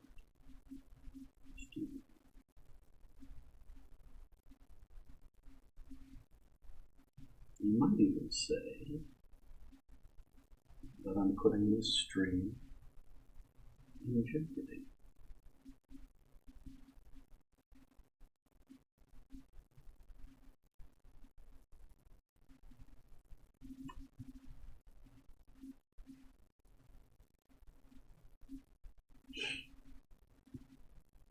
I'm not actually paying attention to the jeopardy game at this point, but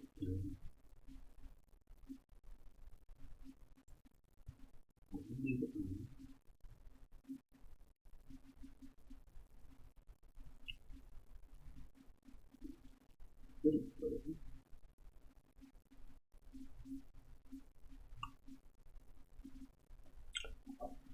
I should do. Remind myself to charge this battery.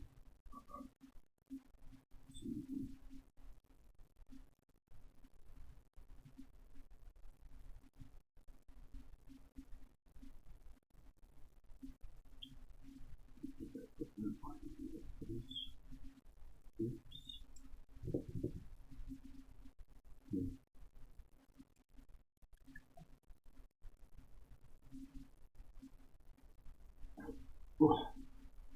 I'm hearing a faint digitized string back and forth.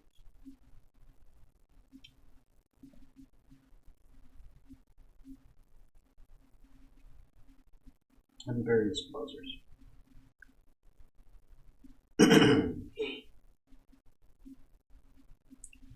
Yes.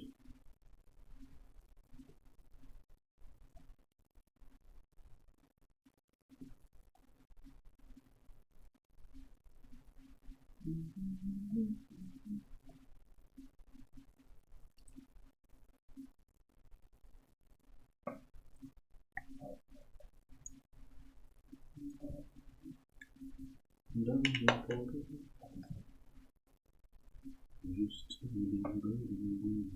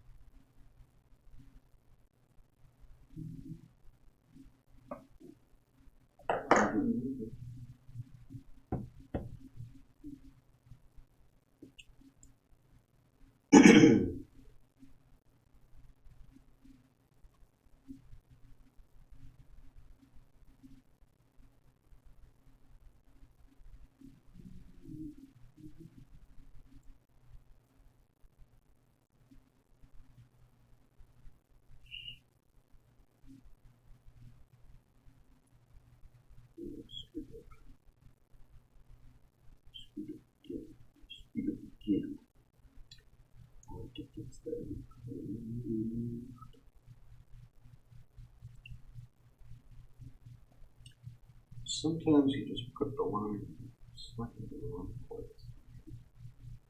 Kind of fudge it on the line. Leave it if it's weird.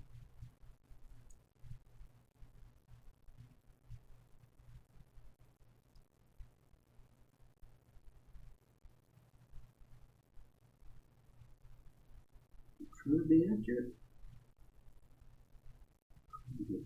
Accurate as we possibly can. Under the circumstances and with whatever quality of reference.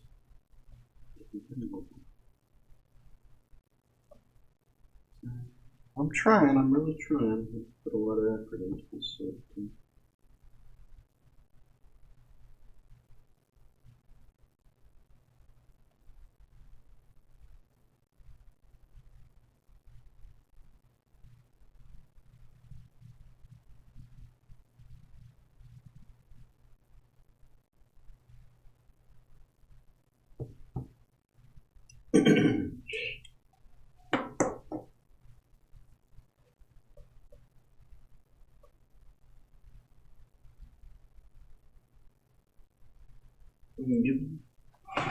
Down, probably.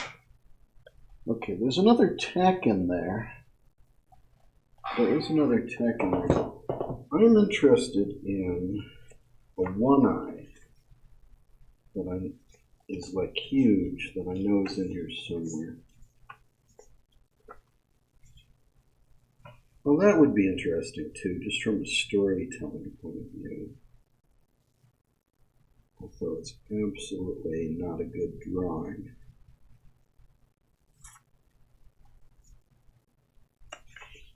It is interesting from a storytelling point of view.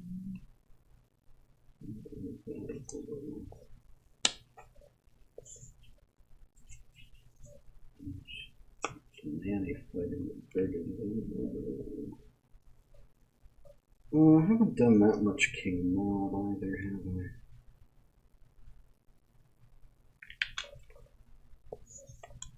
Is there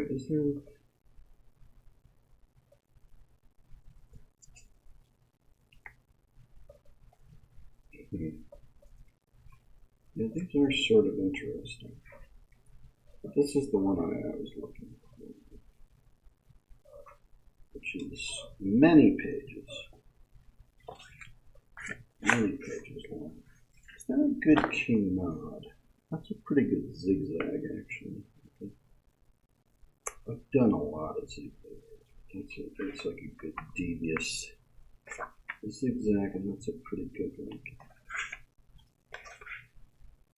Sneaky tack. These are, they're all pretty good. Where's the... Yeah, there's a few King Mauds in here, which are at least sort of interesting. So I printed out just an absurd amount of stuff. Thinking, well, maybe. No. This is what I was thinking of. This is large King Maud. What's the deal here?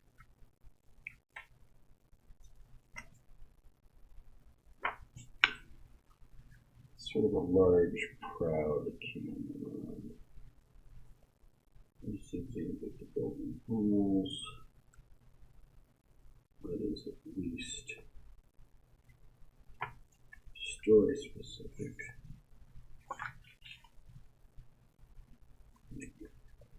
These are all somewhat interesting.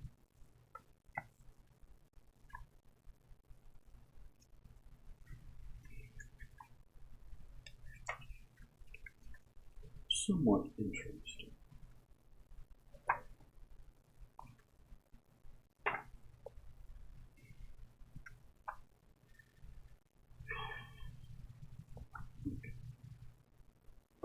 So,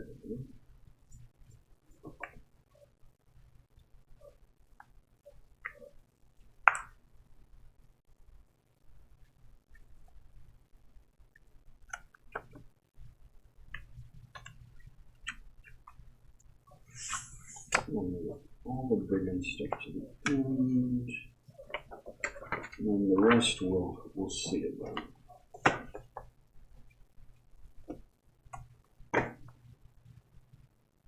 But I probably did more witches than I needed to. It does feel like King Maud is left behind a little. Probably should have inked this King Maud. Probably should ink this King Maud.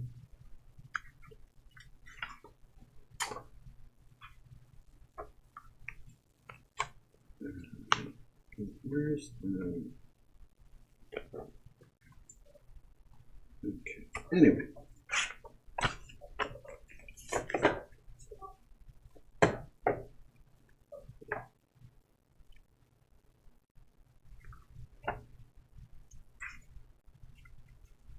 This is a lot of pages. I'm not going to lie. It's a lot of pages.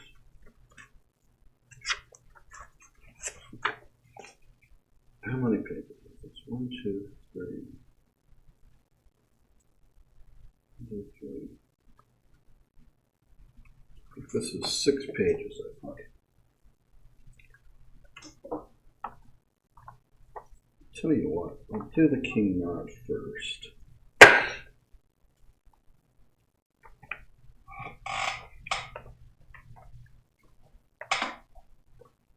But we will try to get that one undone.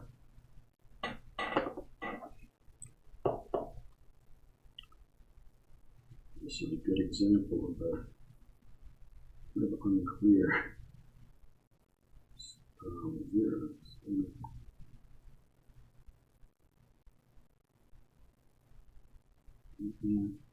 It's really light, and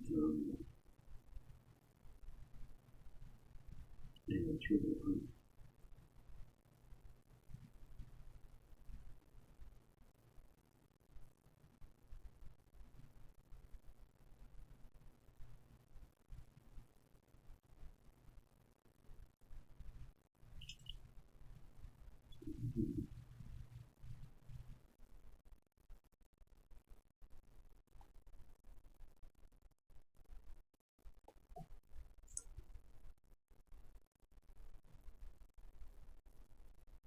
Not the clearest, not the clearest.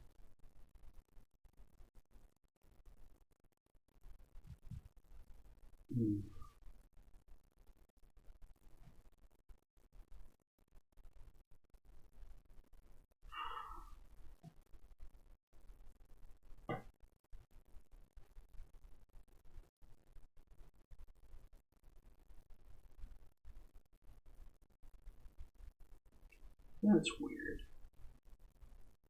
Am I even doing this right? Because these lines are not doing what you think they're doing. Huh. Yeah, that's weird.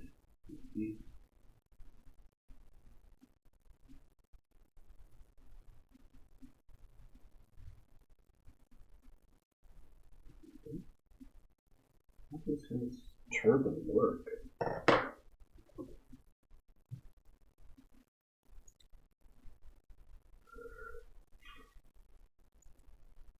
I don't know. Do I have more reference? Okay, not. I guess it's a better question. It might be more helpful.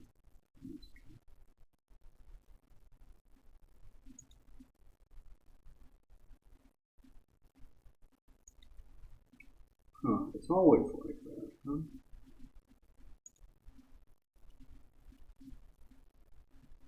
Yeah. Boy, that's weird.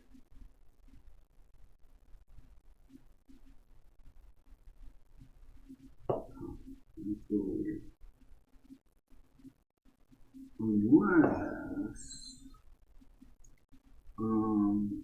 Unless I'm adding a line where there was none. But I guess if I am, I can fix that. I'm looking at reference.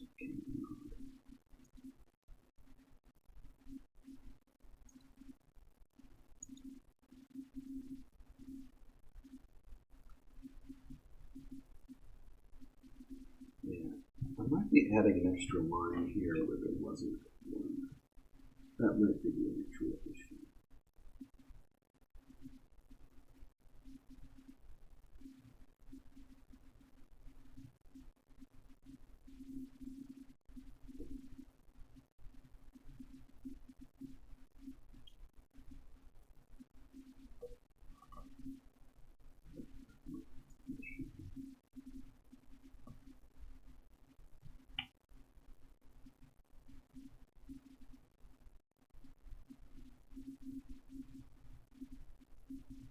I'm going to add it anyway because I can fix this code. Put a little question mark. I think that might just be making that line up, but I'll be forgotten. I don't have the reference for this sheet.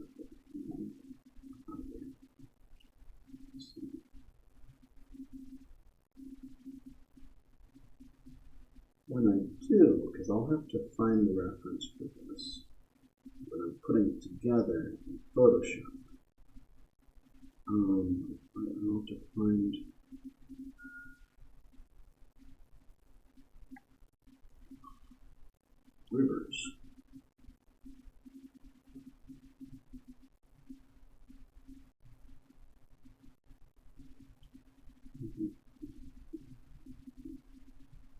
how you can see the.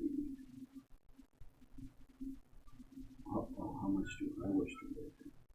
I'll bet it all because it's none of this is real. Search Frankfurt.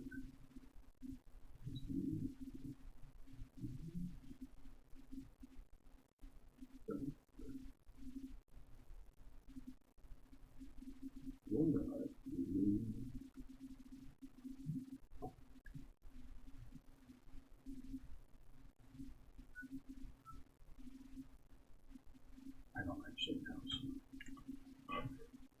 I just lost. So, what are the Rhine and Main? I did not know that. I did not. Why would I know that? Why would I know that? I didn't know that. I didn't know that. Oh.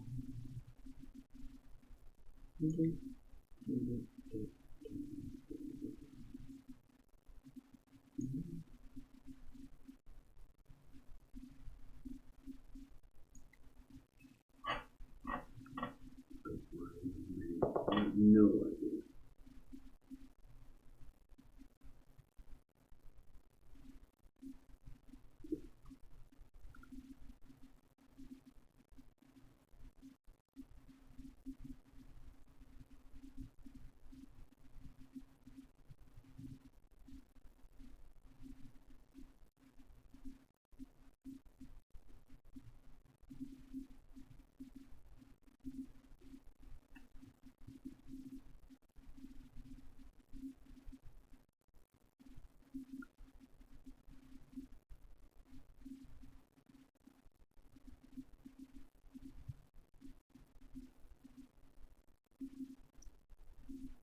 This is very scratchy.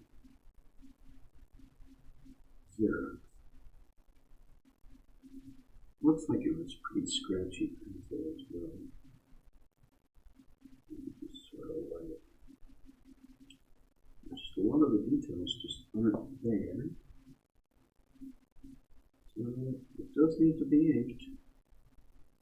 Let's use this one. Because these were intended to be painted. I'll call it.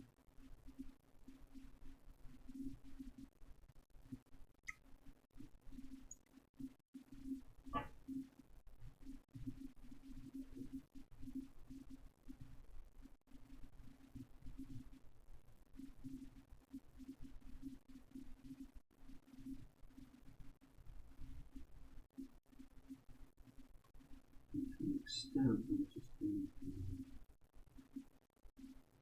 strip it. At least a little bit.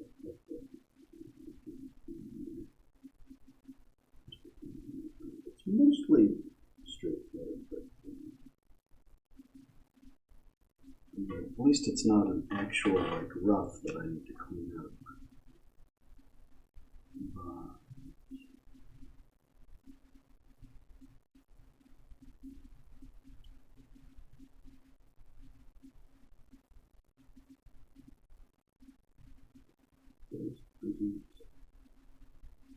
Some challenge.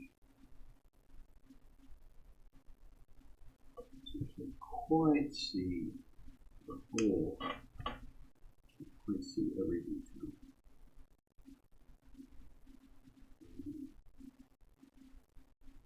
I'm also trying to accurate to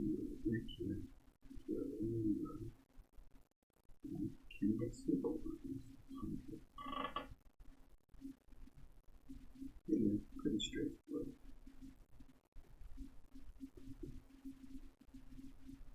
It's certainly an image which would benefit.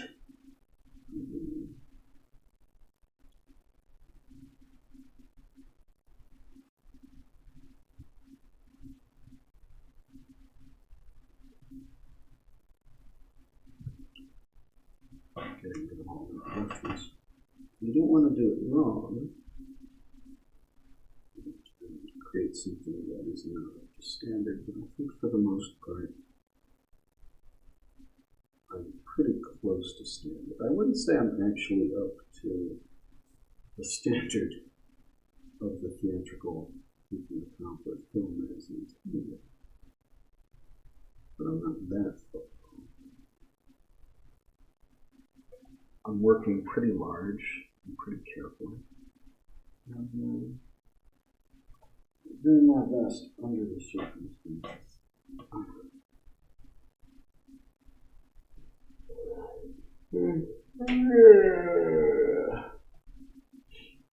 That's what I said about a map. That's what I said about a map.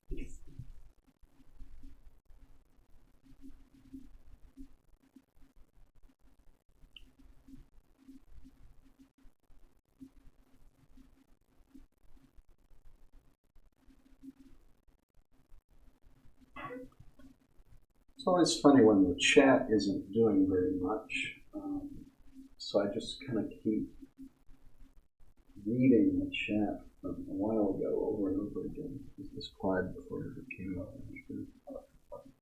Every time I check the chat, just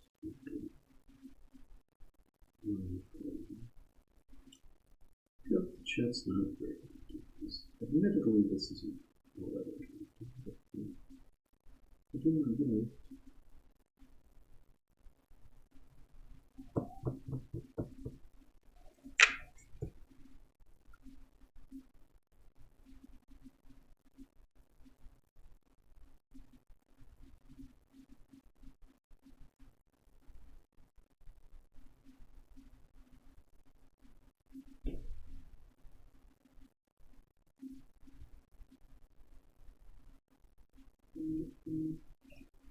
What is that notification for? Whenever I get notifications on my phone that beep like that, it's never important. It's always like the least important thing. I don't think it's anything. I literally don't think it's anything. I was just being notified about nothing. I was complaining about this the other day. I was getting Twitch notifications, which I've shut off now, but now I'm getting notifications. I think it might have been that I haven't used certain apps in a while. That's the notification is. My fucking phone, it's just like,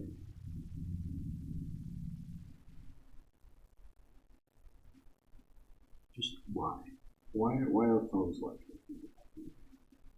If you're gonna buzz, it better be for a fucking good reason, you know?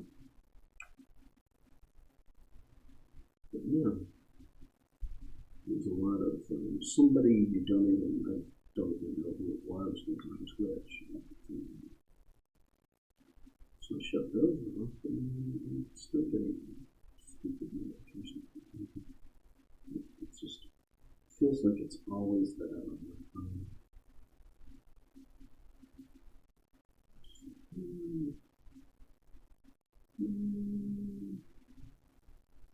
Maybe I could fix my settings. It's like gradual. When I think I fixed my settings, it's still being this way.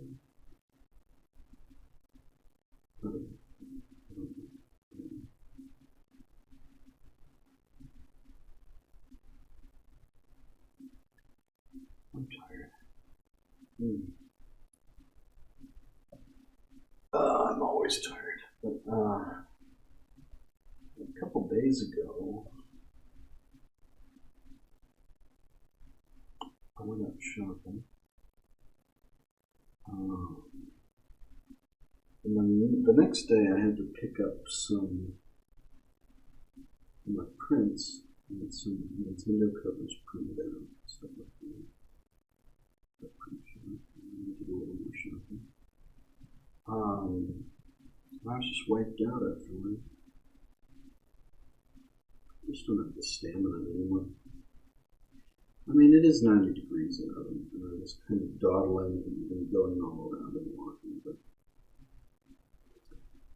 I don't get enough exercise as it is. I'm very out of shape.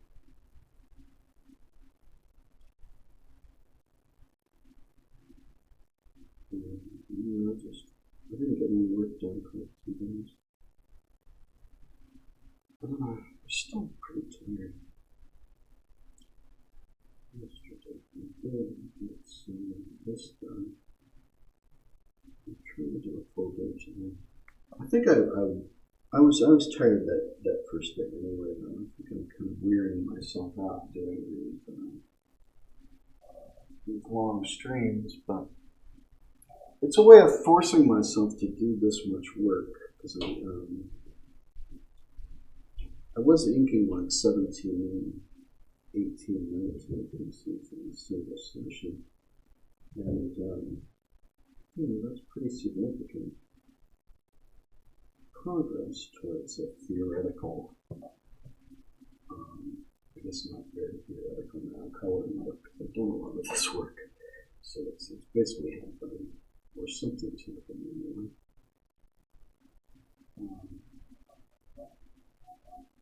I think you could publish all the actual pencil art in an art book or whatever.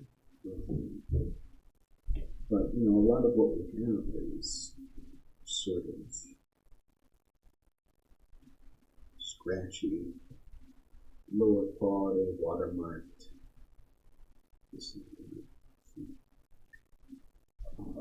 Inking it, even if it is a little lower quality than it should be.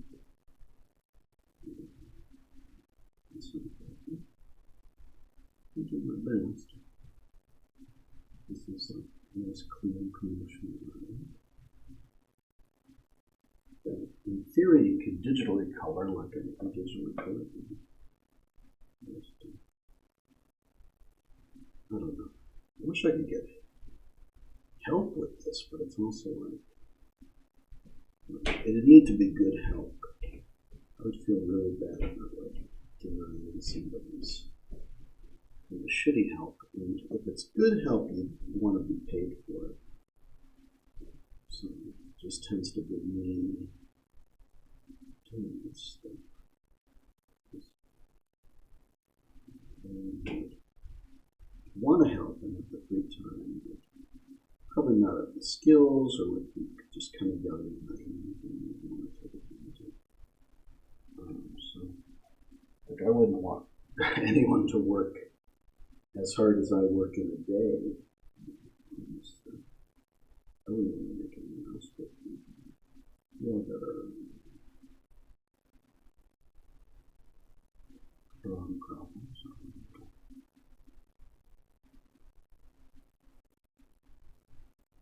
Things to deal with, our own roads to hoe, or whatever I'm trying to say.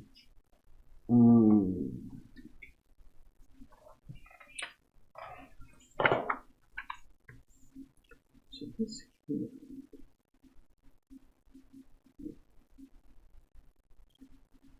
This here is for the project here.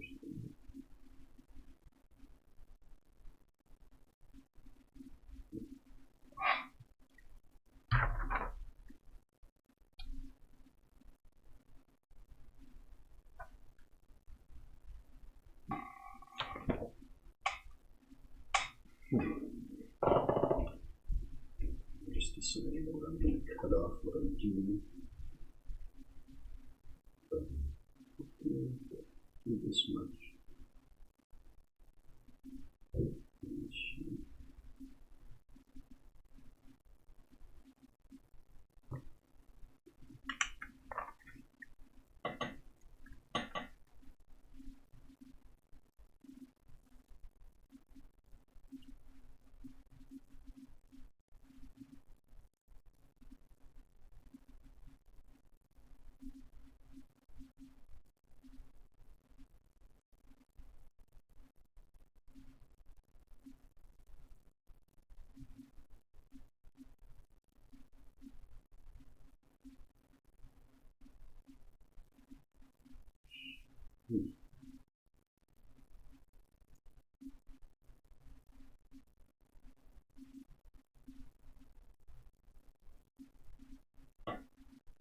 I'm a little tired.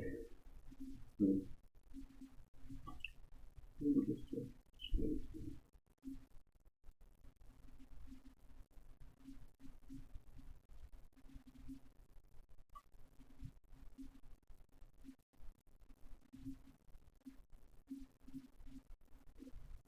I going to get 6 pages of one? Maybe. After this.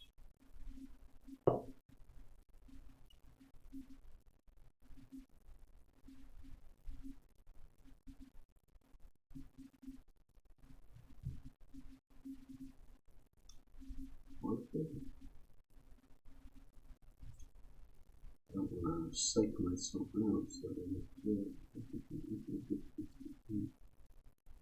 There's a few more here that I think are worth doing. I'm sort of prioritizing, putting them in order. What I'm thinking, well, that would be good to do. One that stood out this time. Now that I've done so many, I should have said, well, I could do that.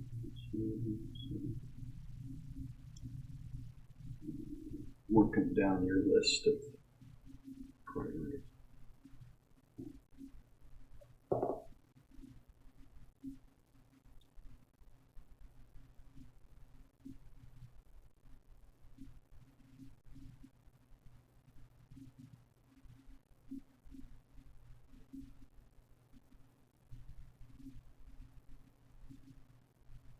Now that I got some food in me, even though I'm still tired, it suddenly popped into my head why people are asking me if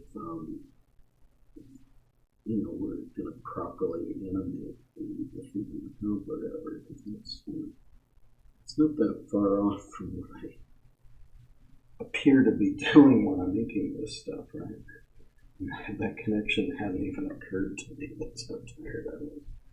Okay, you're seeing somebody trying to make this stuff. Well, could you animate it? That is still a point to you building a piano. But it's funny because it's not as out of nowhere a question when I'm actually doing thinking of Cobbler, thinking during the question. But now I'm in the budget. It's a question I get cranky about.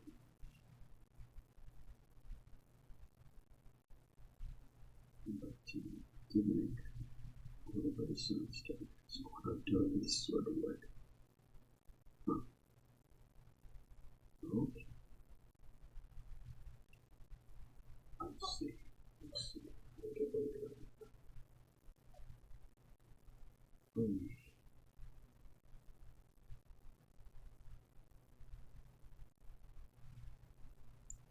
I said this before, but when I was first doing this stuff in December 2006, February 2006, so I was first doing this stuff, we really didn't have like any art. We were getting some in around that time. Like Andreas was the third one. Had sent a bunch of stuff in that I could scan. But I was mostly working from screen grabs at that time. So there just wasn't a lot of high quality art on there. Almost none. That's when I first started. And now we have a lot more. So there are options, which is what I'm tapping into when I'm doing these mix-based on stuff. So I think this piece is probably from the third one collection. I've forgotten. It seems like that sort of thing. So we have that. Probably what I need to. But like trying to create cleaner artwork that I can use was definitely a concern.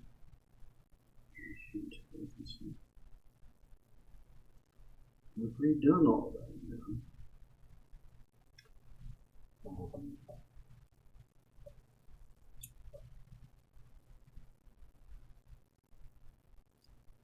Sort of assets that could be used for various purposes. I recall that at the time I even like allowed T-shirts and stuff like that to be printed off. Could do that again, I guess. The actual, I wasn't making money off of it, but the actual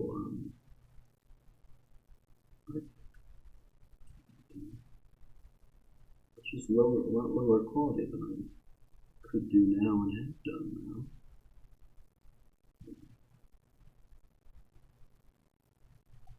Trying to do a better job of representing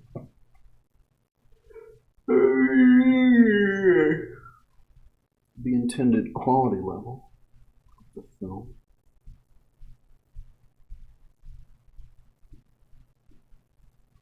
I'm scratching that arm.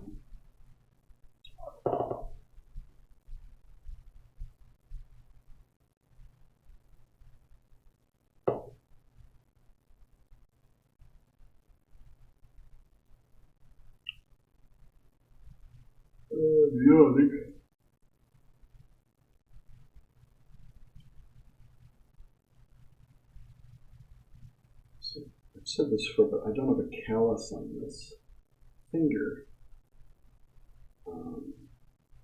It's starting to come in actually now, but I just have no kind of callus. You get an artist callus on your ring finger right there when you do enough drawing, and it's I've been semi-retired. I still do artwork, but not that often. So it sort of went away.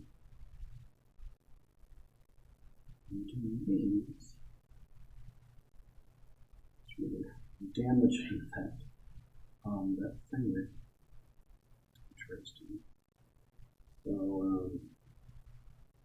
the callus is sort of growing that would normally be just taking that force out of the pen. I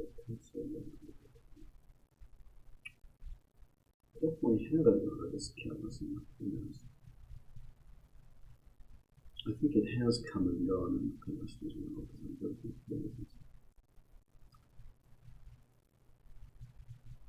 I probably should be doing more original work.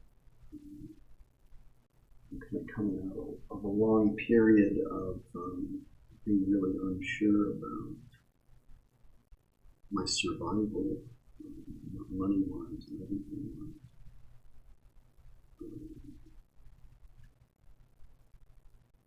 It's been hard to think in that direction for a long time. I've been safe, yes, been safe for a while, but need to put down roots with my career to survive the next few years somehow. And with the pandemic, everything is just so weird right now. Everything is just so weird right now. You don't need me to tell you that. But yeah, it's just weird time for everything.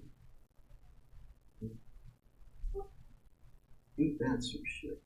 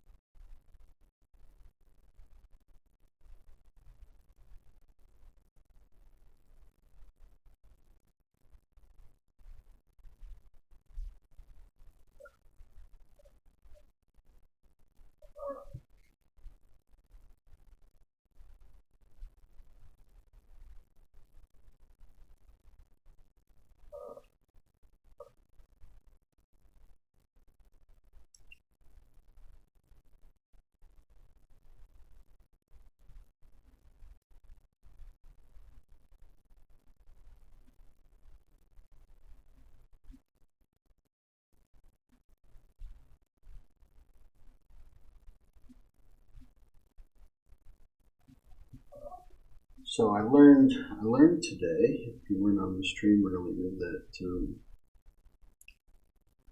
some of the staff of the Raggedy Ann revival effort, RARE, have been trying to send me a stuffed, like a custom plush camel by Mac, I'm sure. And it didn't get here. I really wish I'd known. Lord knows what happened to me. I'm trying to figure that out. That was a while ago. They asked me for my address at one point, which is not something I usually give out. Well, that was a while ago. But when was that? I never heard anything. I forgot about it.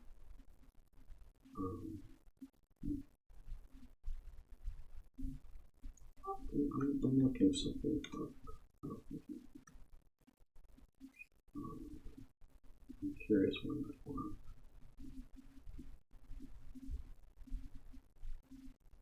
Or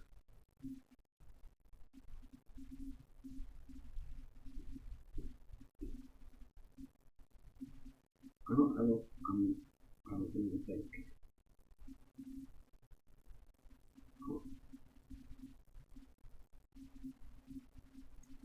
I don't think Raggedy was actually in the email. But they did want me to do it. It was a while ago. That would have been nice. Custom handmade camel. Available names for me. They wanted it to be a surprise. I guess I thought they hadn't gotten around to it yesterday.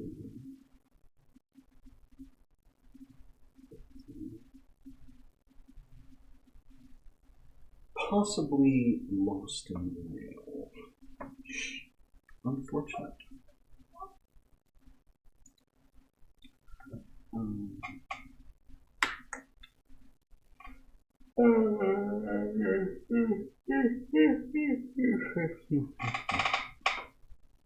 Very unfortunate.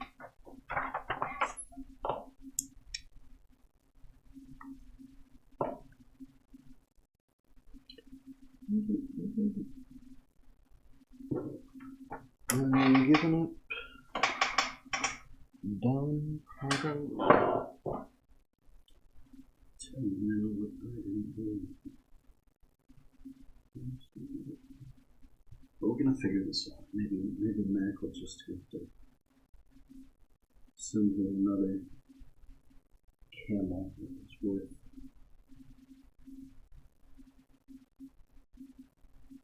probably like $100 or something.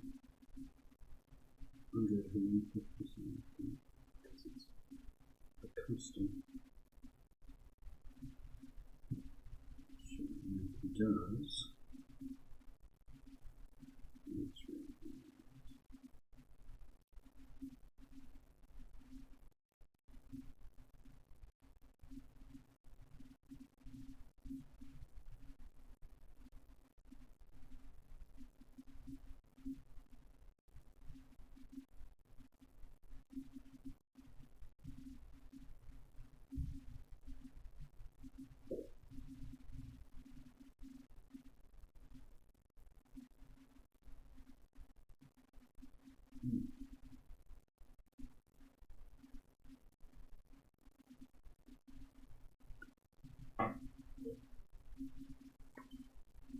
That's interesting. It sort of just fades out, doesn't it?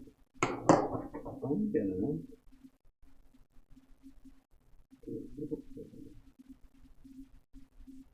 What's happening here? It just kind of fades out. I think what's happening. Oh, yeah, this is definitely true.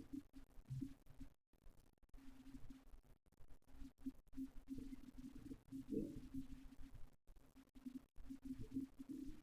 This is waiting.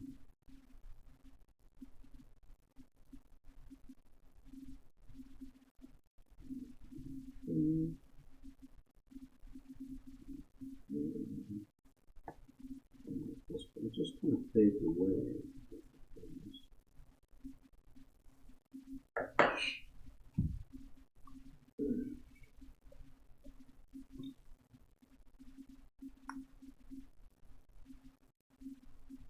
Get a yawn, but keep it to myself. Just a silent yawn. Apart from me saying out loud that I just yawn, which would mean it's not silent anymore. I'm actually yawning. It'll be pretty soon.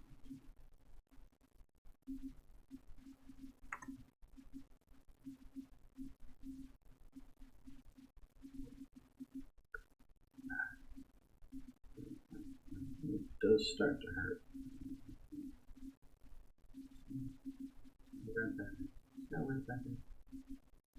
That's when my artist gets weekly.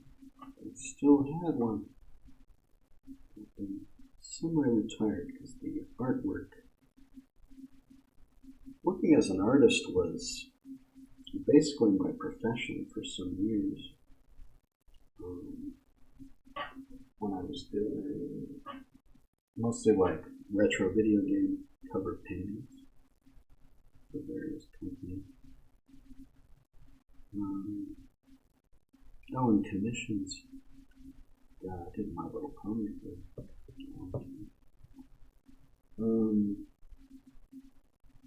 YouTube was working out for me by the end of 2016. I want to say that's September 2016. All of a sudden, YouTube was useful for a while. But yeah, artwork was my profession for a while. I was doing my best to keep my head above water by doing artwork.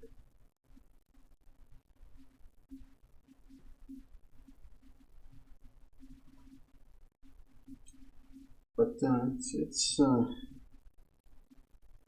so much lately. I don't get offers anymore. A lot of the places I was working for, they're just not doing much anymore. They shut down. The pandemic and whatnot. They didn't really push them there. You could ask, like, oh, yeah, they're going out of business and they're just not. For a while, I wasn't even set up that well to do artwork. Anyway, I needed to get a new tablet, which I did, and I needed a new printer. I still need a new printer. But I can kind of make it work enough to do this sort of thing. But like stuff like that. You probably need pens and stuff like that. There was a time in 2011 sounds right.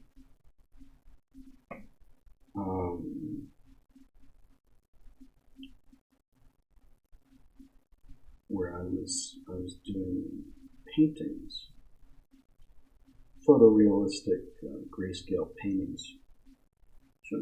I got quite good at it, but the actual materials are more expensive. Like you can kind of see that with these. This is what I usually do. I just work on paper, printer paper. I am trying, lately I'm making sure to buy more expensive printer paper, because if you don't, a lot of times you'll get like bleed, and it'll mess up your line a bit. But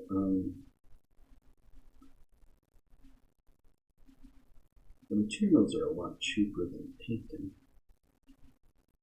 But, yeah, I just didn't. I felt like I just kind of wanted to experiment and learn how to do a photorealistic painting working from photographs. And I did. I just kind of lost interest. But It was black and white because that was a lot easier to deal with and cheaper materials wise. But yeah, I do keep materials. Try and keep material costs down. So just making the money. Well, nobody's paying me to do this. I'm just doing it because, as a kind of promotion for them. I think in Cobbler it'll come in handy because it it's been available.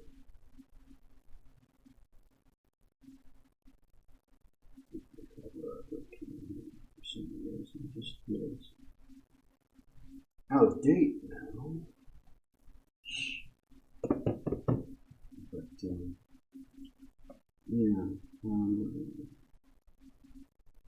I'm not spending more than I have to on materials. That's helpful. I've got a tablet which is a Gauman, I believe. I always say like Goemon. It's Gaomon. It's not a mystical name. That was cheap. For a tablet.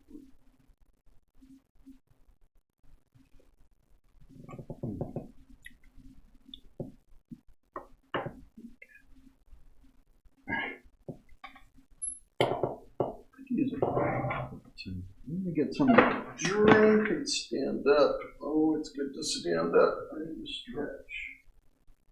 Actually, it's been a long session.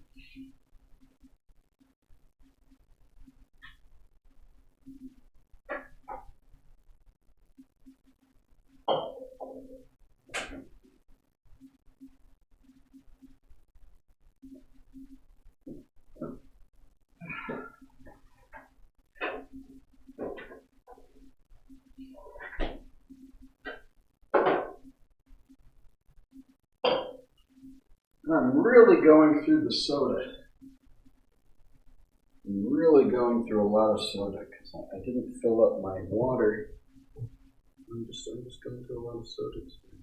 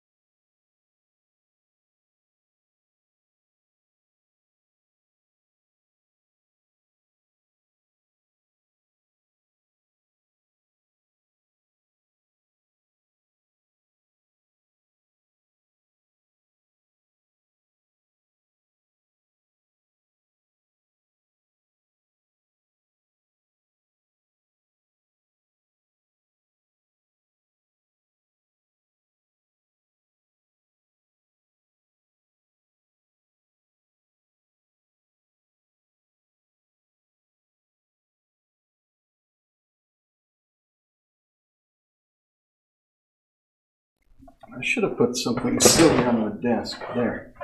I'll do it now. Put knuckles on the desk. But normally I would put something silly on the desk. Okay. Already done. This,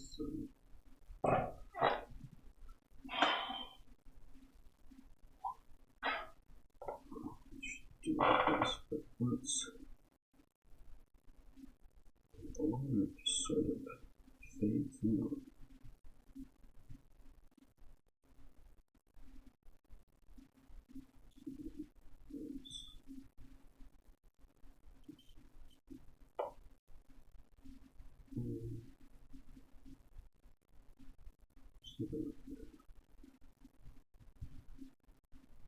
I've already done.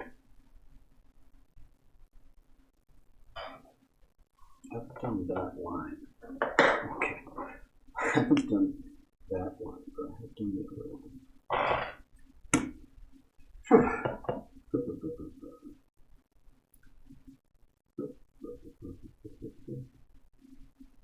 I'm just tired. I'm tired and cranky. I need a break. I've been streaming for a long time. Nobody knows. We got one.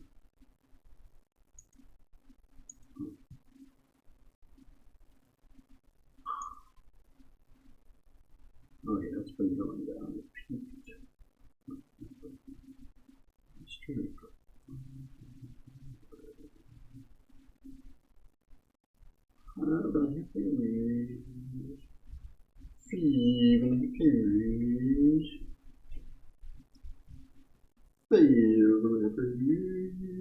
I've been streaming for 5.5.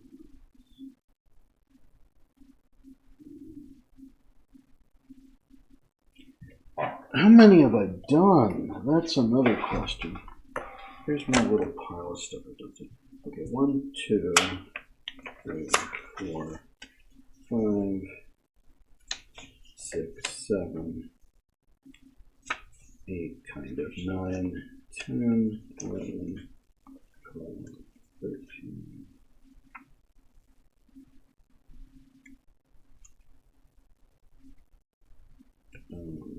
14, 15, I would say. I'm going to say 15 today.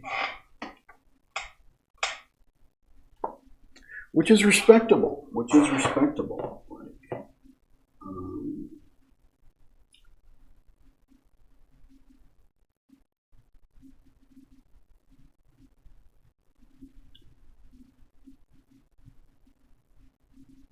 in previous days I managed 17 and 19. Maybe 18. This is actually close to a full day's work, and now I'm talking about doing 6 pages in 1 hour. Whew. I might need a break. It's 8:20. I started a lot earlier today. I'm just getting water on my hands right now. I will wipe it on my camping shorts. It's not weird at all.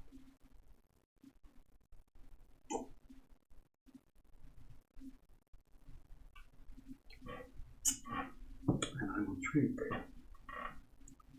the seltzer water. I will drink the seltzer water and I will squeak.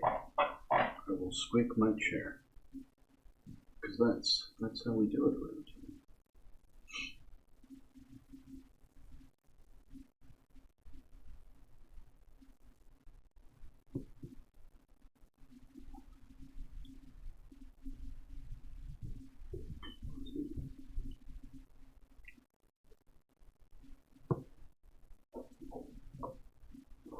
I totally forgot to put that battery in the charger. I forgot to put the battery in the charger. Just 100%.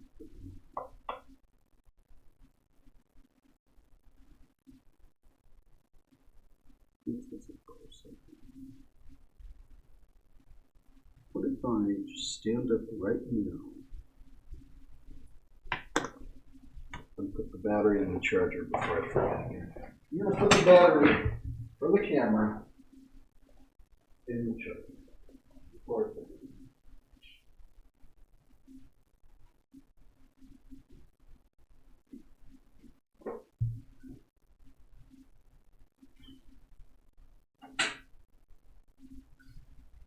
No. It doesn't matter, I do have 3 batteries. I can work around it, but I didn't want to forget.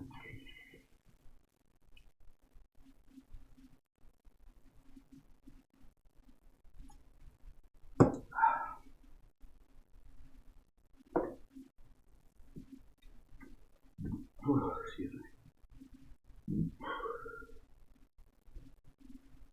Nothing but soda all day.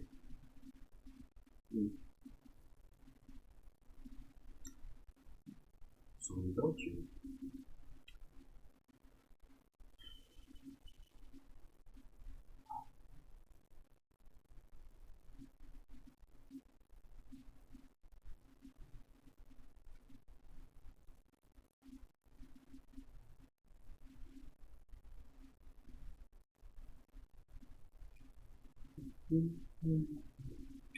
See, there's a zigzag there that I'm not going to actually ink.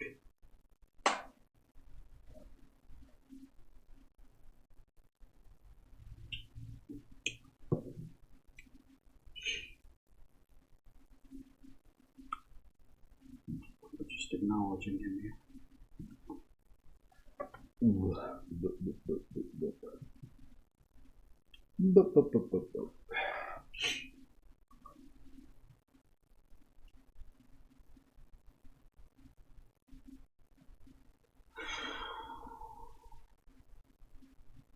So how are you doing? Okay.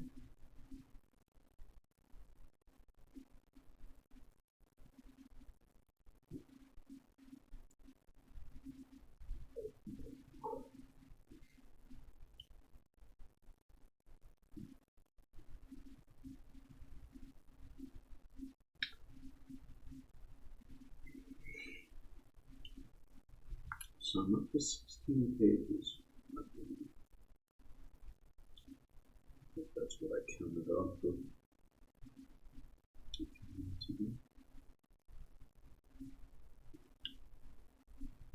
That is a lot.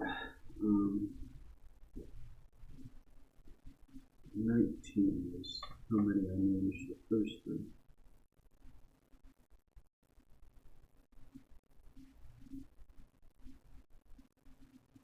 I'm talking about inking 6 pages of one eye. That's going to be a bit much. I did start earlier today.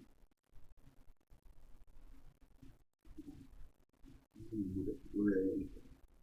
I don't know if I'm going to get another day of this or not. There are a few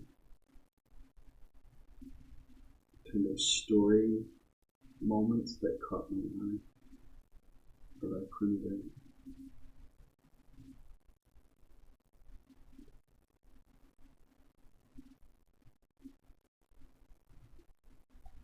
Can always do more. I did print a big stack of stuff, and some of it is interesting.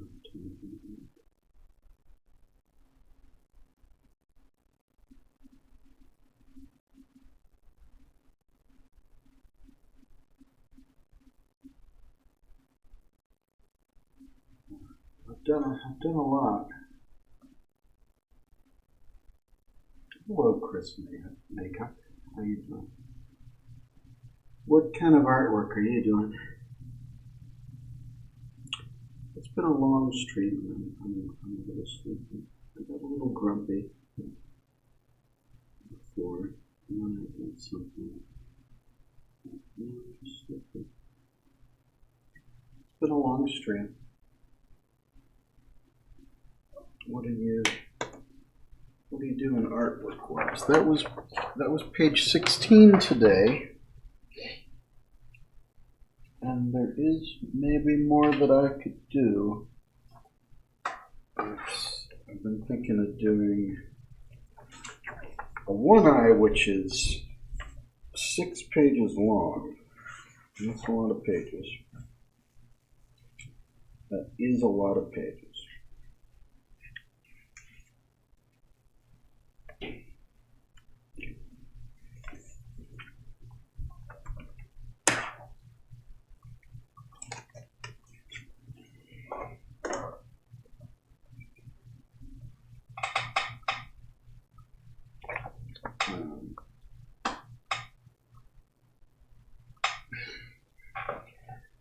One eye is not unrepresented, but is maybe underrepresented.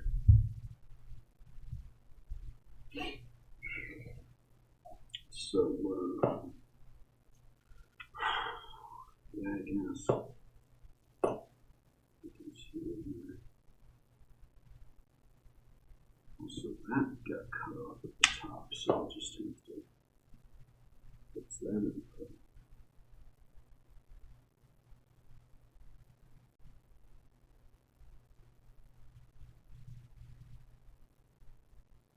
You have to do several days of post-production. It's without getting into color, because I don't think you get in color. Who knows? Good luck.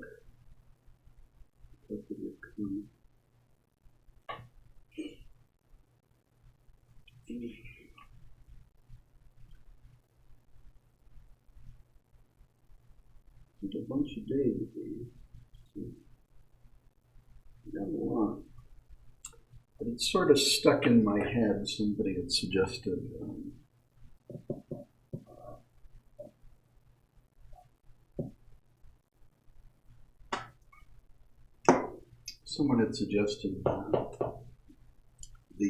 the first of these that I did, which were mostly redos of stuff that I'd attempted back in 2006 for the originally Cobbler cut covers, but they said, oh, that could be a coloring book. I said, well, that would be a lot of work, because all of these are just pencil drawings. If you're, even in the cases where we have art, because we don't have a ton of art. Well, we have a fair amount of art, but it's not always. We don't have like our pick of everything. Certainly, we have sort of a random selection. But you know, it would all be pencil art. Maybe low quality, maybe watermarked, maybe a lot of different. So I would need to ink it all. That's kind of what I'm doing. I don't know how much I'll be able to stand to do it. I'll be able to do a little bit. I'm inking a lot of stuff. Some of it from very clear source material, like this is. And some of it from very unclear or rough source material. Just everything in between. When I first did these in February 2006, there wasn't much high quality art online that you can find. There's more now, of course, but it's still maybe not the exact poses you want to promote the movie with, or it's not colorable. So I wanted to color these.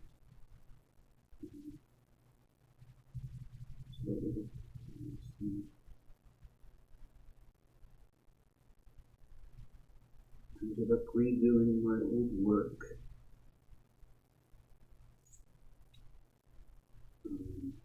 Going back to the source material and redoing stuff that I put previously.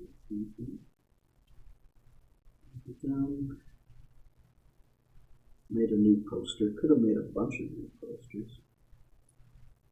Colored it in the style of the film, which is difficult. The film has colored lines and a huge amount of detail. It's very hard to hit that level of detail, but when I did,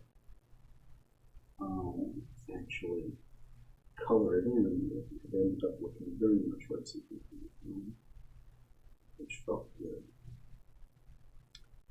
But then, you know, I kept inking stuff. So I'm kind of forcing myself to ink a little too much, more than I need. I'll have to Photoshop it also, do assembly and cleanup, which is tough. But I'm just forcing myself to. I printed out this huge stack of hundreds of images.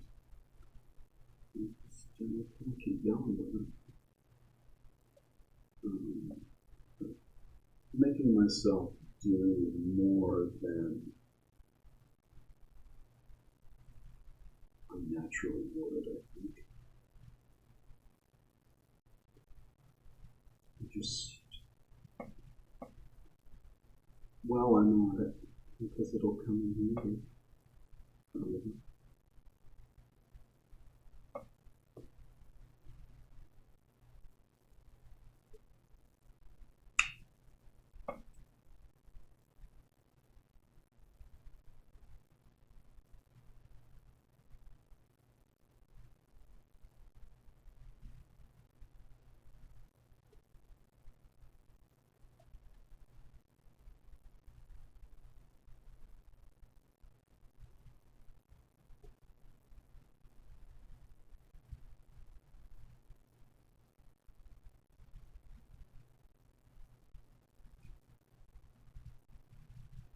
I have apparently printed this, at least this face, because I think I printed this face out larger. But I printed this out pretty large, and it's large enough that I can see mistakes in the penciling or a certain roughness to the penciling. I can actually smooth out in my work, and that's usually, the opposite is usually the case with the pencil work. If I have this good reference for something, it's usually the case that the pencil work that I'm thinking over is too good, and I can see how I'm falling short. But in this case, I think I'm actually improving on the because it's printed out very large, so I can kind of smooth out some of that roughness. I've been doing this a long time.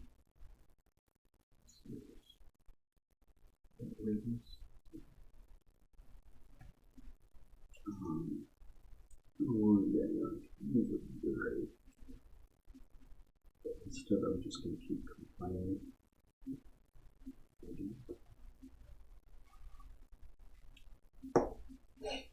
Actually, I should probably end again at some point also. But it would be a shame to leave this unfinished. I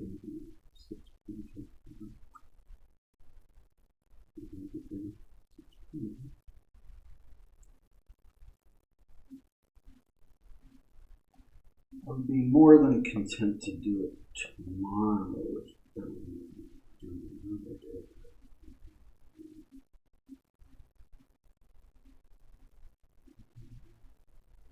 Yeah, I think I printed this out significantly larger than it actually was.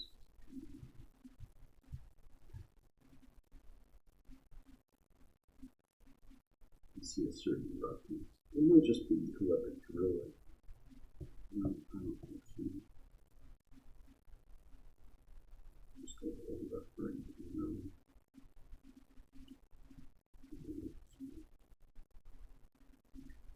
No, I think it just is a rough drawing, a rough drawing. But yeah, I've also proved it that way. Either way, I think this is one of those cases where I can really smooth it out and improve it.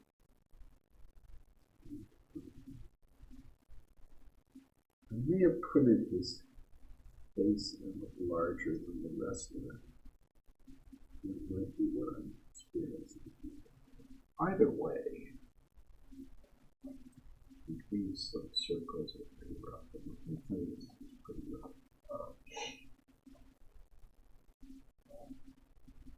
It might just be that one of them so big. I usually do that.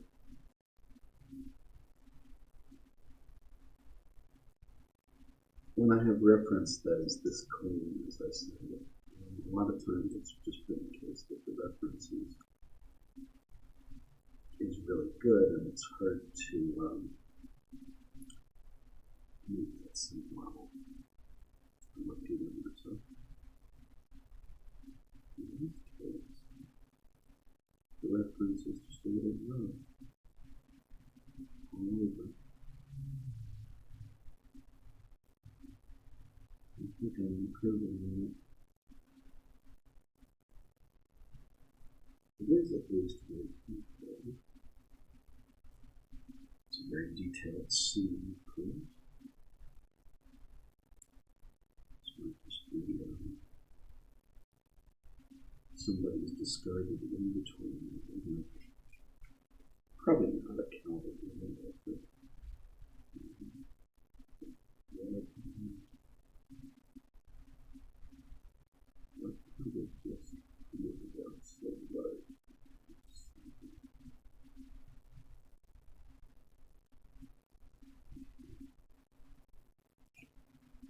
it hasn't been the case with any of these other drawings.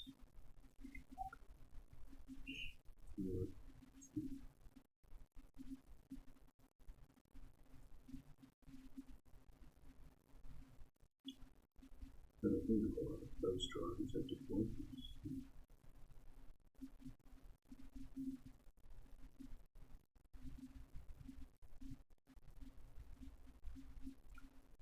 This definitely taken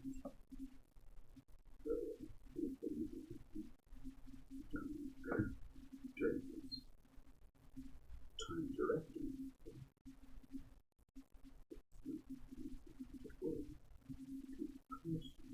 It's not this frame of it.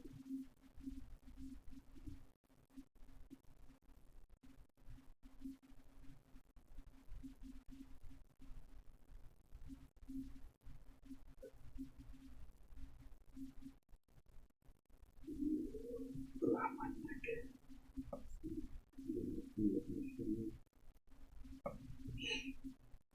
How long? They're all long days. They're all long days.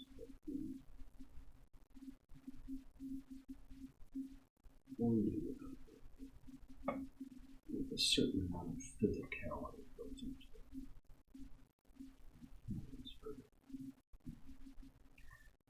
At least, though, at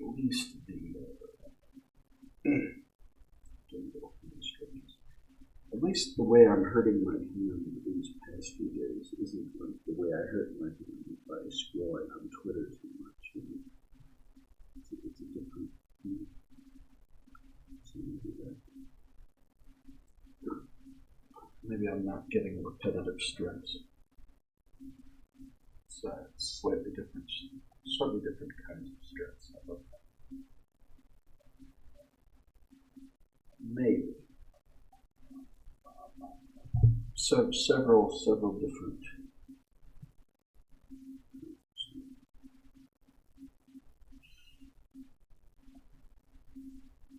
It is a bit repetitive.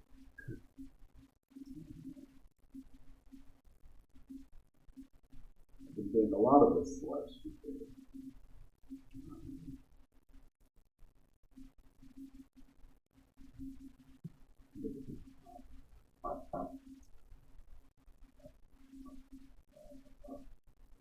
Hundreds? Is it hundreds by now? It's a lot, everybody.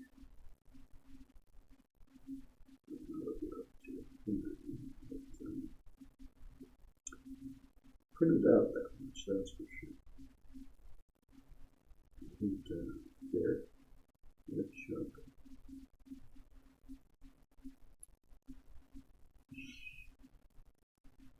It might be other things.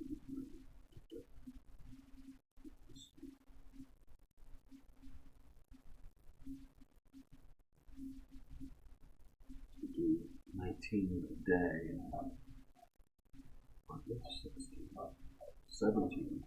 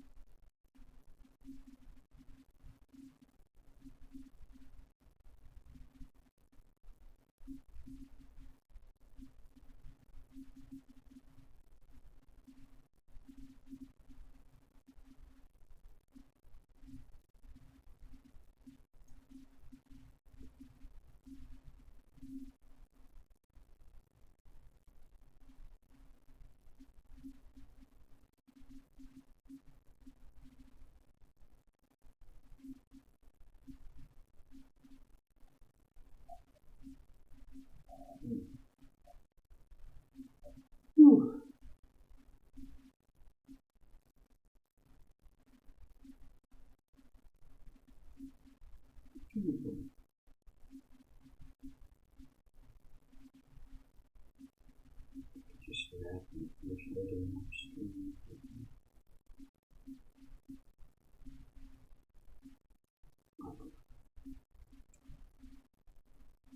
Haven't decided.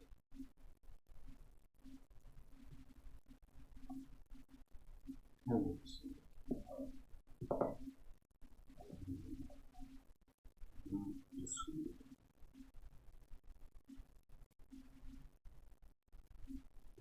Which one good you can do? Let's see, we need to finish this again.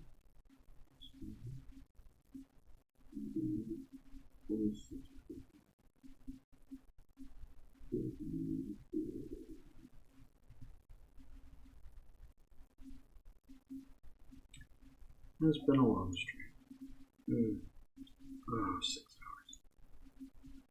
Oh, 6 hours.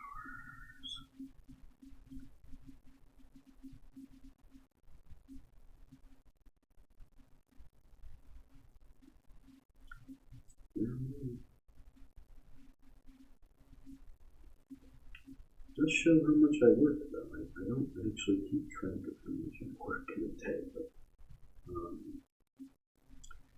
this will show you. If you give 5 hours of hard labor in a day, you're doing it about right.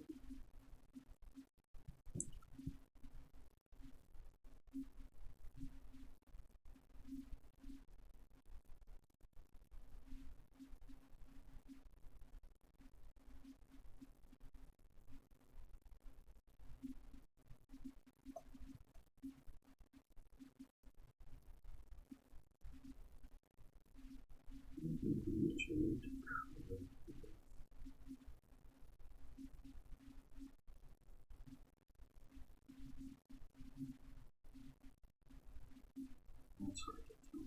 It'll look good shrunk down though.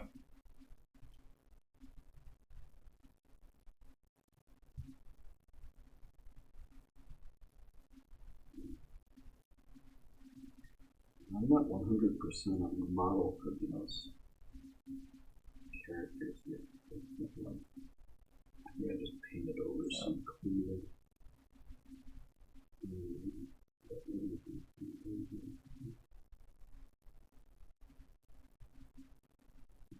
Enough of these. There's one of them that understand the model.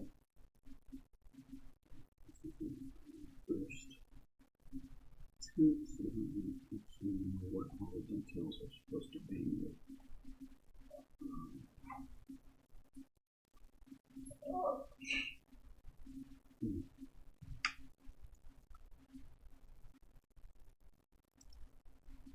Just like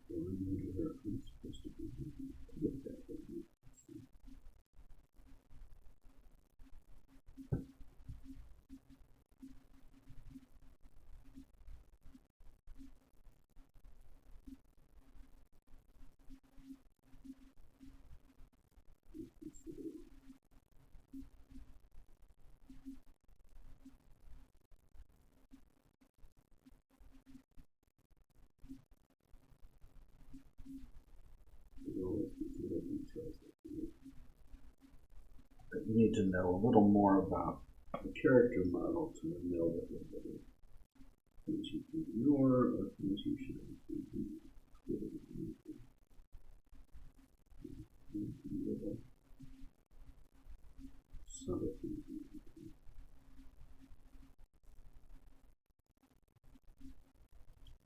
This is not the best drawing to begin with, so question.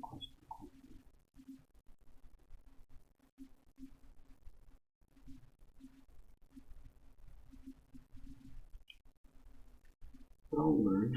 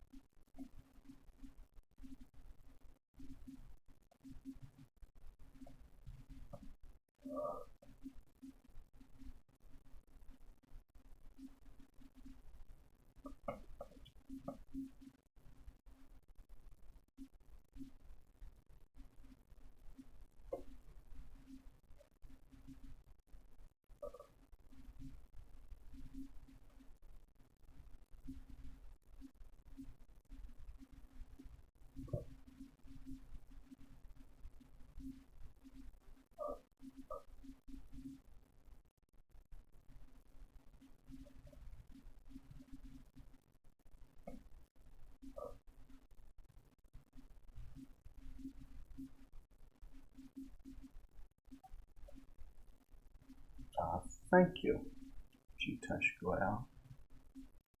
Thank you. Appreciate it.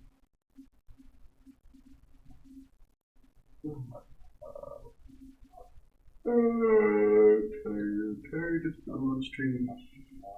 I have a theme from Red Dwarf in my head. I don't know what. The air conditioning. And I don't want to shut it off. Not just because it's still 84 degrees out. I don't want to sweat all over this paper, but when it does shut off, it tends to shut off with a clunk, like a loud clunk, and then it spews mildew everywhere. It doesn't. It's this whole system that scrapes and makes noise. When you shut it off, it shuts off with a clunk. And just sort of, it spews gross mildew for a while.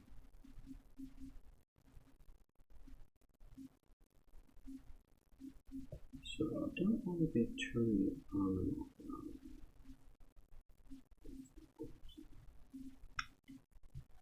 So my bells.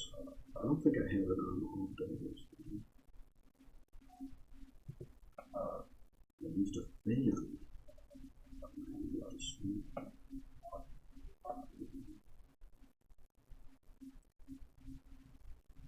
It makes a noise. I usually can't sleep. I wear earplugs so I can't sleep. I can apparently sleep through a fan. And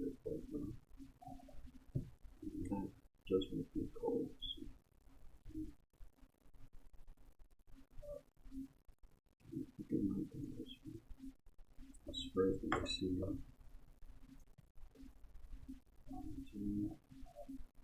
Management is probably thinking that I'm not using this too much. It's a piece of shit for me.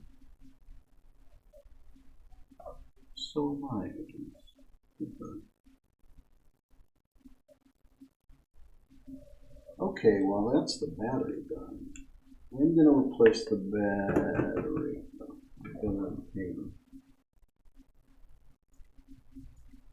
I'm not quite done yet. So I will replace the battery. We will be doing that.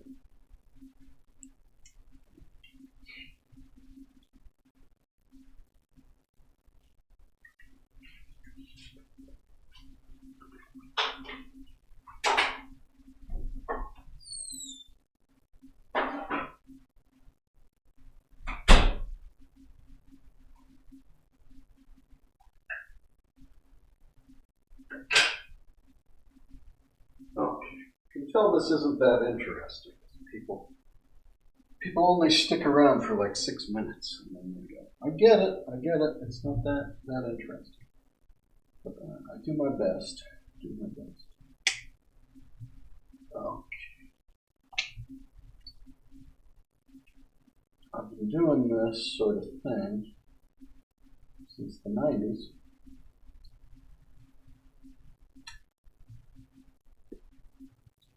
In fact, I would have started about 30 years ago, exactly.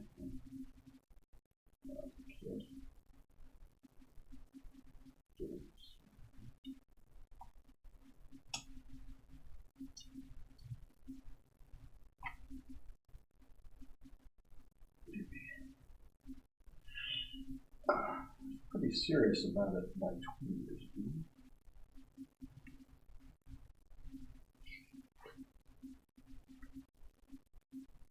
Been a long time.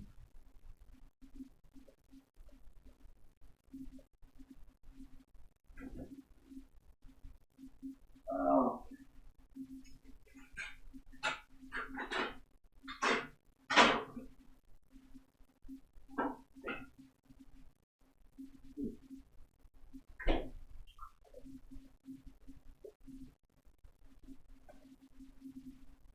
I'm wondering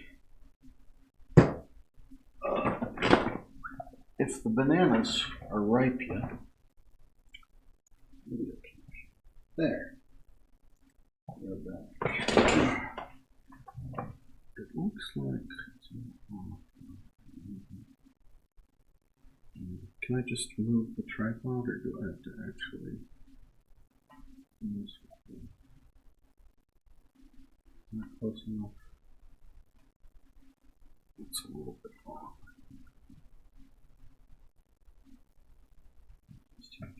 Have to do. I might just have to do that. No, that's pretty good. That's a pretty good position. Okay. Okay. I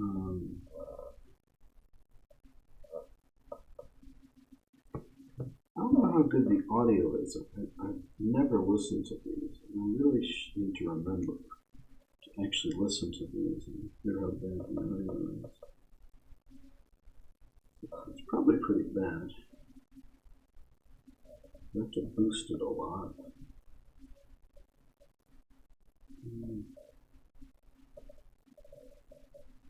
Probably pretty bad.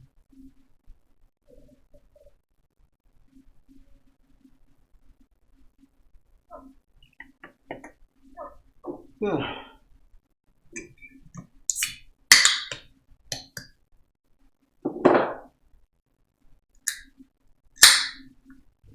Seltzer. Little seltzer.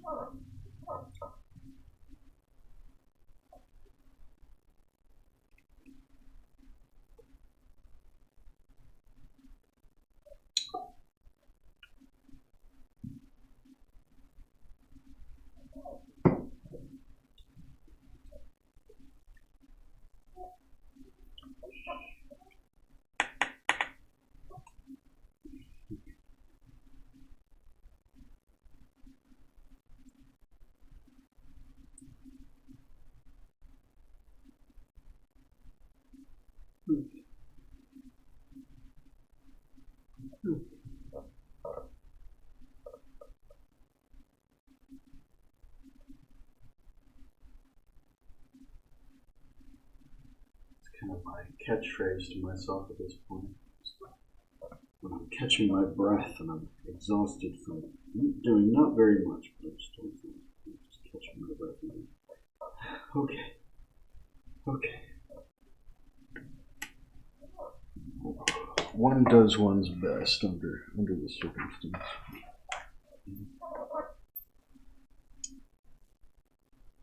So,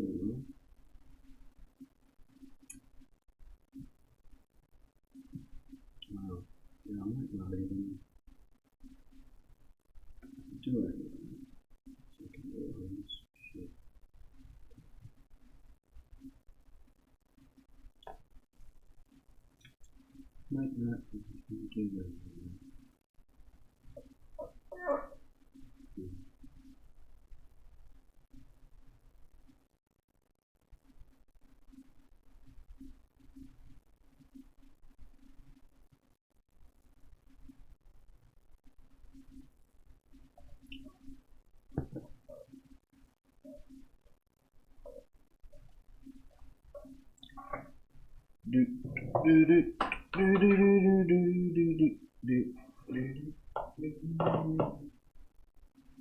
I thought I was going to be done after that last try.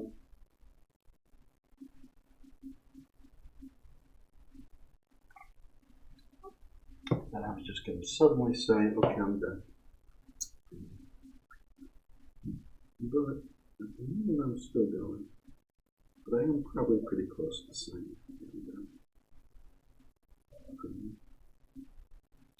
I do have to finish this entire tableau, which is 6 sheets long.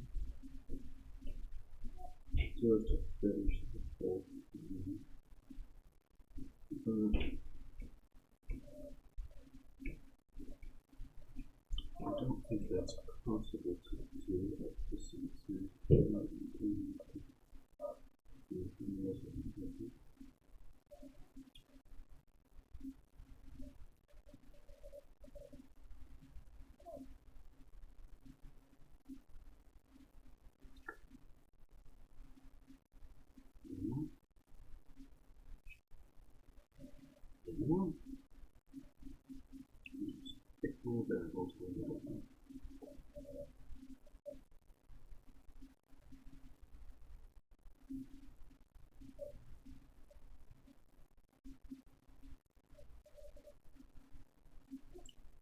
Because what I might do a whole nother day of this. There were some of those printouts that looked at least somewhat interesting.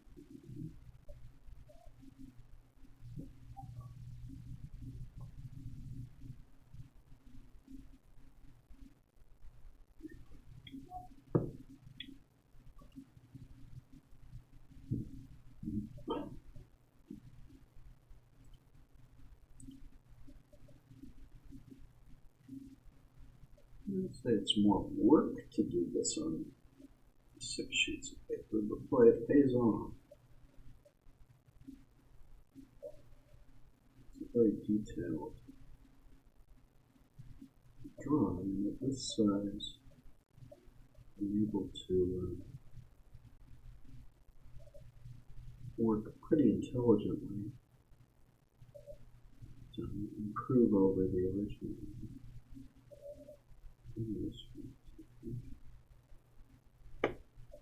I'm sure there's a trade-off back and forth.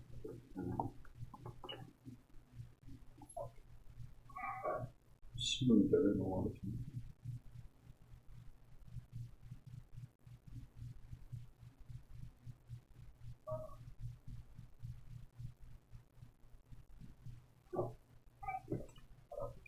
I was going to go to Q-tip filmer there for some reason.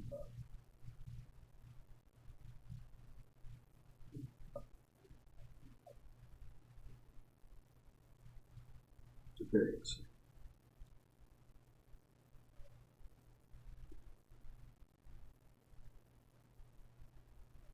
But it is interesting to do at least one of these characters from high quality reference, where you know it's on model and all the details are there.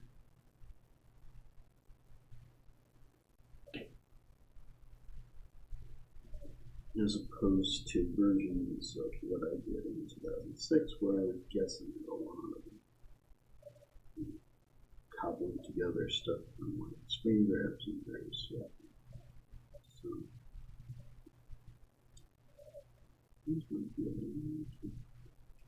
yesterday I was doing some Chief Ruthless, as I said, the brigands.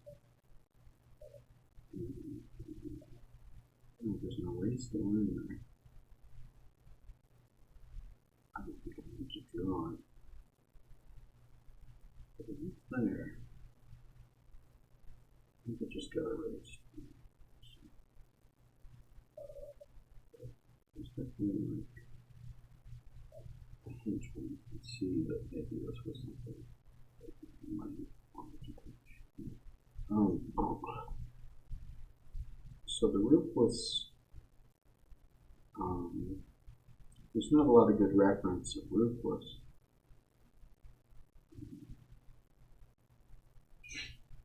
Because so much of his scenes were finished by Cobbler's teams.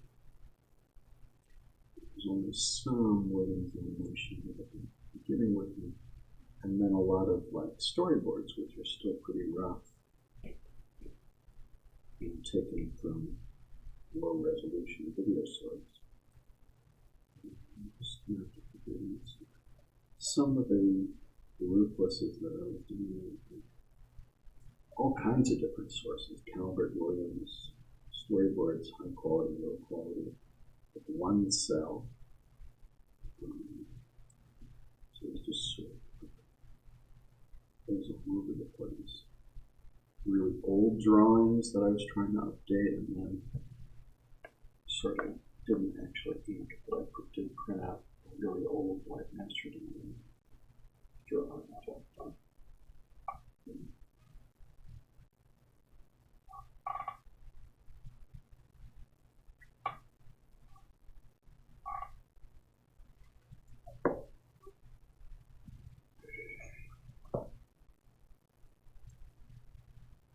So it was a bunch of different things in terms of how good the reference was, how detailed the reference was. I was just trying to figure out his model.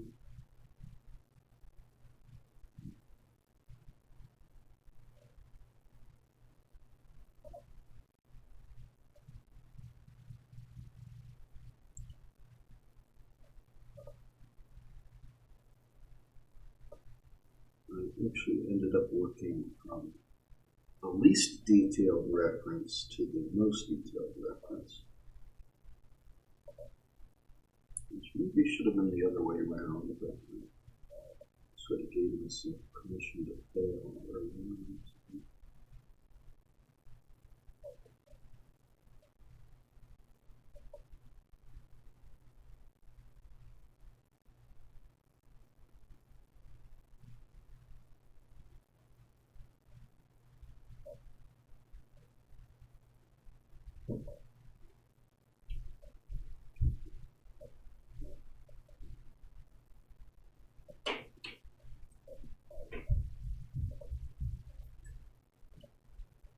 That's also why I printed out so much, because I hadn't really organized the hello side stuff. I really hadn't organized it, and I was just going through and printing out stuff that looked interesting. So I ended up printing a lot of stuff in.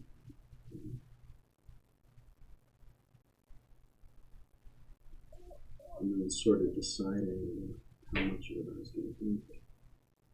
Still haven't decided how much of it I was going to do. But,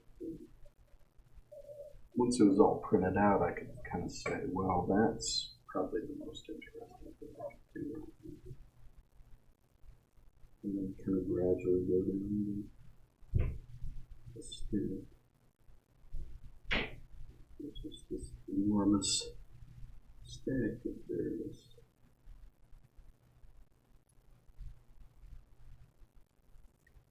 printed out different Cobbler drawing, which I could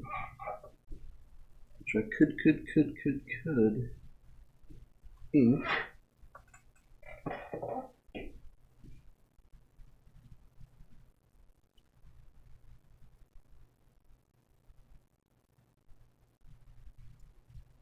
I do need to cringe. Stop. This is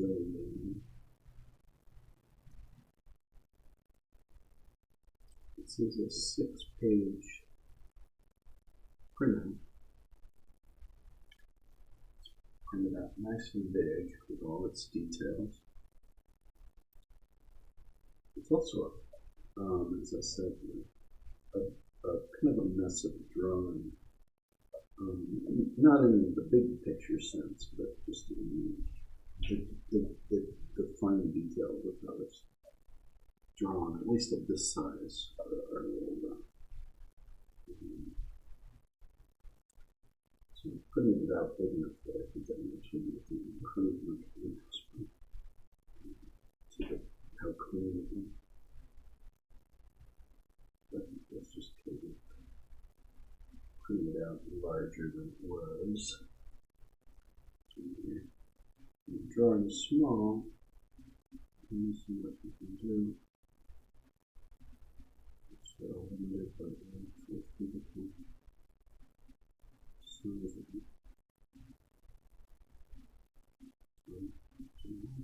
it's a very complex drawing. So you can nice and big. At least I did. For this version of it, it's just a lot of detail here. Trying to reproduce.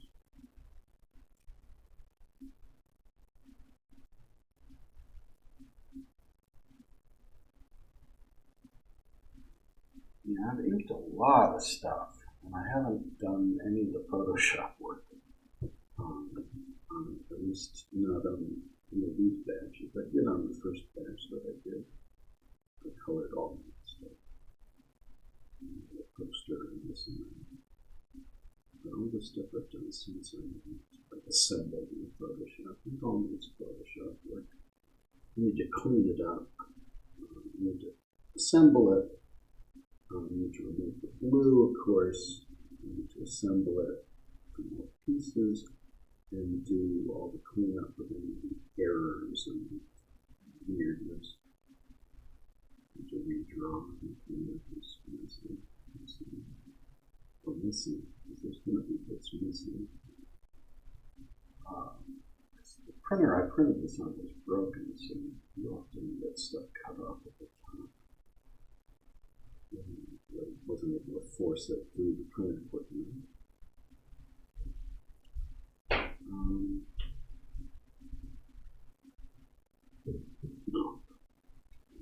There's a lot of Photoshop work to be done. There's a lot of Photoshop work done if I want to color it. Good Lord.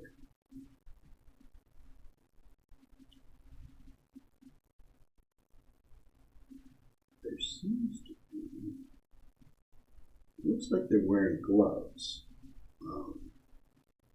but it also looked like there was a printing board in this drawing, so I'm just going to draw it that way.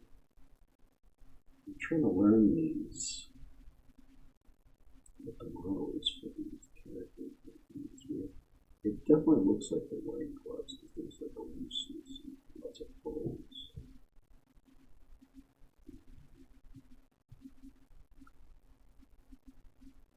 Oh yeah, they're wearing gloves. It's hanging right off. I'll have to fix that later, but it looks like a fingertip. So,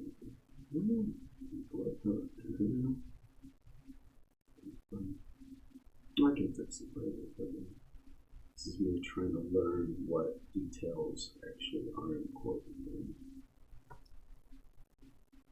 Because some of them aren't. And that was a case of one that probably wasn't important. Maybe it was intentional.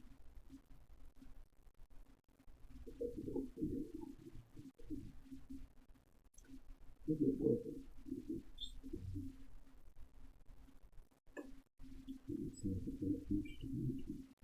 There's always a certain amount of, no matter how good the reference is, there's always a certain amount of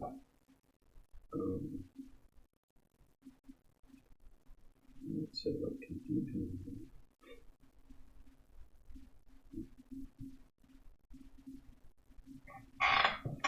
I'm trying to see here. What is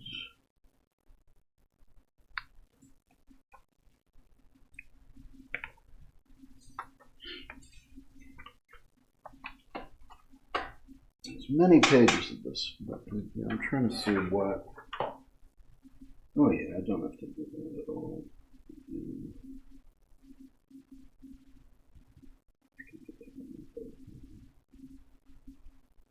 And should. Maybe not this. Maybe this one. It's a tough color.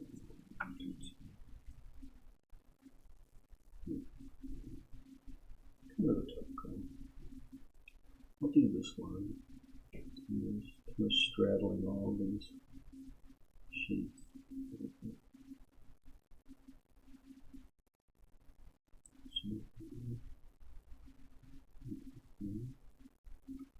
Try to decide which bits you're going to do on which sheet.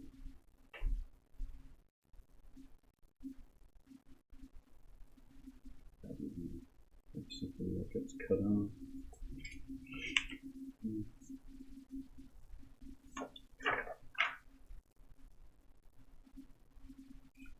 Oh yeah, they do have fingernails. It's gloves, but they have fingernails. Not always. But when it's weird. And they got boots, which are the same situation.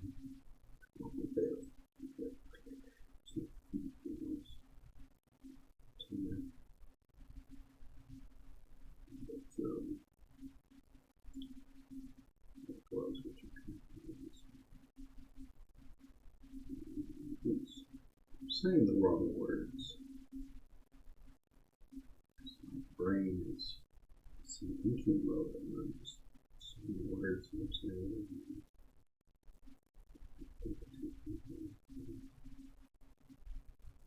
limits to thought.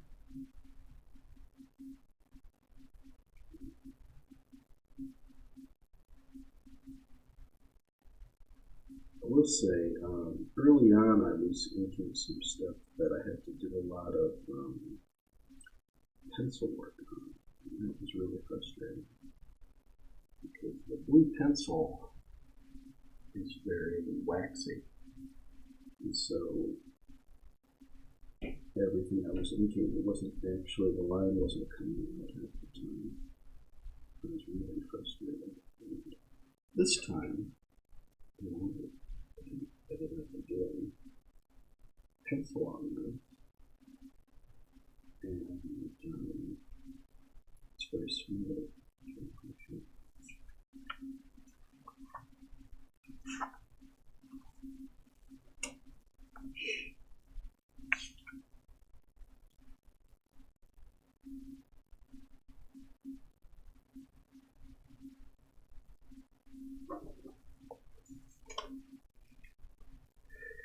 Oh boy.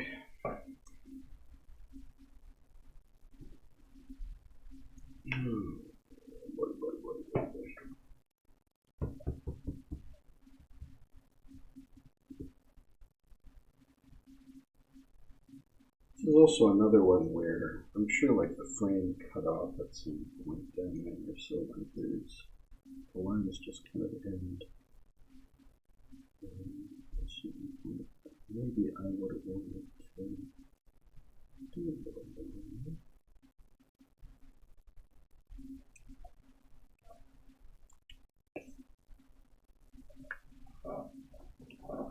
I think his foot would have been down there, right? Hers would have been down there. I don't know what his foot would be doing. Something like that. That's probably very wrong, but even if it's wrong, I like to sometimes draw a little extra into the thing. Even if it's wrong, because I can always blend it off myself. It does mean though that some of my thinking Cobbler drawings, like the one at Yum Yum, the main one that Yum Yum, the first one, like the whole bottom part of her body, I think,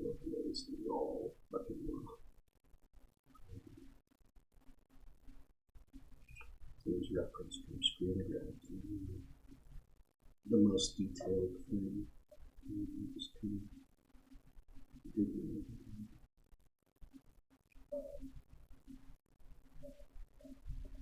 But whatever. Yeah, sometimes it's just like, oh yeah, I'm just kind of faking it after a certain point. That's good at the very bottom. But you can see that.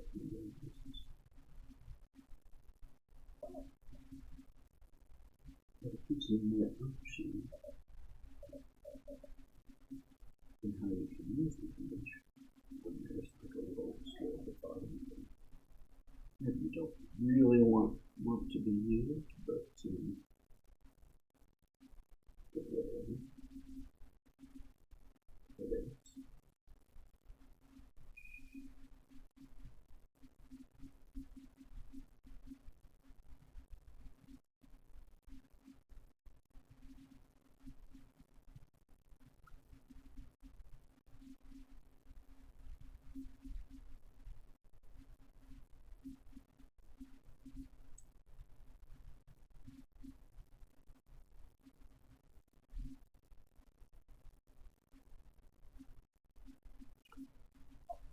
Oh boy.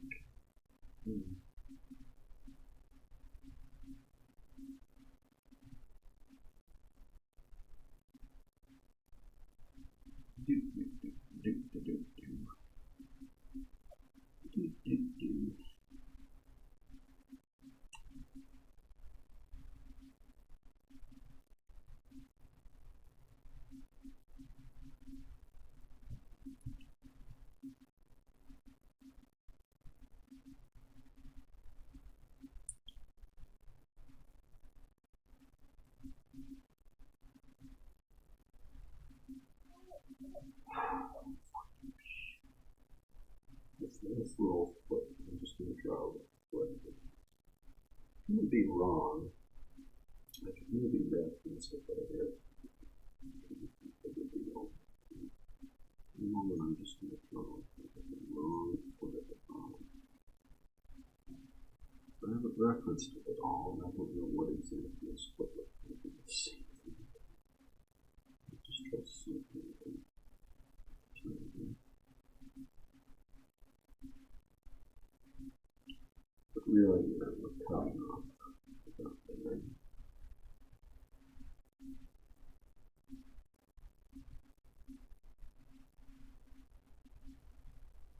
A lot of these pencil lines are pretty decisive.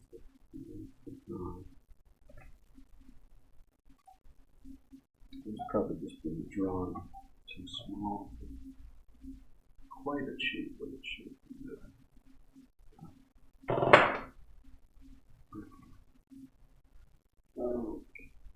I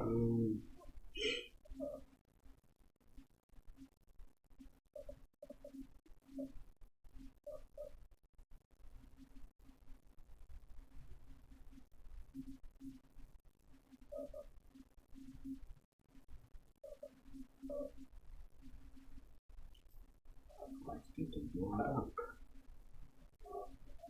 Print it real big so you can do this. But not too big that you're way smaller than the actual visible line.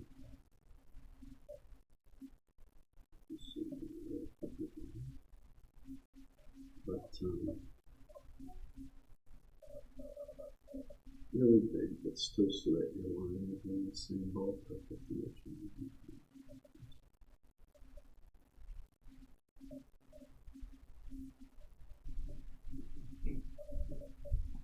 That's amazing. It's only all three.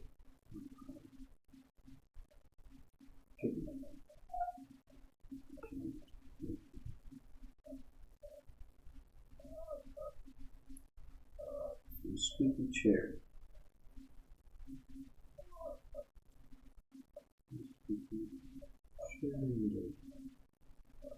Grindy air conditioner, central air system.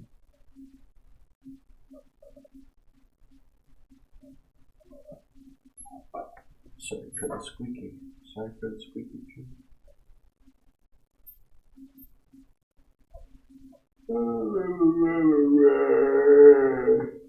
I'm yawning. It's been a long day.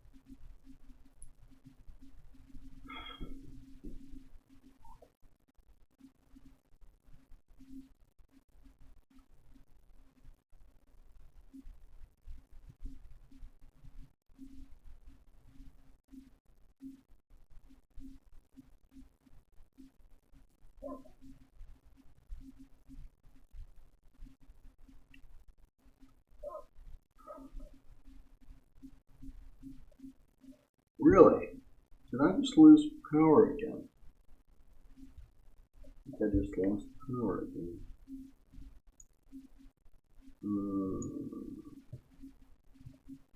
Fucking hell. Well, maybe I should just say goodbye rather than replace it. I don't know.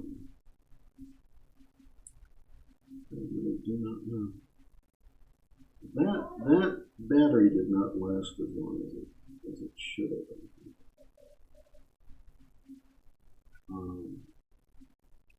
But I think I don't know. I've been very tempted to just stop the stream. But it's also like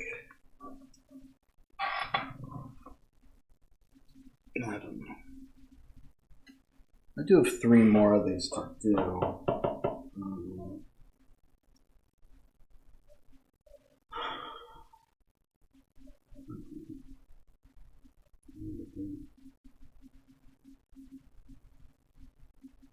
I'm still inking.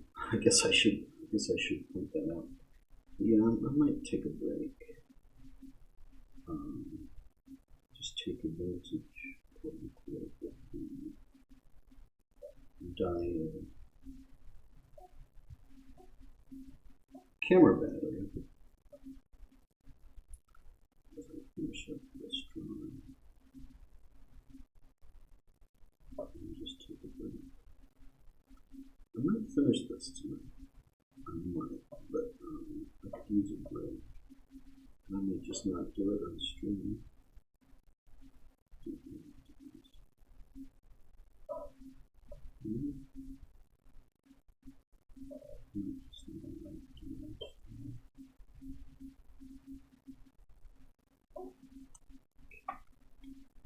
Okay, well that's number 3 of these done.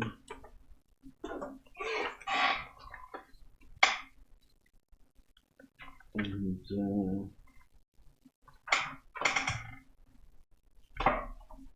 yeah, I think I'll call it. I think I'll call the stream here. Thank you for being here, folks. And watching on playback or whatever. Happy to have you. Thanks for being here. And I'll see you another time, maybe.